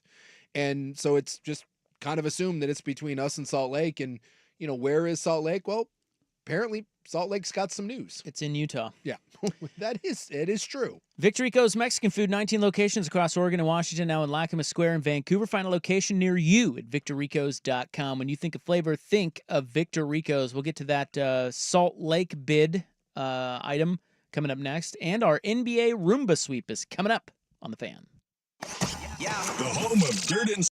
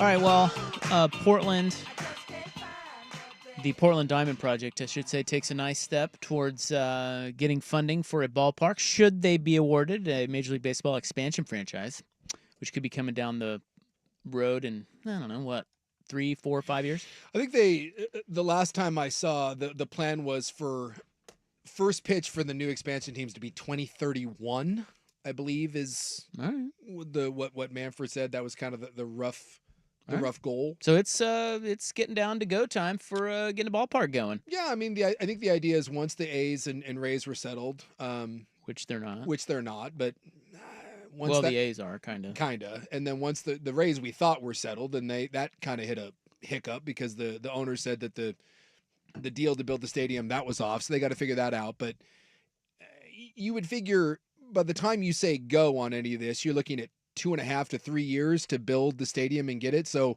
if you're 2031, you figure something's got to be done by, in the next 3 years, give or take, to make an announcement. Yeah, because Manfred's retiring. Yeah. And he's going to want to that'll be his award 2 teams before he goes. So what did we learn about if you're just tuning in, when I was teeing this up, it's the $800 million that used to be $150 million that was already passed by the Oregon legislature. Yeah. Senate passed it, approved it today. The Oregon House will have to approve it next. They should, and the Portland Diamond Project will have technically a lot of the funds that they need to build a ballpark if they're awarded a team. So that's very good news. They needed to have this happen in order to continue. Now, they're battling Salt Lake. What did we learn about the Salt Lake bid today? So we're digging around because we always hear that Salt Lake wants to build this power district. That's their plan. And Portland has that same thing, but because of it's got to be at Zindale Yards, the development will happen over at Red Tail, right? So they'll do a big development at Red Tail, and then the ballpark will actually be quite small down there on the south waterfront. Well, we knew Salt Lake had proposed this big thing called the Power District, and where they're at on the project. So we did a little digging at the end of last year. Sounds like, by the way, the ownership group of that is the Larry Miller family. He's the guy that used to own the Utah Jazz, and he passed away. They sold the Jazz, right? Yeah, he sold it because he was dying. To that Smith guy? Yeah, to the Smith guy. And he's also the one that owns the hockey team. So this is the original owner of the Utah Jazz. Ryan Smith. And it's the Larry Miller family. She has a new husband, and their family is a big swinging you-know-what in Salt Lake. And Did you know Ryan Smith was born in Eugene, Oregon? I did not know that. Did you know that? I did not. So they have proposed a 100-acre site on the west side of the city, and it's called the Power District, and they now have cleared, it looks like close to $1 billion in public funds, kind of like what we did here in Portland. They have that got passed. In December, the city of Salt Lake changed all the zoning ordinances needed in order to start the Power District project, and it sounds like they have begun construction. They are going to build this 100-acre parcel and are starting to do so now. And then on the corner of it is where the ballpark will go. So they are basically saying that we are full go on this. Shovels are into the ground, and their plan is to build out this massive 100-acre site. And then as soon as Major League Baseball gives it the thumbs up, they said that the stadium plans will be ready to go and the stadium will be constructed as soon as possible, and the infrastructure will already be built around it. And the city has signed off on all of the partnerships. I guess it's right by the Jordan River, and it's also by a state park. And the governor of the state, the city leadership are it's a big partnership. And so they're viewing this as a win-win. So everyone on Utah is on board, to the point where the Miller family that owns the minor league team, the Salt Lake Bees, they moved them out of Salt Lake, built them a new stadium several cities over, to clear the way for Major League Baseball to actually move into Utah. So they're building a separate stadium just to move their team out of there to make way. So they're full go. The renderings are pretty cool. It's pretty awesome. It's closer to the city, like you said. It's just west of downtown and right on the river. But it's right on the river. It's kind of got the feel of the Batter. What's the one in Atlanta? Battery. Yeah, I forget what they call that, but yeah, it's got that kind it's of got feel. that vibe. But yeah, it's 100 acres and shovels are in the ground. So this is, You can go to, if you want to see it, you can go to thepowerdistrict.com. Yeah. There's renderings on there. So it just kind of goes to show you that they're ahead of us, and that they're building this thing regardless, and they've got everyone on board, and the fact that they've gotten, that they already have almost $1 billion in public funding, that they've already changed zoning ordinances and gotten all the environmental stuff out of the way, and the fact that they've already started to build the entertainment district, that scares me a little bit. Where for us, we have ideas, whereas it sounds like Salt Lake is putting shovels in grounds, and that, I don't know. I think that's problematic. Well, we'll see. You never know. Yeah, I mean, I just feel like we never really know the true considerations behind the scenes, No. A lot of the times these things come down to just who has relationships with who. But isn't it weird that, they're already building? Well, they don't have to build a ballpark. No. But Portland's more in that mode of, okay, tell me we're getting the team, and then we'll do all the things we need to do. And Salt Lake is like, we'll do all the things right now, and then just give us the team. Yeah. Which I don't know how much that matters. And it may not matter that much, but I feel like they're proving their desire to have it more by getting more done in advance. That's fair. And surely, if it comes down to it, you would think that Major League Baseball would need assurances that Portland is going.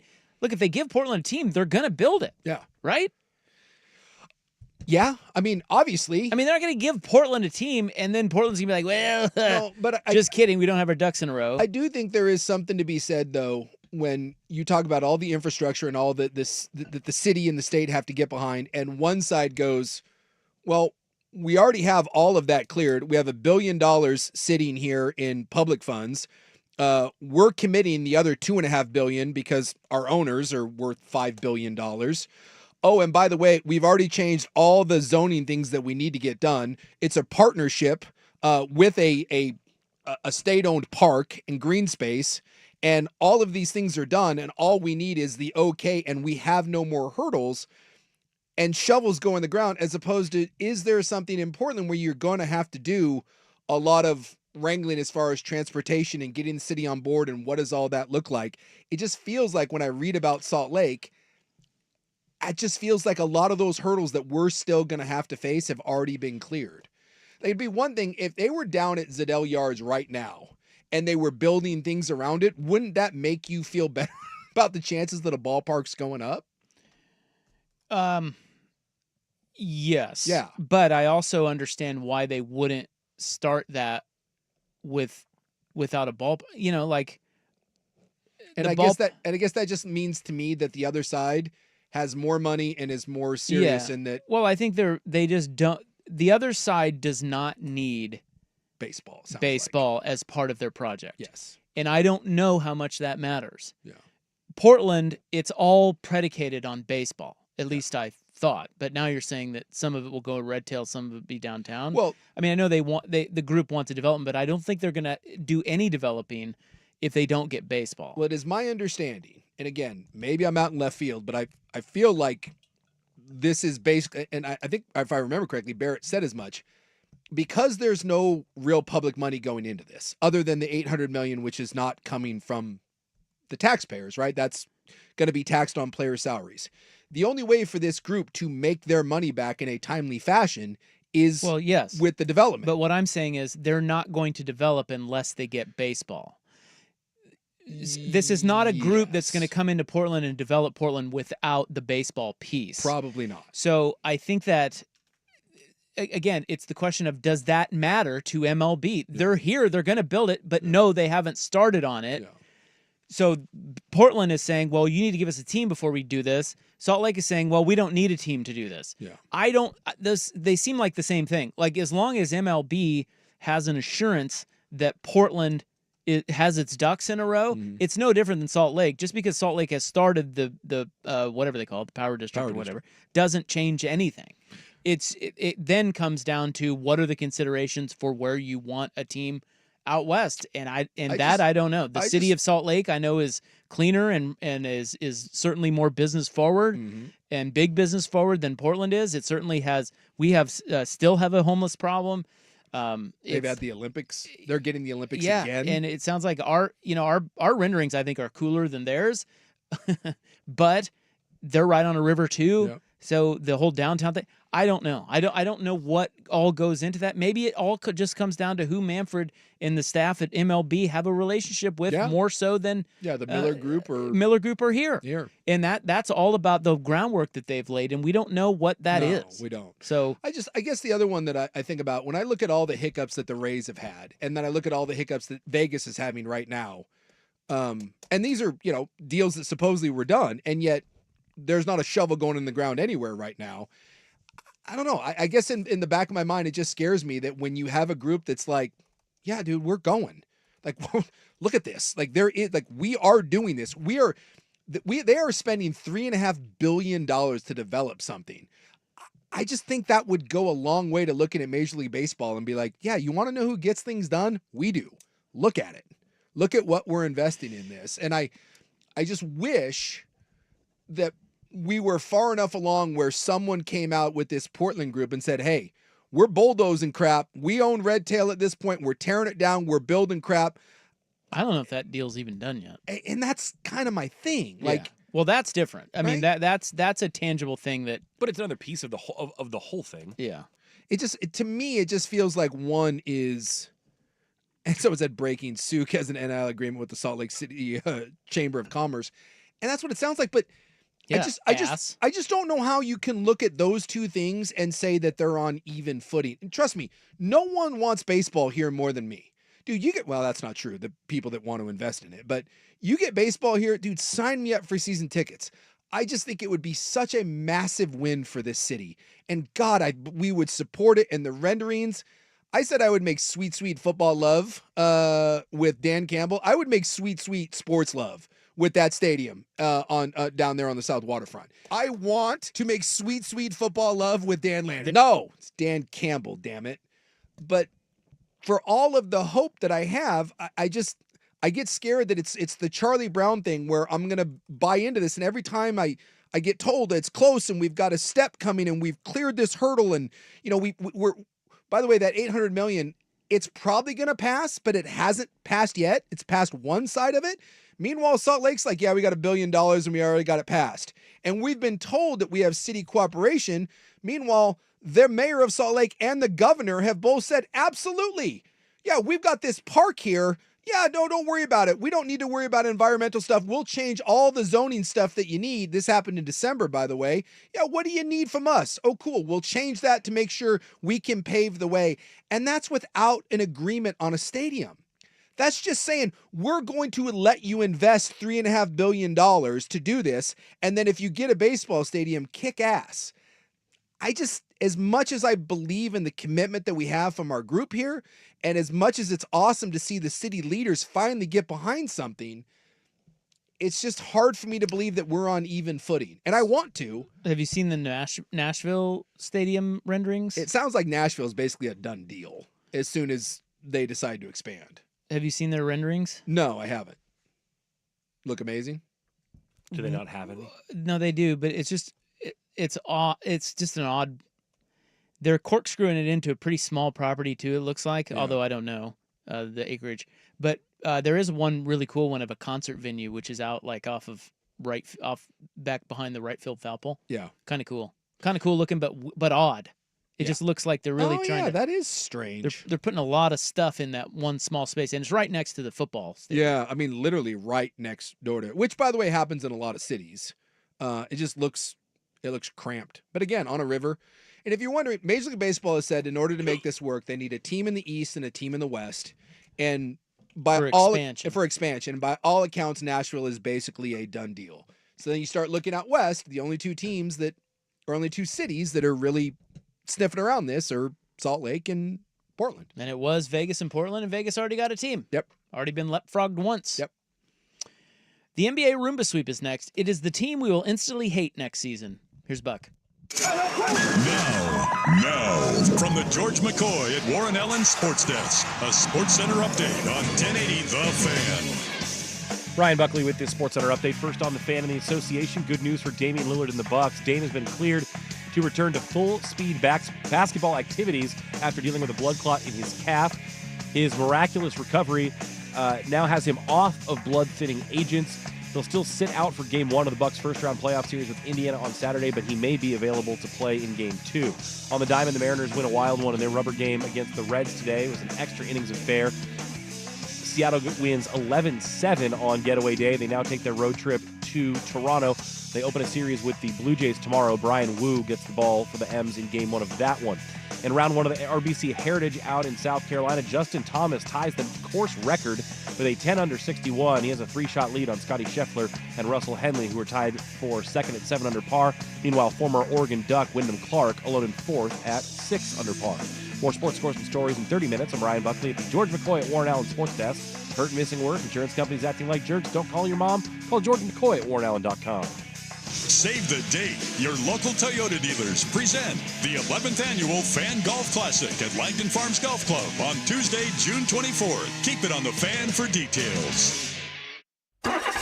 It's time for Who's Leading the Charge. A look under the hood at the coaches, players, and teams getting it done. Brought to you by Battery Exchange. Fly ball right field. Cal Raleigh just continues to absolutely mash. It is his 6th home run in the last 6 games. This is out to left field. Scalded by Arozarena. 2 swings, and this game is tied in the 9th inning. How about that? Suddenly, the offensive juggernaut that is the Seattle Mariners? My Mariners. Well, they are playing the Reds. Yeah, it's true.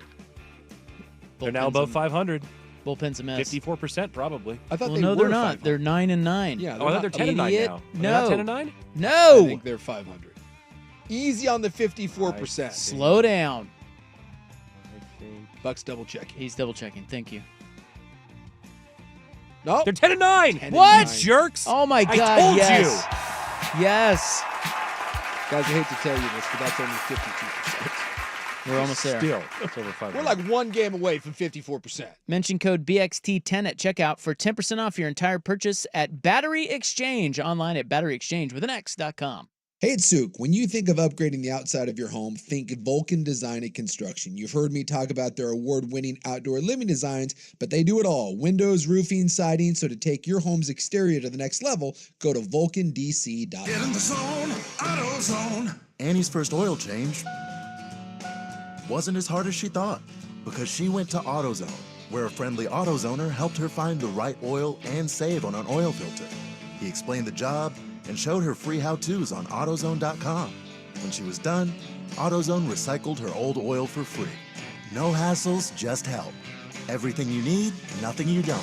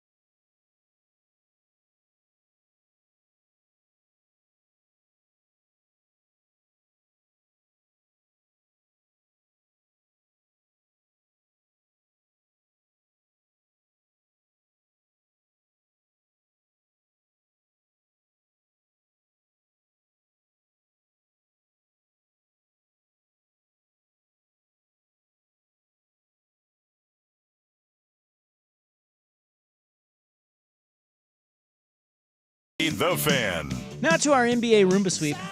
A couple things. We are finding out that the Nico Harrison private media gathering, he did not want to do, and it was not his idea. That guy. That is brutal. Yeah, you're going to have to answer for this, buddy. Yeah. So it sounds like it came from the what's that guy's name? The owner. Oh, what's his nuts? I forget what the owner's name is. I don't think it's the owner though. I think it's just like the CEO, the guy in charge of it. The guy in charge. Apparently, no one Maybe wrong. everyone their ownership group. No one gives a rip about basketball. Like they're just there to try to build a casino. This is why they're letting Nico do whatever the hell he's going to do. Yeah, he did not want to do a closed-door roundtable. It was from Yahoo Sports, reporting via Shams. Nico Harrison did not want to do a closed-door roundtable with the media at the end of the regular season. This was not his idea. This was something that was enforced by their owner. Yeah, okay, Patrick Dumont. Patrick Dumont. Okay, so he is their owner. That's correct. Goofy guy. Yeah. And then there was an exchange with one of the reporters there. I think Tim McMahon. That was quite wild. I'm going to read it to you, okay? Yeah. Tim McMahon asks, in your own words, you created a 3 to 4 year time frame. In building a finals team, a team that went to the finals last season, you gave up your first-round capital control of it, 27, 28, 29, and 30. So 3 to 4 years ends, you're out your first-round draft capital. How is that a logical decision? Explain the logic of that for the long-term best interest of this franchise. Nico Harrison's response? Can you repeat that? Tim McMahon. Years 2027 to 2030, you're out on your first-round capital. Yeah. Your own words, you created a 3 to 4 year time frame. When the credit card bill comes due, that time frame is over. How is that in the best interest of long-term interests of the franchise? And again, 27 to 30, you're out of your capital. You build a finals team doing it, and you traded the guy who led that team. How is that in the long-term best interest when he's at the time a 25-year-old generational talent who could have a 10 to 12-year runway? He's one of the best players we've ever seen. And I picture Tim yelling that. Yes. Or at least having it be a very, a pointed conversation. And here is his response. He says, I keep saying the same thing, but defense wins championships. I believe that we have a championship caliber team, not only for now, but also for the future.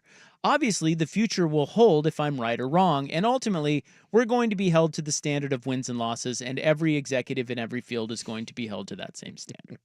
Boy, how's that for a word salad? Nico.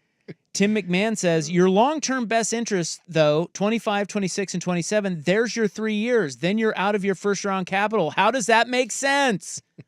Nico Harrison. Like I said, we believe in the move we made. You obviously don't, and that's fine, and you're entitled to your opinions, but we're excited about the future of our team. God! How about that? Just get fired already. How is that weird? You're just walking in every day knowing you're just a dead man walking. Oh, and by the way, Klay Thompson's getting older by the day, and Kyrie Irving's coming off a... Did he blow his knee or tear his Achilles? It was a knee, right? I think it was a torn ACL. I think it was, yeah. Yeah. So... What a mess. It's like he really sounds like he doesn't get it. Kyrie Irving's going to be 34 well, I think next year. he gets it. He just can't. But he hasn't been able to explain how it makes logical sense. That's because he can't. So he doesn't get it. Well, no, he gets it. I just think, again, it goes back to the whole idea that he thought they were not going to pay Luka Doncic $300 and some million because they don't think he works hard enough and they think he's fat. They do not think that he was going to get them a title. Now, that is pretty dumb considering he just got you to the finals. He's an awesome player. He's only 25. Maybe work with that. Like, you got a little bit of dough to work with there to make a nice pie, right, Jace? I just love that you're like, he keeps going, you went all in. You went all in to try to win, and then you're like, nah, we're not going to do that. So I think he's still stuck in this place and the owner keeps making him talk where he's like, dude, I can't tell you what we think. We hated him. Okay, fine. We hated him. And the fans I would respect that more at this point. I know, but he can't do that. The fans have turned on him and the franchise. It's a mess. What an ugly situation. How much longer has he got there? I just love that That's a good question. Your exciting plans are 33 and 34-year-old Kyrie Irving and Anthony Davis. I have concepts of a plan. And old-ass Klay Thompson as opposed to Luka. Well, I did hear something where he said his contract's up in 3 years, and he sounded like, dude, I ain't coming back. I think he's just as done as everybody else. How quickly after he made that deal do you think he knew that?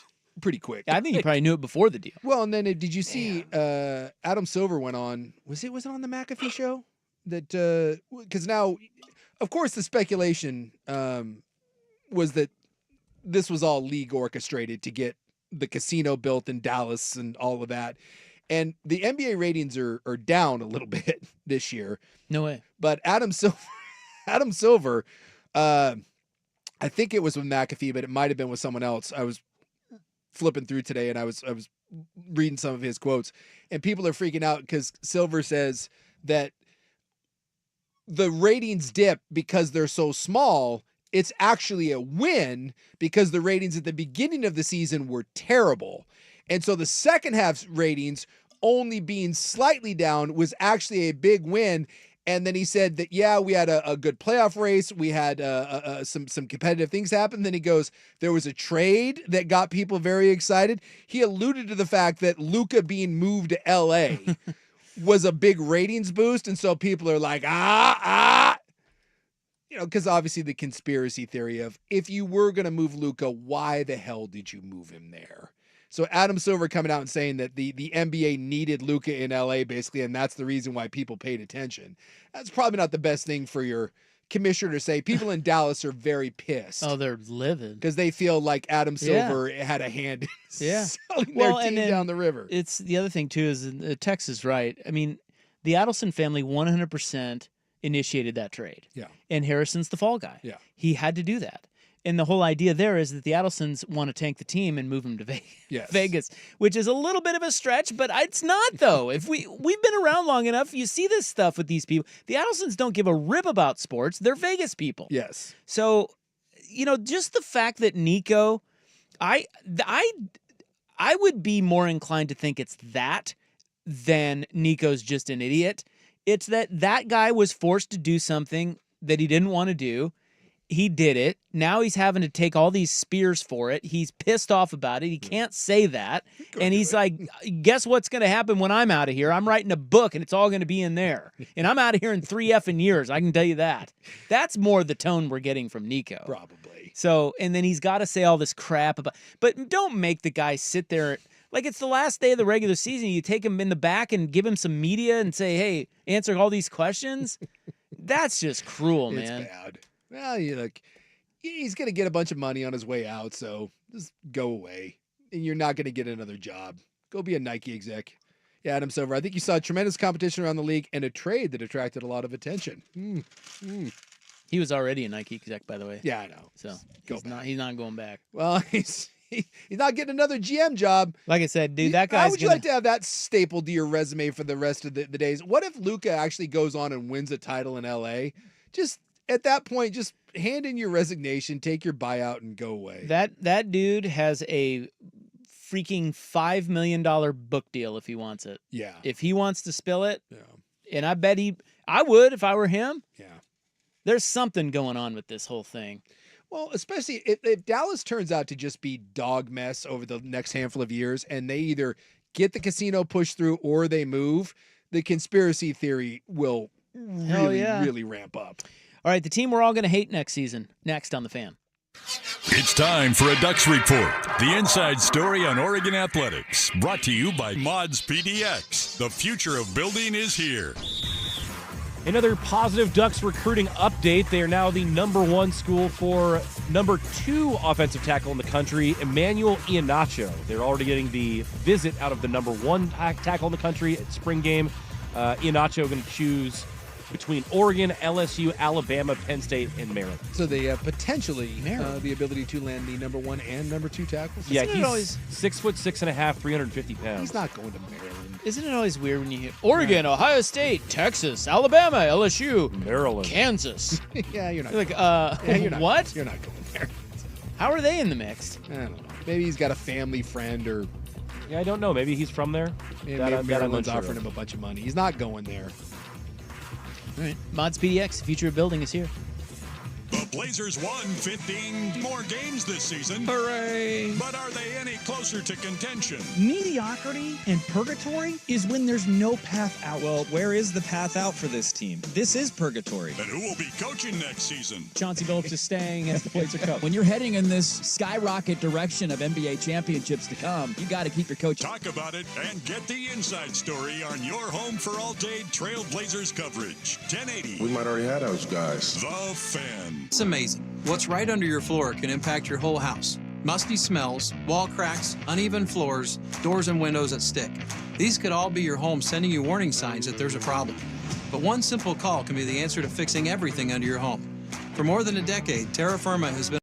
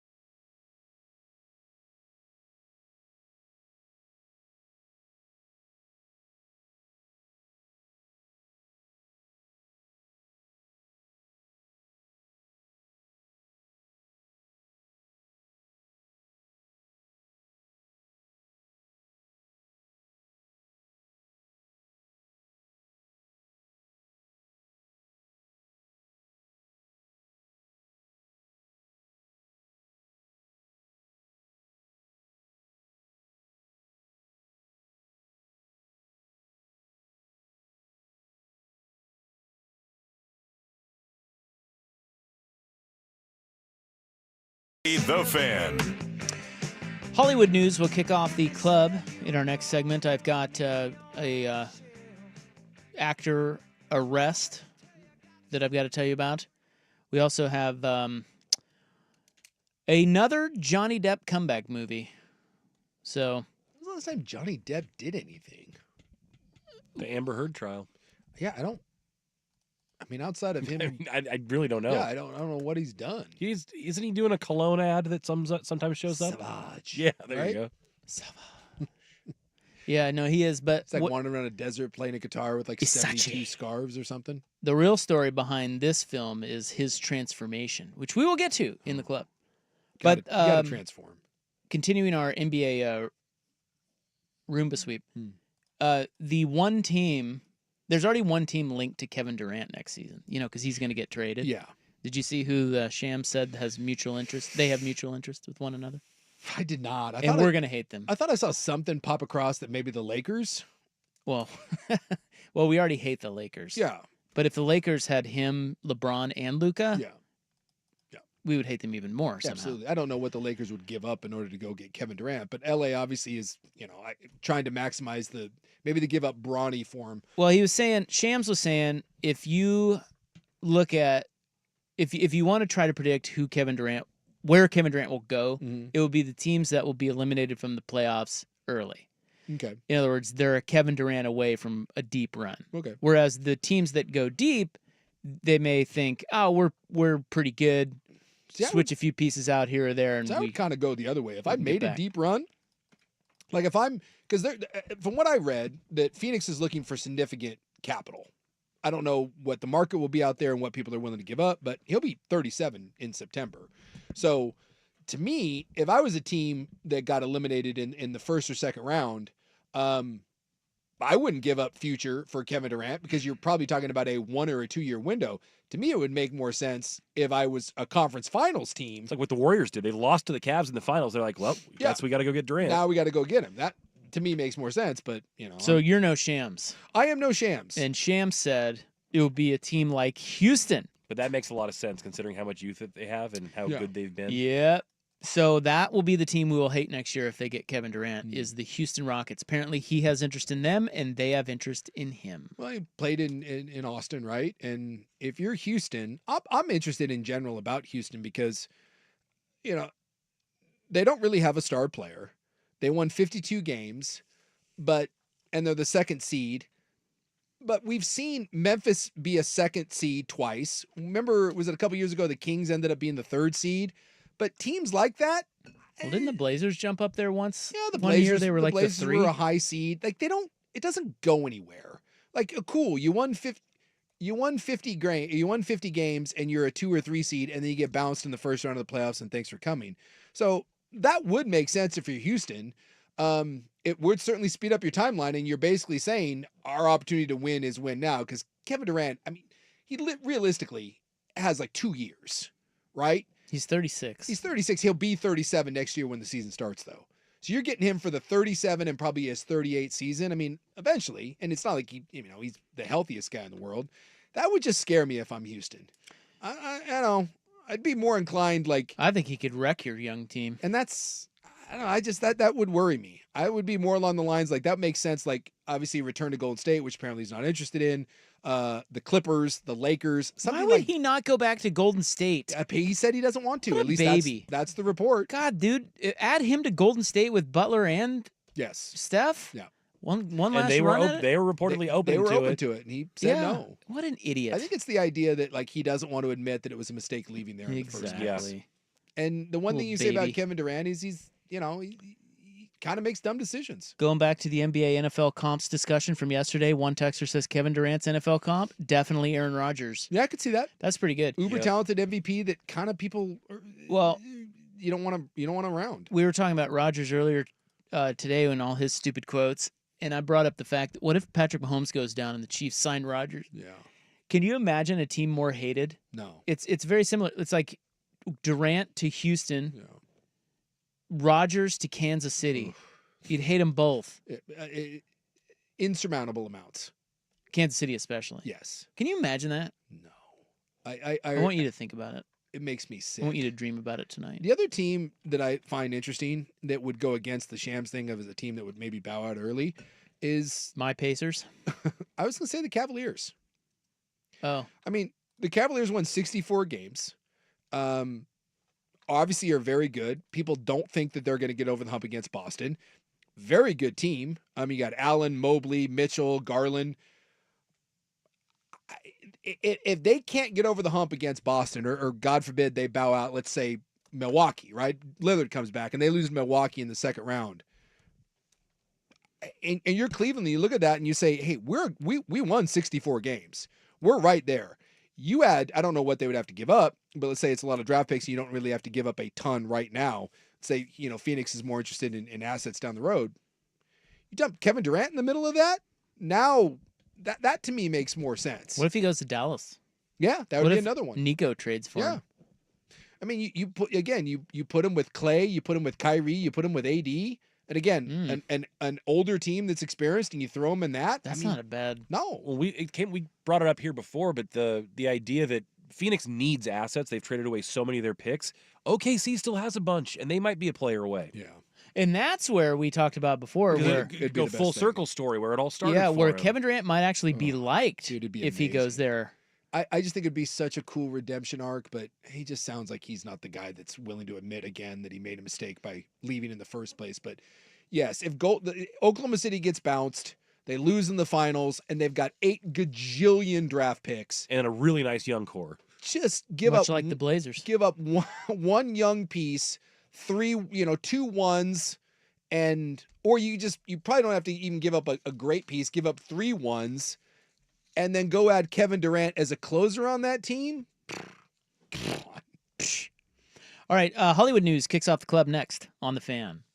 Hey, replace your cold, drafty windows with energy-efficient babies from Window Nation. Windows are like babies, man. You gotta take care of them. You gotta nurture them. You gotta be installed right. That doesn't make sense, does it? We'll execute the baby. No, you know what I mean. Well, actually, you probably don't. I don't know where I'm going with that. Installing. I think you have to uninstall the baby. You remove. Right. You remove. Right. You do have to uninstall the old Windows to put the new Windows in. So maybe it's that. Yeah. So do you swaddle Windows? Oh, look, let's just scrap They're it. very okay? important either way. Babies and Windows, very. Both and you know things what? important. How about Equally. this? A home is not complete without Windows or a baby. I don't That buy makes into a house that a home. either. That makes a house a home. No, I don't think it does. I don't need a baby at Damn my house. you. But you know what I do need? I need windows. See, they're better than babies. Right now, you get 4 windows free with every 4 you buy. You can get 0 interest and 0 payments for 2 years, pay nothing until 2027. And at Window Nation, they're going to give you a free entry door when you buy a house full of windows. They all come with a lifetime warranty. They're responsible for the environment. They don't emit toxins. They're vinyl windows. They partner with Milgard in Portland to make them especially for our climate. So what are you waiting for? 4 windows free with every 4 you buy. Shove off payments for 2 years and get a free entry door right now at Window Nation. Call them up at 866-90-NATION or visit windownation.com. That's 866-90-NATION or windownation.com. Get in the zone, autos.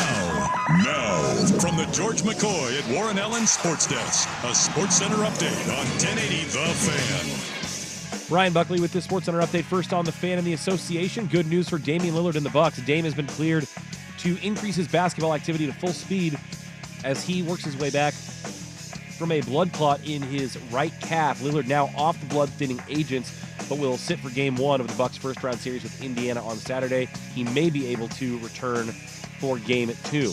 On the diamond, the Mariners win a wild one in their rubber game against the Reds today. Cal Raleigh and Randy Arozarena hit back-to-back jacks in the 9th to tie things up before the M's added 4 more in the 10th, winning 11-7 on getaway day. Round 1 of the RBC Heritage out in South Carolina is in the books. Justin Thomas, your leader after one, tying the course record with a 10 under 61. He's got a 3-shot lead on Scotty Scheffler and Russell Henley, who are tied for second at 7 under. More sports scores and stories in 30 minutes. I'm Ryan Buckley at the George McCoy at Warren Allen Sports Desk. Hurt and missing work, insurance companies acting like jerks. Don't call your mom. Call George McCoy at warrenallen.com. Your favorite fan shows are on YouTube. Mash the subscribe button and like us for live streaming video and 1080 The Fan on demand. The following show may contain adult themes not suitable for children. Shut the hell up. Club 1080 with Isaac and Suk. It does go well with a chicken. I didn't know hanging out with you was making me smarter. Full disclosure, Morty, it's not. Temporary superintelligence is just a side effect of the mega seeds dissolving in your rectal cavity. Oh, man. Yeah, and once those seeds wear off, you're gonna lose most of your motor skills, and you're also gonna lose a significant amount of brain functionality for 72 hours, Morty. Starting right about now. Club 1080 with Isaac and Suk is brought to you by Pub Beer, the official beer of Cheap Fun. My eyes are very important to me.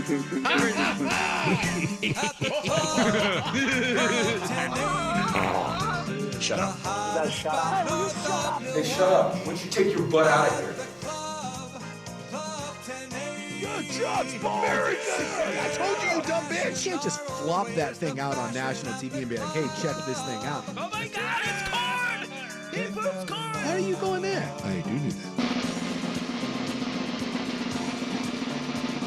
Hey, I had a new wiener the other day, and it was delightful. Taylor Swift, nice to have you along. Hooray! What are you guys doing? It's the club hour. It is. It's time to party. This is where we goof off. As opposed to the I almost said a bad word there. As opposed to the rest of the show? No? No, we were very sportsy today. Very on topic sports. Titillating sports topics. And it wasn't even titillating Tuesday. No.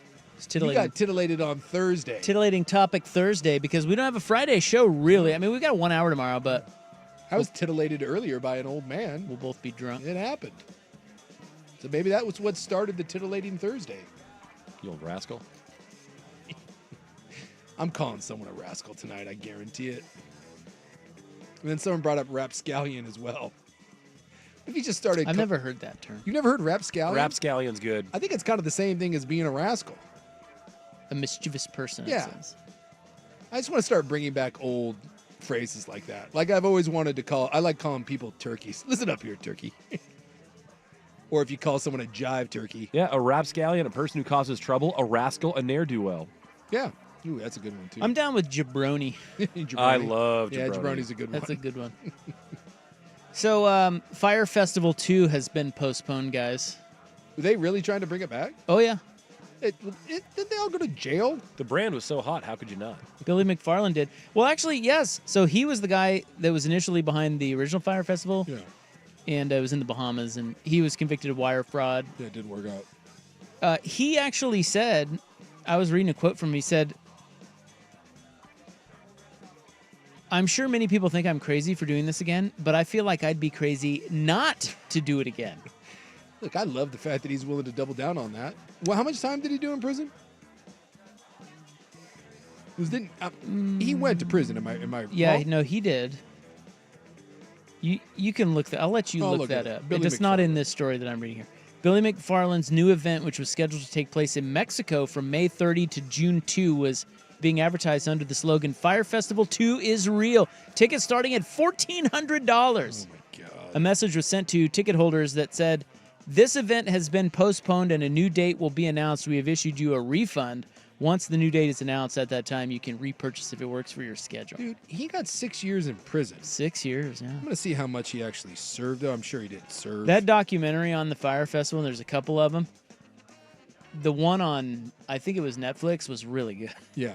It's unbelievable. My man was sentenced to 6 years in prison. He did 4 and then got released to a halfway house. I'm sorry, but if anyone buys a ticket to a fire festival that this dip-ass is putting on, you deserve to have your money stolen. You really do. Like, how dumb can you be? Although, don't answer that question because I'm guessing the Fire 2 festival would probably make a lot of money. Well, it's off, jeez. We hardly knew ye. Hardly knew ye. I can't say that I knew that it was Haley Joel Osment. Did you know that? I thought it was Osmond. That's what I thought. No, it's not like Donnie and Marie. It's Osment. It's Osment. Osment? And I only just now figured this out. I'll tell you right now. Oh, yeah. Haley Joel Osment. A T at the end. My mind blown. Not Osmond. I would have, again, tape measure sort of situation here. Well, you called Dwight James for many years. Many years. So it is not lost on me that you probably didn't know it was Osmond either. No. Osmond. See? Look, But normally. If I ever met him, I'd be like, are you sure it's not Osmond? It sounds better being Haley Joel Osment sounds Osment. better. Haley Joel Osment sounds better than Haley Joel Osment. Yeah, Osment is just harder to. I would also like to point out that I'm not certain that it's not Haley Joe Osment as opposed to Haley Joel Osment. He was arrested for public intoxication and possession of a controlled substance at a California ski resort earlier this month. He was at Mammoth. Oh. Now, he's only 37. He looks terrible. He looks fat. Yeah, well, he is. I mean, it's just, He is so bloated now. Well, it turns out being a child star is it's kind of rough on you. Cops arrived to find... Wasn't he cursing at someone? Okay, so this says he was taken into police custody April 8th after law enforcement received a call shortly before 2 p.m. to an allegedly intoxicated person at the resort. Cops arrived to find Osment with ski patrol from the resort. They booked him for public intoxication of a controlled substance. They could not identify the substance and sent it to a lab for testing. Oh, God. Oh, boy. That's not good. You never want to be on a drug that the cops are like, I don't even know what this is. Well, the story that I saw said he tried to board a ski lift with his helmet on backwards and no skis. Yeah, he had no skis or snowboard. It's illegal now to have a good time? What the hell? And he was trying to get on there, and his helmet was on wrong. He's all wasted. He's smiling ear to ear in his mugshot. Well, at that point, he that's was released. all you can do, right? Yeah, they released him right after he was arrested. I doubt he gets prosecuted, but oh yeah, that was. I saw it on TMZ. Yeah, he called the arresting officer. He said it was a Jewish slur, so I got a good idea of what that was. Ouch. Yeah. So, yeah, he was. He dropped some offensive labels, including a racial epithet on the cop who was arresting him at a ski resort, which is interesting because apparently he also called the arresting officer a Nazi. Hey, the Nazi power hour. Where do I find that? Yeah, he hurled the K word at him and then also called him a Nazi, which is, look, can we ask that your insults line up a little bit from a, Right. Keep it consistent. Yeah, keep it consistent. You Idiot. It's a little off color there. And in other Hollywood news. There's video of it. Oh, you see video of him? Yeah, there's body cam. I shouldn't laugh at this because my man's obviously in some trouble, but... Or he's having the time of his life. But there is body cam footage of it, and indeed the helmet is on backwards. And he doesn't have skis. Look, if you're going to get arrested for public intoxication, go out strong, right? Like, you don't want to get, busted for, having, 6 or 7 beers. You're gonna go to the rim, go hard in the paint, right? Good for him. What is that? Is that the Dodgers? Yeah. Okay. So he's got a Dodgers World Series shirt on. Yeah. From last year, Dodgers Yankees. Yeah. And boy, he is fat. Well, I wouldn't even recognize him. No. I do it because I knew that he's had a rough go of it. Again, find me child stars that don't have. Well, he's been boozing for years. He overturned his car drunk 20 years ago. Yeah. So it's a cry for help, or he's just he's just having a little fun. Having a little fun. Having a little fun here. Does he have enough money where he doesn't have to worry about it, or is he gonna go broke too? I don't know, man. I don't know, because his big thing was The Sixth Sense, but he was an unknown child actor. He probably doesn't have a lot of dough, right? Celebrity net worth says $6 million. Yeah, he's fine. Yeah, is he? It's not. I mean, if he has it's not terrible. Yeah, he might. How old is he? I'm seeing $4 million. See, it keeps going down. I'm guessing that he's eventually gonna be doing an OnlyFans here pretty soon. Who's subscribing to that on OnlyFans? Not me. Well, I'll bet you for a curiosity standpoint alone. Wait, Screech tried that. That didn't work out either. From I See Dead People to I See Washed up child. See, if he cleans himself up, don't you think he gets some more? Like he could probably piece together some income over the next 10 years or so. I don't know, man. You know? He's worked as an actor as an adult, like doing bit parts in different Yeah. shows. I think he was maybe in like Silicon Valley at one point or something. I think like that. once you get labeled as that, it's it's hard to come back. And let's be honest, like Robert Downey Jr. could come back because he was thought of as a great actor. He's just known as the little kid from The Sixth Sense. I don't think his acting chops are quite on par. I feel bad for him. He didn't ask to be that. His parents threw him to the wolves. And in final Hollywood news here, there is a new film entitled Day Drinker, starring Johnny Depp. Again, that seems very appropriate.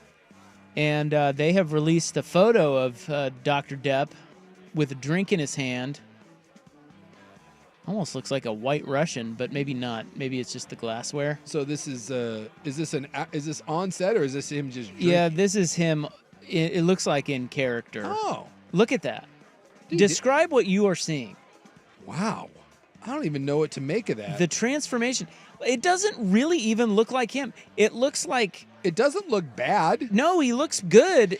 They've turned him into a silver fox. It kind of looks like, remember when Don Nelson went away and then came back all long-haired? Like a Miami drug dealer or something. Yeah, there you go. Depp looks like he looks like a Miami drug dealer. He does look like, because they've got him in a suit. Yeah, he looks great.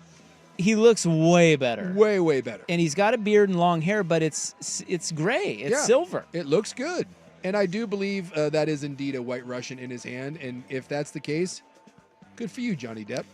He just looks so different. Yeah, but he looks way better. Yeah, it's if they cleaned him up and made him hot again. Yeah, because he was doing the bad dye job and he had the weird facial hair going. It wasn't working. And hopefully he's learned that you don't need 72 scarves and a fedora to look like this. Someone should have an intervention with Johnny Depp and be like, just dress like this and look like this for the remainder of your days, and you're going to look way more put together. Because he was going down a weird Mickey Rourke thing for a while. Without the plastic surgery, he plays a mysterious guest on board a private yacht who forms an unlikely bond with a grieving bartender. The two soon find themselves entangled with a criminal figure. Interesting. Yeah. But I'm telling you, and by the way, that criminal figure is played by his longtime collaborator, Penelope Cruz. Delightful. But if you look at Depp, like I'm telling you, he's had some work. Tell me that isn't early Mickey Rourke. Oh yeah, that one you've got there for sure. Yeah, he's in dangerous ground. Because he's not going middle-aged lesbian, which most actors turn into. He's going the Mickey Rourke route, and that's dangerous territory. Well, if you Google Johnny Depp Day Drinker, Google image that. That's a great photo. That is a great photo. He looks very debonair. That is the best he's looked in 25 years. No question. It might be the best he's looked ever because he plays a pirate. Yeah. Well, I mean, when has he looked his best? Honestly. It's been a while. When, has he ever been... Yeah, when he was young, like he was a handsome devil. Well, I know he's handsome, but give me a scenario where was it like The Outsiders or that type of thing? Was he in The Outsiders? He wasn't. No, was he was not in The Outsiders. I mean, because Edward Scissorhands, it wasn't that. No, it wasn't Pirates of the Caribbean. Like, where did he look the best? Is it possible that the best he ever looked Chocolat was indeed Pirates of the Caribbean? Look up Chocolat. He was really. Oh yeah, that's it. Is it really? Yeah. Peak Depp. Yeah, because that's when he was at his. That was a romantic lead. How do you spell that? It's just like chocolate without the E. But you say chocolat. My mom loved that movie. Yeah. Donnie Brasco was one where he had a Donnie Brasco. He had a rugged masculinity. Okay, but he still looks like a hippie in Chocolat. And I don't mean to be disparaging. I just mean he was good looking in Blow. He's got there you go. Blow. Yeah. He's got long hair and my favorite Johnny Depp movie is probably where he looked the worst, and that was Fear and Loathing in Las Vegas. Oh yeah. He played Hunter S. Thompson. That's not he's been through a lot of weird things because he played the Alice in Wonderland. He was in Fear and Loathing. He played Black Mass, right? He played who's the Whitey Bulger. He looked terrible. Sleepy Hollow, like he's done an Edward Scissorhands. He hasn't really handsomed himself up. Yeah, he doesn't do like the George Clooney parts. No.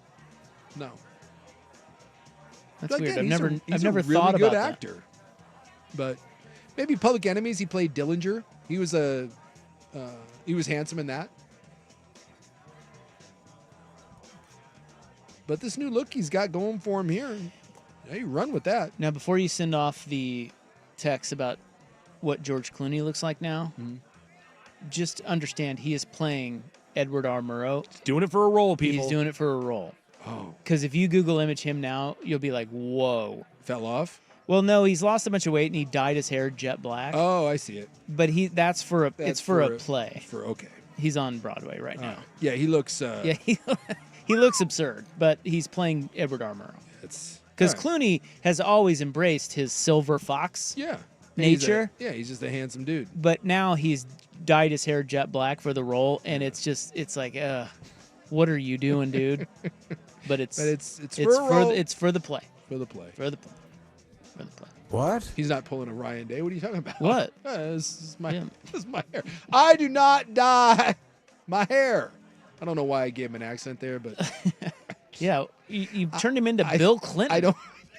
Maybe that's what I was thinking. I did not have sexual relations with that woman. Well, he's a big Democrat guy. He could hanging out with Bill Clinton. For some reason, George Clooney was picking who he thought, like they were interviewing him on MSN or something about who he thought should be the next Democratic leader. Oh, no. Apparently, George Clooney is like in charge of the Democratic Party. Who does he want? I don't even remember. Oh, I thought you were going to tell us. I'd have to look Who's it up. the new? You know who Nate Silver picked? Nate Silver. Yeah, he's like 5. He's the analytics guy. Yeah, the numbers dude or whatever. I don't know. He picked. He says it's going to be AOC. Oh, that's gonna go great. That's what he said. Oh my god! But of course, he's always wrong. So. Yeah. Clooney said we have really good governors. Quick primary: Andy Beshear, the governor of his home state of Kentucky, and the Michigan governor that was going to get kidnapped, Gretchen Whitmer. I think those are the two that he threw out. So well, he said they're proper leaders. We didn't learn anything there. It's Haley Joel Osment. Boy, I'll tell you what. I'm still mind blown. I'm still trying to process what that was. Life in another solar system? The best proof yet. Next on The Fan. The home of dirt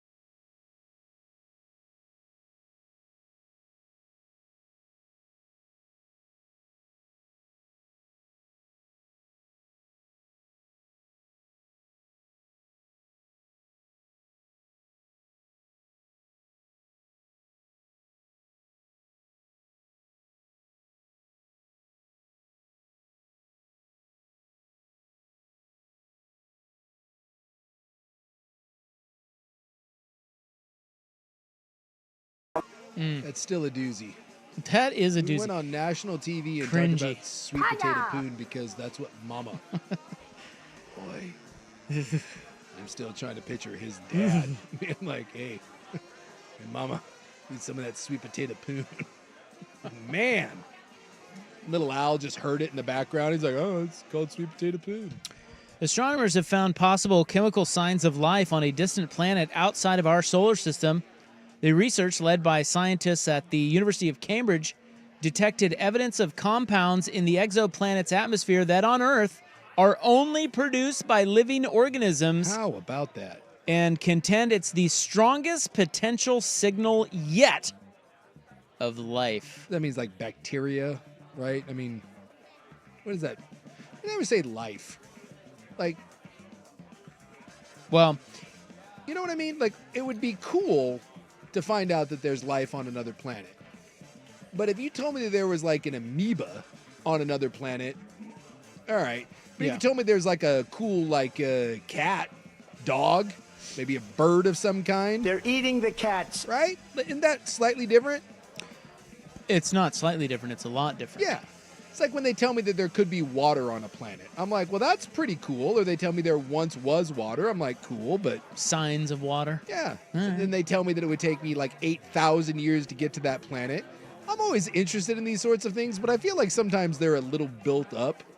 And then they always end up... It's like when you watch the Bigfoot show. Guess what? You're not finding Bigfoot. And on this, call me when the hovering craft comes down with the blue light, and that I can be like, hey, what's up, man?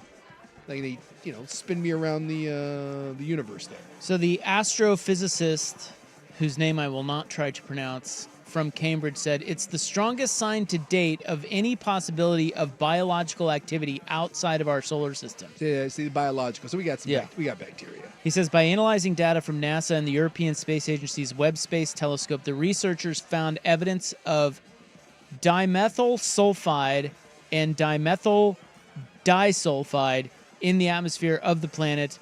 It is 124 light years away. 1 light year is equivalent to nearly 6 trillion miles. My God. Run that by me again. So 124 light years, and 1 light year is 6 trillion miles. So it's over 600.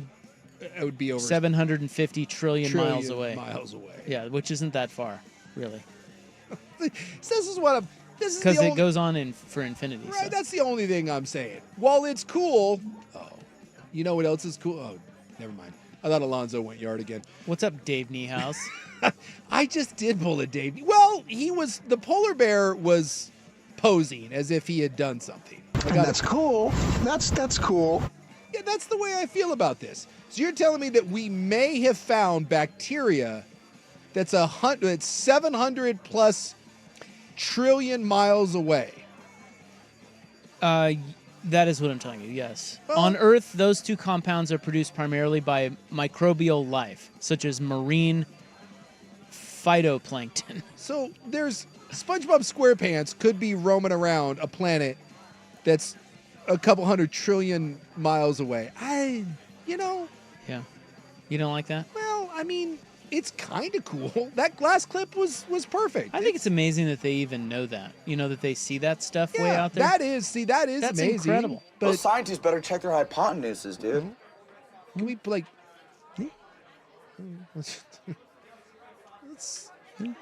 I need more. Like I need some other. I don't have more. I need some other form of life. I need something with feet, maybe a finger, if you will, something. You can't give me bacteria. The only thing better than mauling a small dog is getting fingered while you do it. God. Well, I ask you this too. Like, if we found out, because we can get to Mars, right? It's the closest thing we can. Hell yeah. Hell yeah, that's good Mars.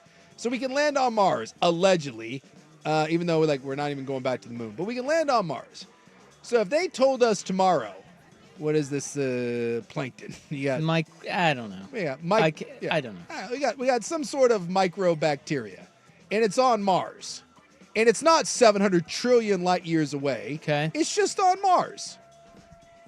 Do we care? Is that what you're saying? Well, I know it would be a big deal. We're like, oh my God, but then when you got down to it, it would be like, all right, there's bacteria.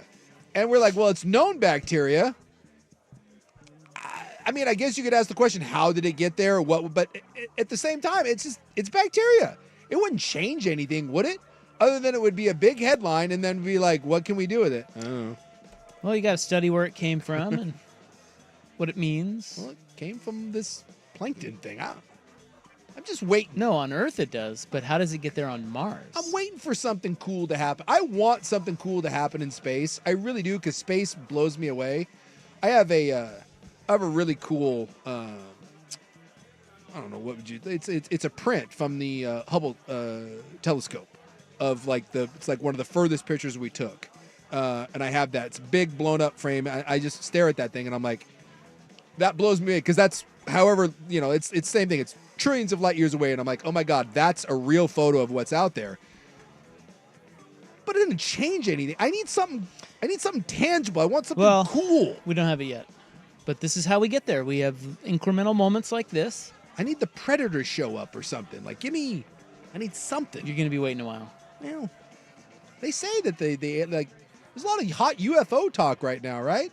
There is. But I don't see anything. It's like Bigfoot. I don't see anything. It's true. A lot of talk right now.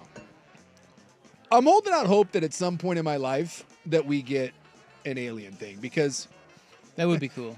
Well, one, it'd be fascinating and it opens a whole new world. But you know what I'm most looking forward to? And this is, probably going to make me sound like a real horse's ass, but I think you would appreciate it. There's nothing I love more than when we have to change narratives because we believe something and we refuse to give up that what we've been told is wrong, so we just have to flip everything. Right. I want nothing more than religion, and I mean all religions. Not picking on anyone.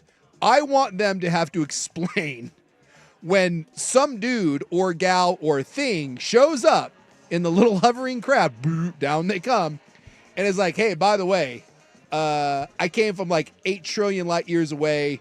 We're way more advanced than you. Oh, yeah, we're cruising around. I'm not even like super advanced. I'm just like one of my bros out there on my planet.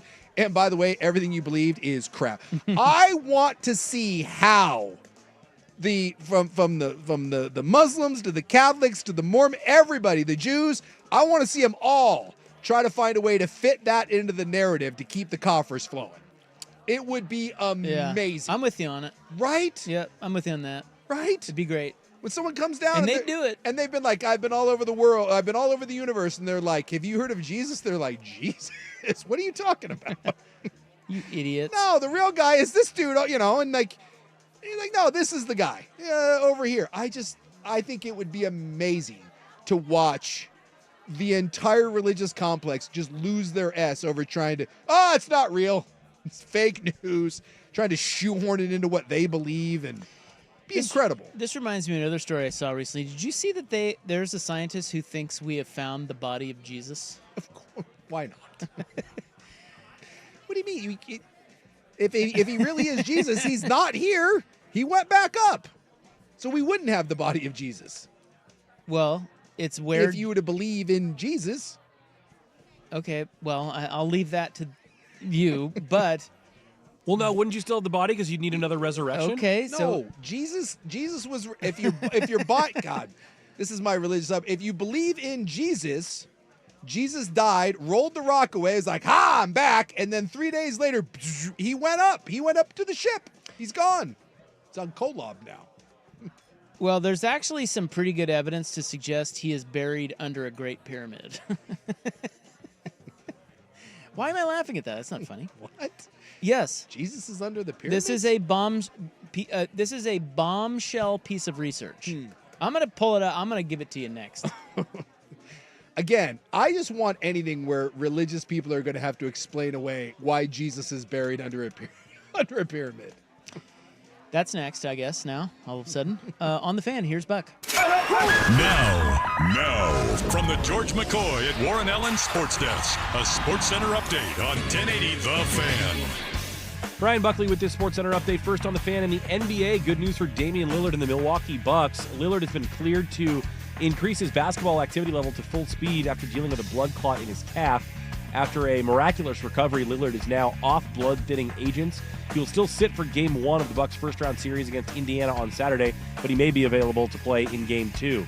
On the diamond, the Mariners win a wild one in their rubber game against the Reds today. Cal Raleigh and Randy Arozarena tie it up with back-to-back home runs in the 9th before the M's add on 4 more runs in the 10th. They win 11-7 on getaway day. And round 1 of the RBC Heritage out in South Carolina is in the books. Justin Thomas, your leader after tying the course record with a 10 under 61. He has a 3-shot lead on Scotty Scheffler and Russell Henley, who are tied for second at 7 under. More sports scores and stories in 30 minutes. I'm Ryan Buckley at the George McCoy at Warren Allen Sports Desk. Hurt and missing work, insurance companies acting like jerks? Don't call your mom. Call George McCoy at warrenallen.com. The Hot Corner, now in its new time. Tuesdays at 7 after Isaac and Sue on Portland's sports leader, 1080 The Fan. So, what are you reading? I'm checking out the ratings on the new TVs, and it looks like Samsung, LG, and Sony got the best scores. Just like last year. What about those new high dynamic range TVs? They got the highest scores of all, but their prices are really high. Did you check online? Yeah, their prices were about the same. Well, there's one place where we can get a hot deal on those top-rated models. Where? At Video Only. Check out the ratings on TV stores. I see. Video Only scored better than the others. So, if you want the best deal on the best TVs, then we should take our TV ratings and head over to top-rated Video Only. At Video Only, you won't find huge stores with refrigerators or microwaves, but you will find the best deals on top-rated TVs, soundbars, and monitors. Shop around. Just make sure you visit Video Only, because if you don't, you'll be sorry. In Jansen Beach, Clackamas, Beaverton, Salem, and Eugene. Video Only. We've already broken temperature records. Hey, it's Rob. Light at the end of the tunnel for us golfers. It's time to dust off those wrenches. Book your tee time now at Langdon Farms Golf Club. No better place in the Northwest for year-round golf. LangdonFarms.com. TEDx Portland Year 13 is coming to Keller Auditorium on Saturday, April 26th. This promises to be Portland's most inspirational, educational day of the year. Headliners include soccer legend Christine Sinclair, Ron Artis, and the Grant High School Choir, the Royal Blues, Ivan McClellan from 8 Second Rodeo, Mike Bennett, and many more. 10 inspirational talks, 1 interview, and 7 live performances. Tickets on sale now at TEDxPortland.com. Get 13% off with promo code Radio13. Don't miss TEDx Portland, April 26th. Oh, I can't sleep. What is it now? It's the company. It's chaos. What's chaos now?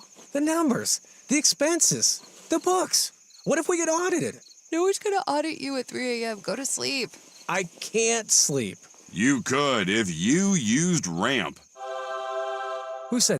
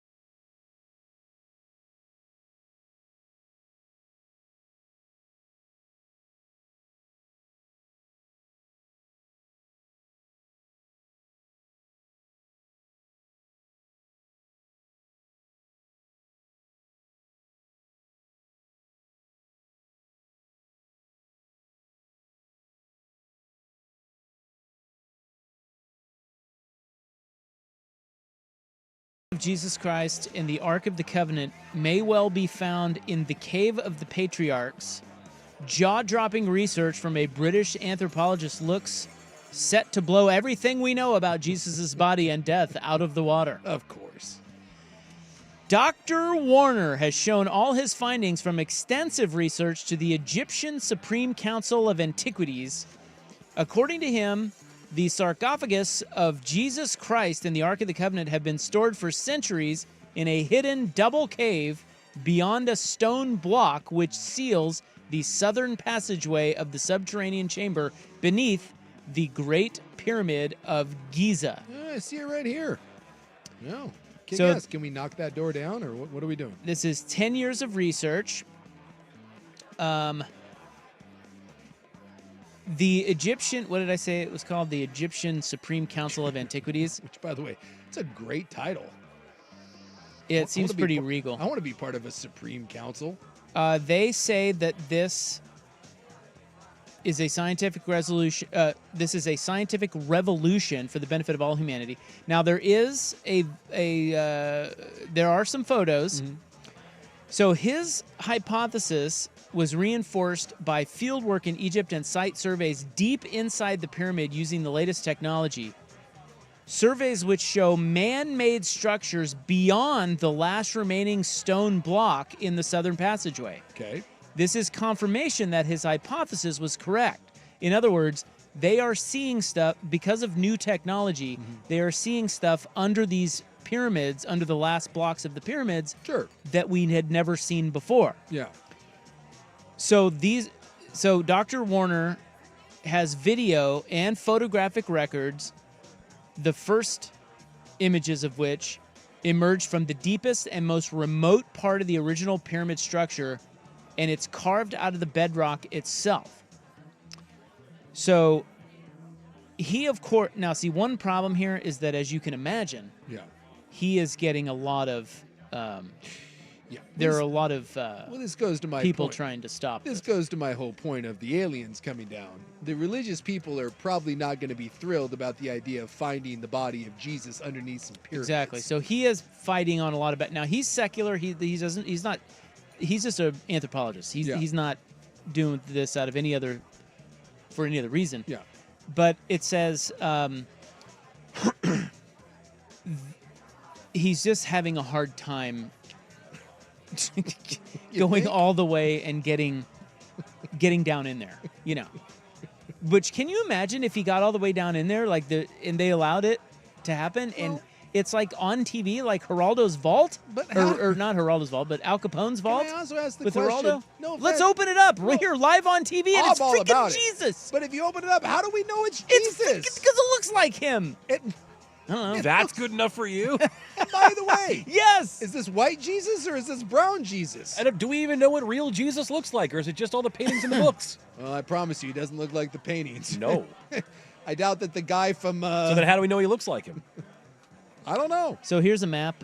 Have you seen the map that they drew? Yeah, I'm looking at it here. The graphic? Yeah. Of what he thinks. So way down in there also, isn't it is weird a single tomb. That the pyramids were built centuries before him? Why is he underneath the pyramid?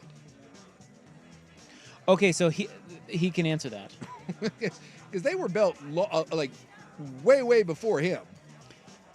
He is saying that, well, but that doesn't mean he couldn't be buried under it. No, but they just... So they took him and they were like, hey, there's this pyramid and now we're going to stick you underneath it? Well, he says that, I'm trying to find the passage because I've already read this once. Yeah, okay, so he said, by augmenting this data and written records from the ancient cuneiform clay tablets of Mesopotamia, which I love reading those. I was thinking don't know the about same you. thing. Aren't those great?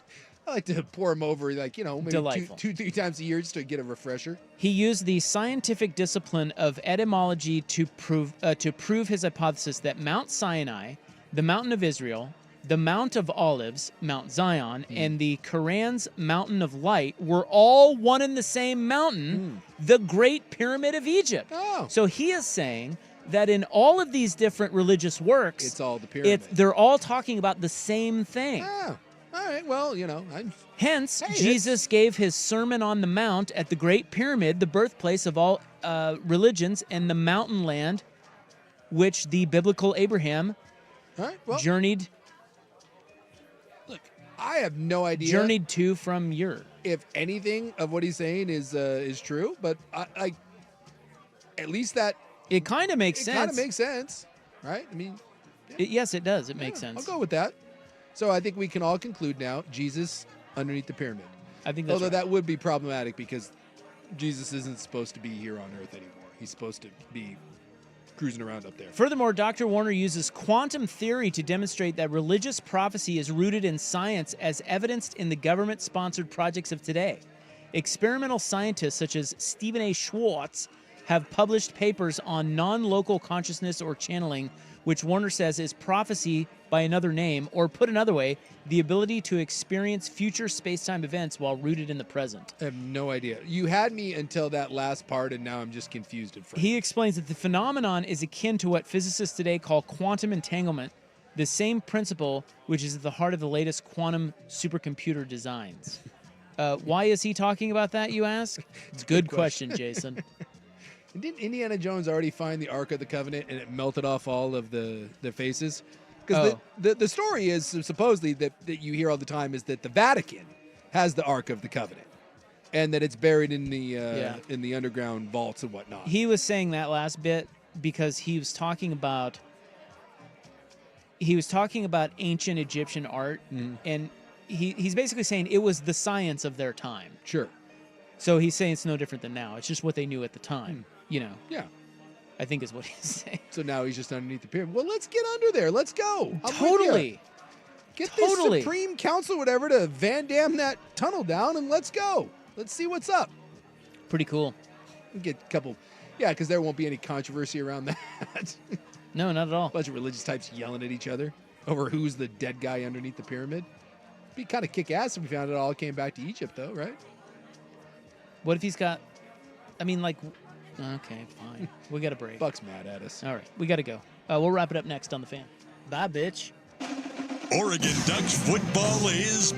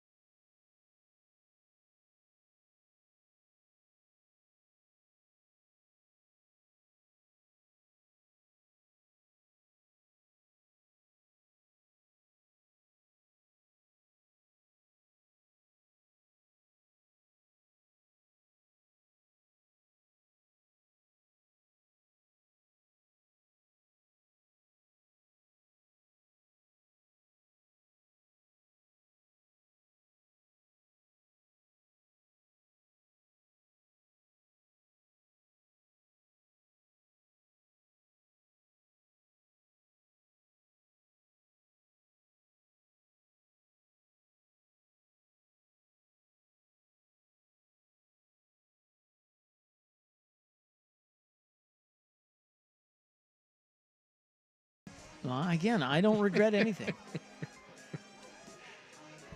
I was watching the Mets and Cardinals game, and they went to the game's over, so they went to it's on the Cardinals broadcast, and they showed this one of their like studio hosts. And who was that guy? Who did you say? What was his name?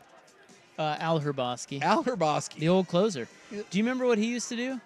I think he was the one that would they called him the Mad Hungarian or something. Is he the guy that would like pound the mitt? Yeah, that's that guy. I think it's the same guy. He looks like he's like 65. He's got this long, awesome white hair and a big Fu Manchu, and they've got him sitting there with like the hot 20-year-old like studio analyst. That was Al Herbosky. That's the Mad Hungarian? Yeah, he's on their broadcast. Every time I see that, and I just, and this is probably totally unfair, I just think to myself, how uncomfortable does the old ex-player make the hot studio host? How uncomfortable do they make them on a daily basis?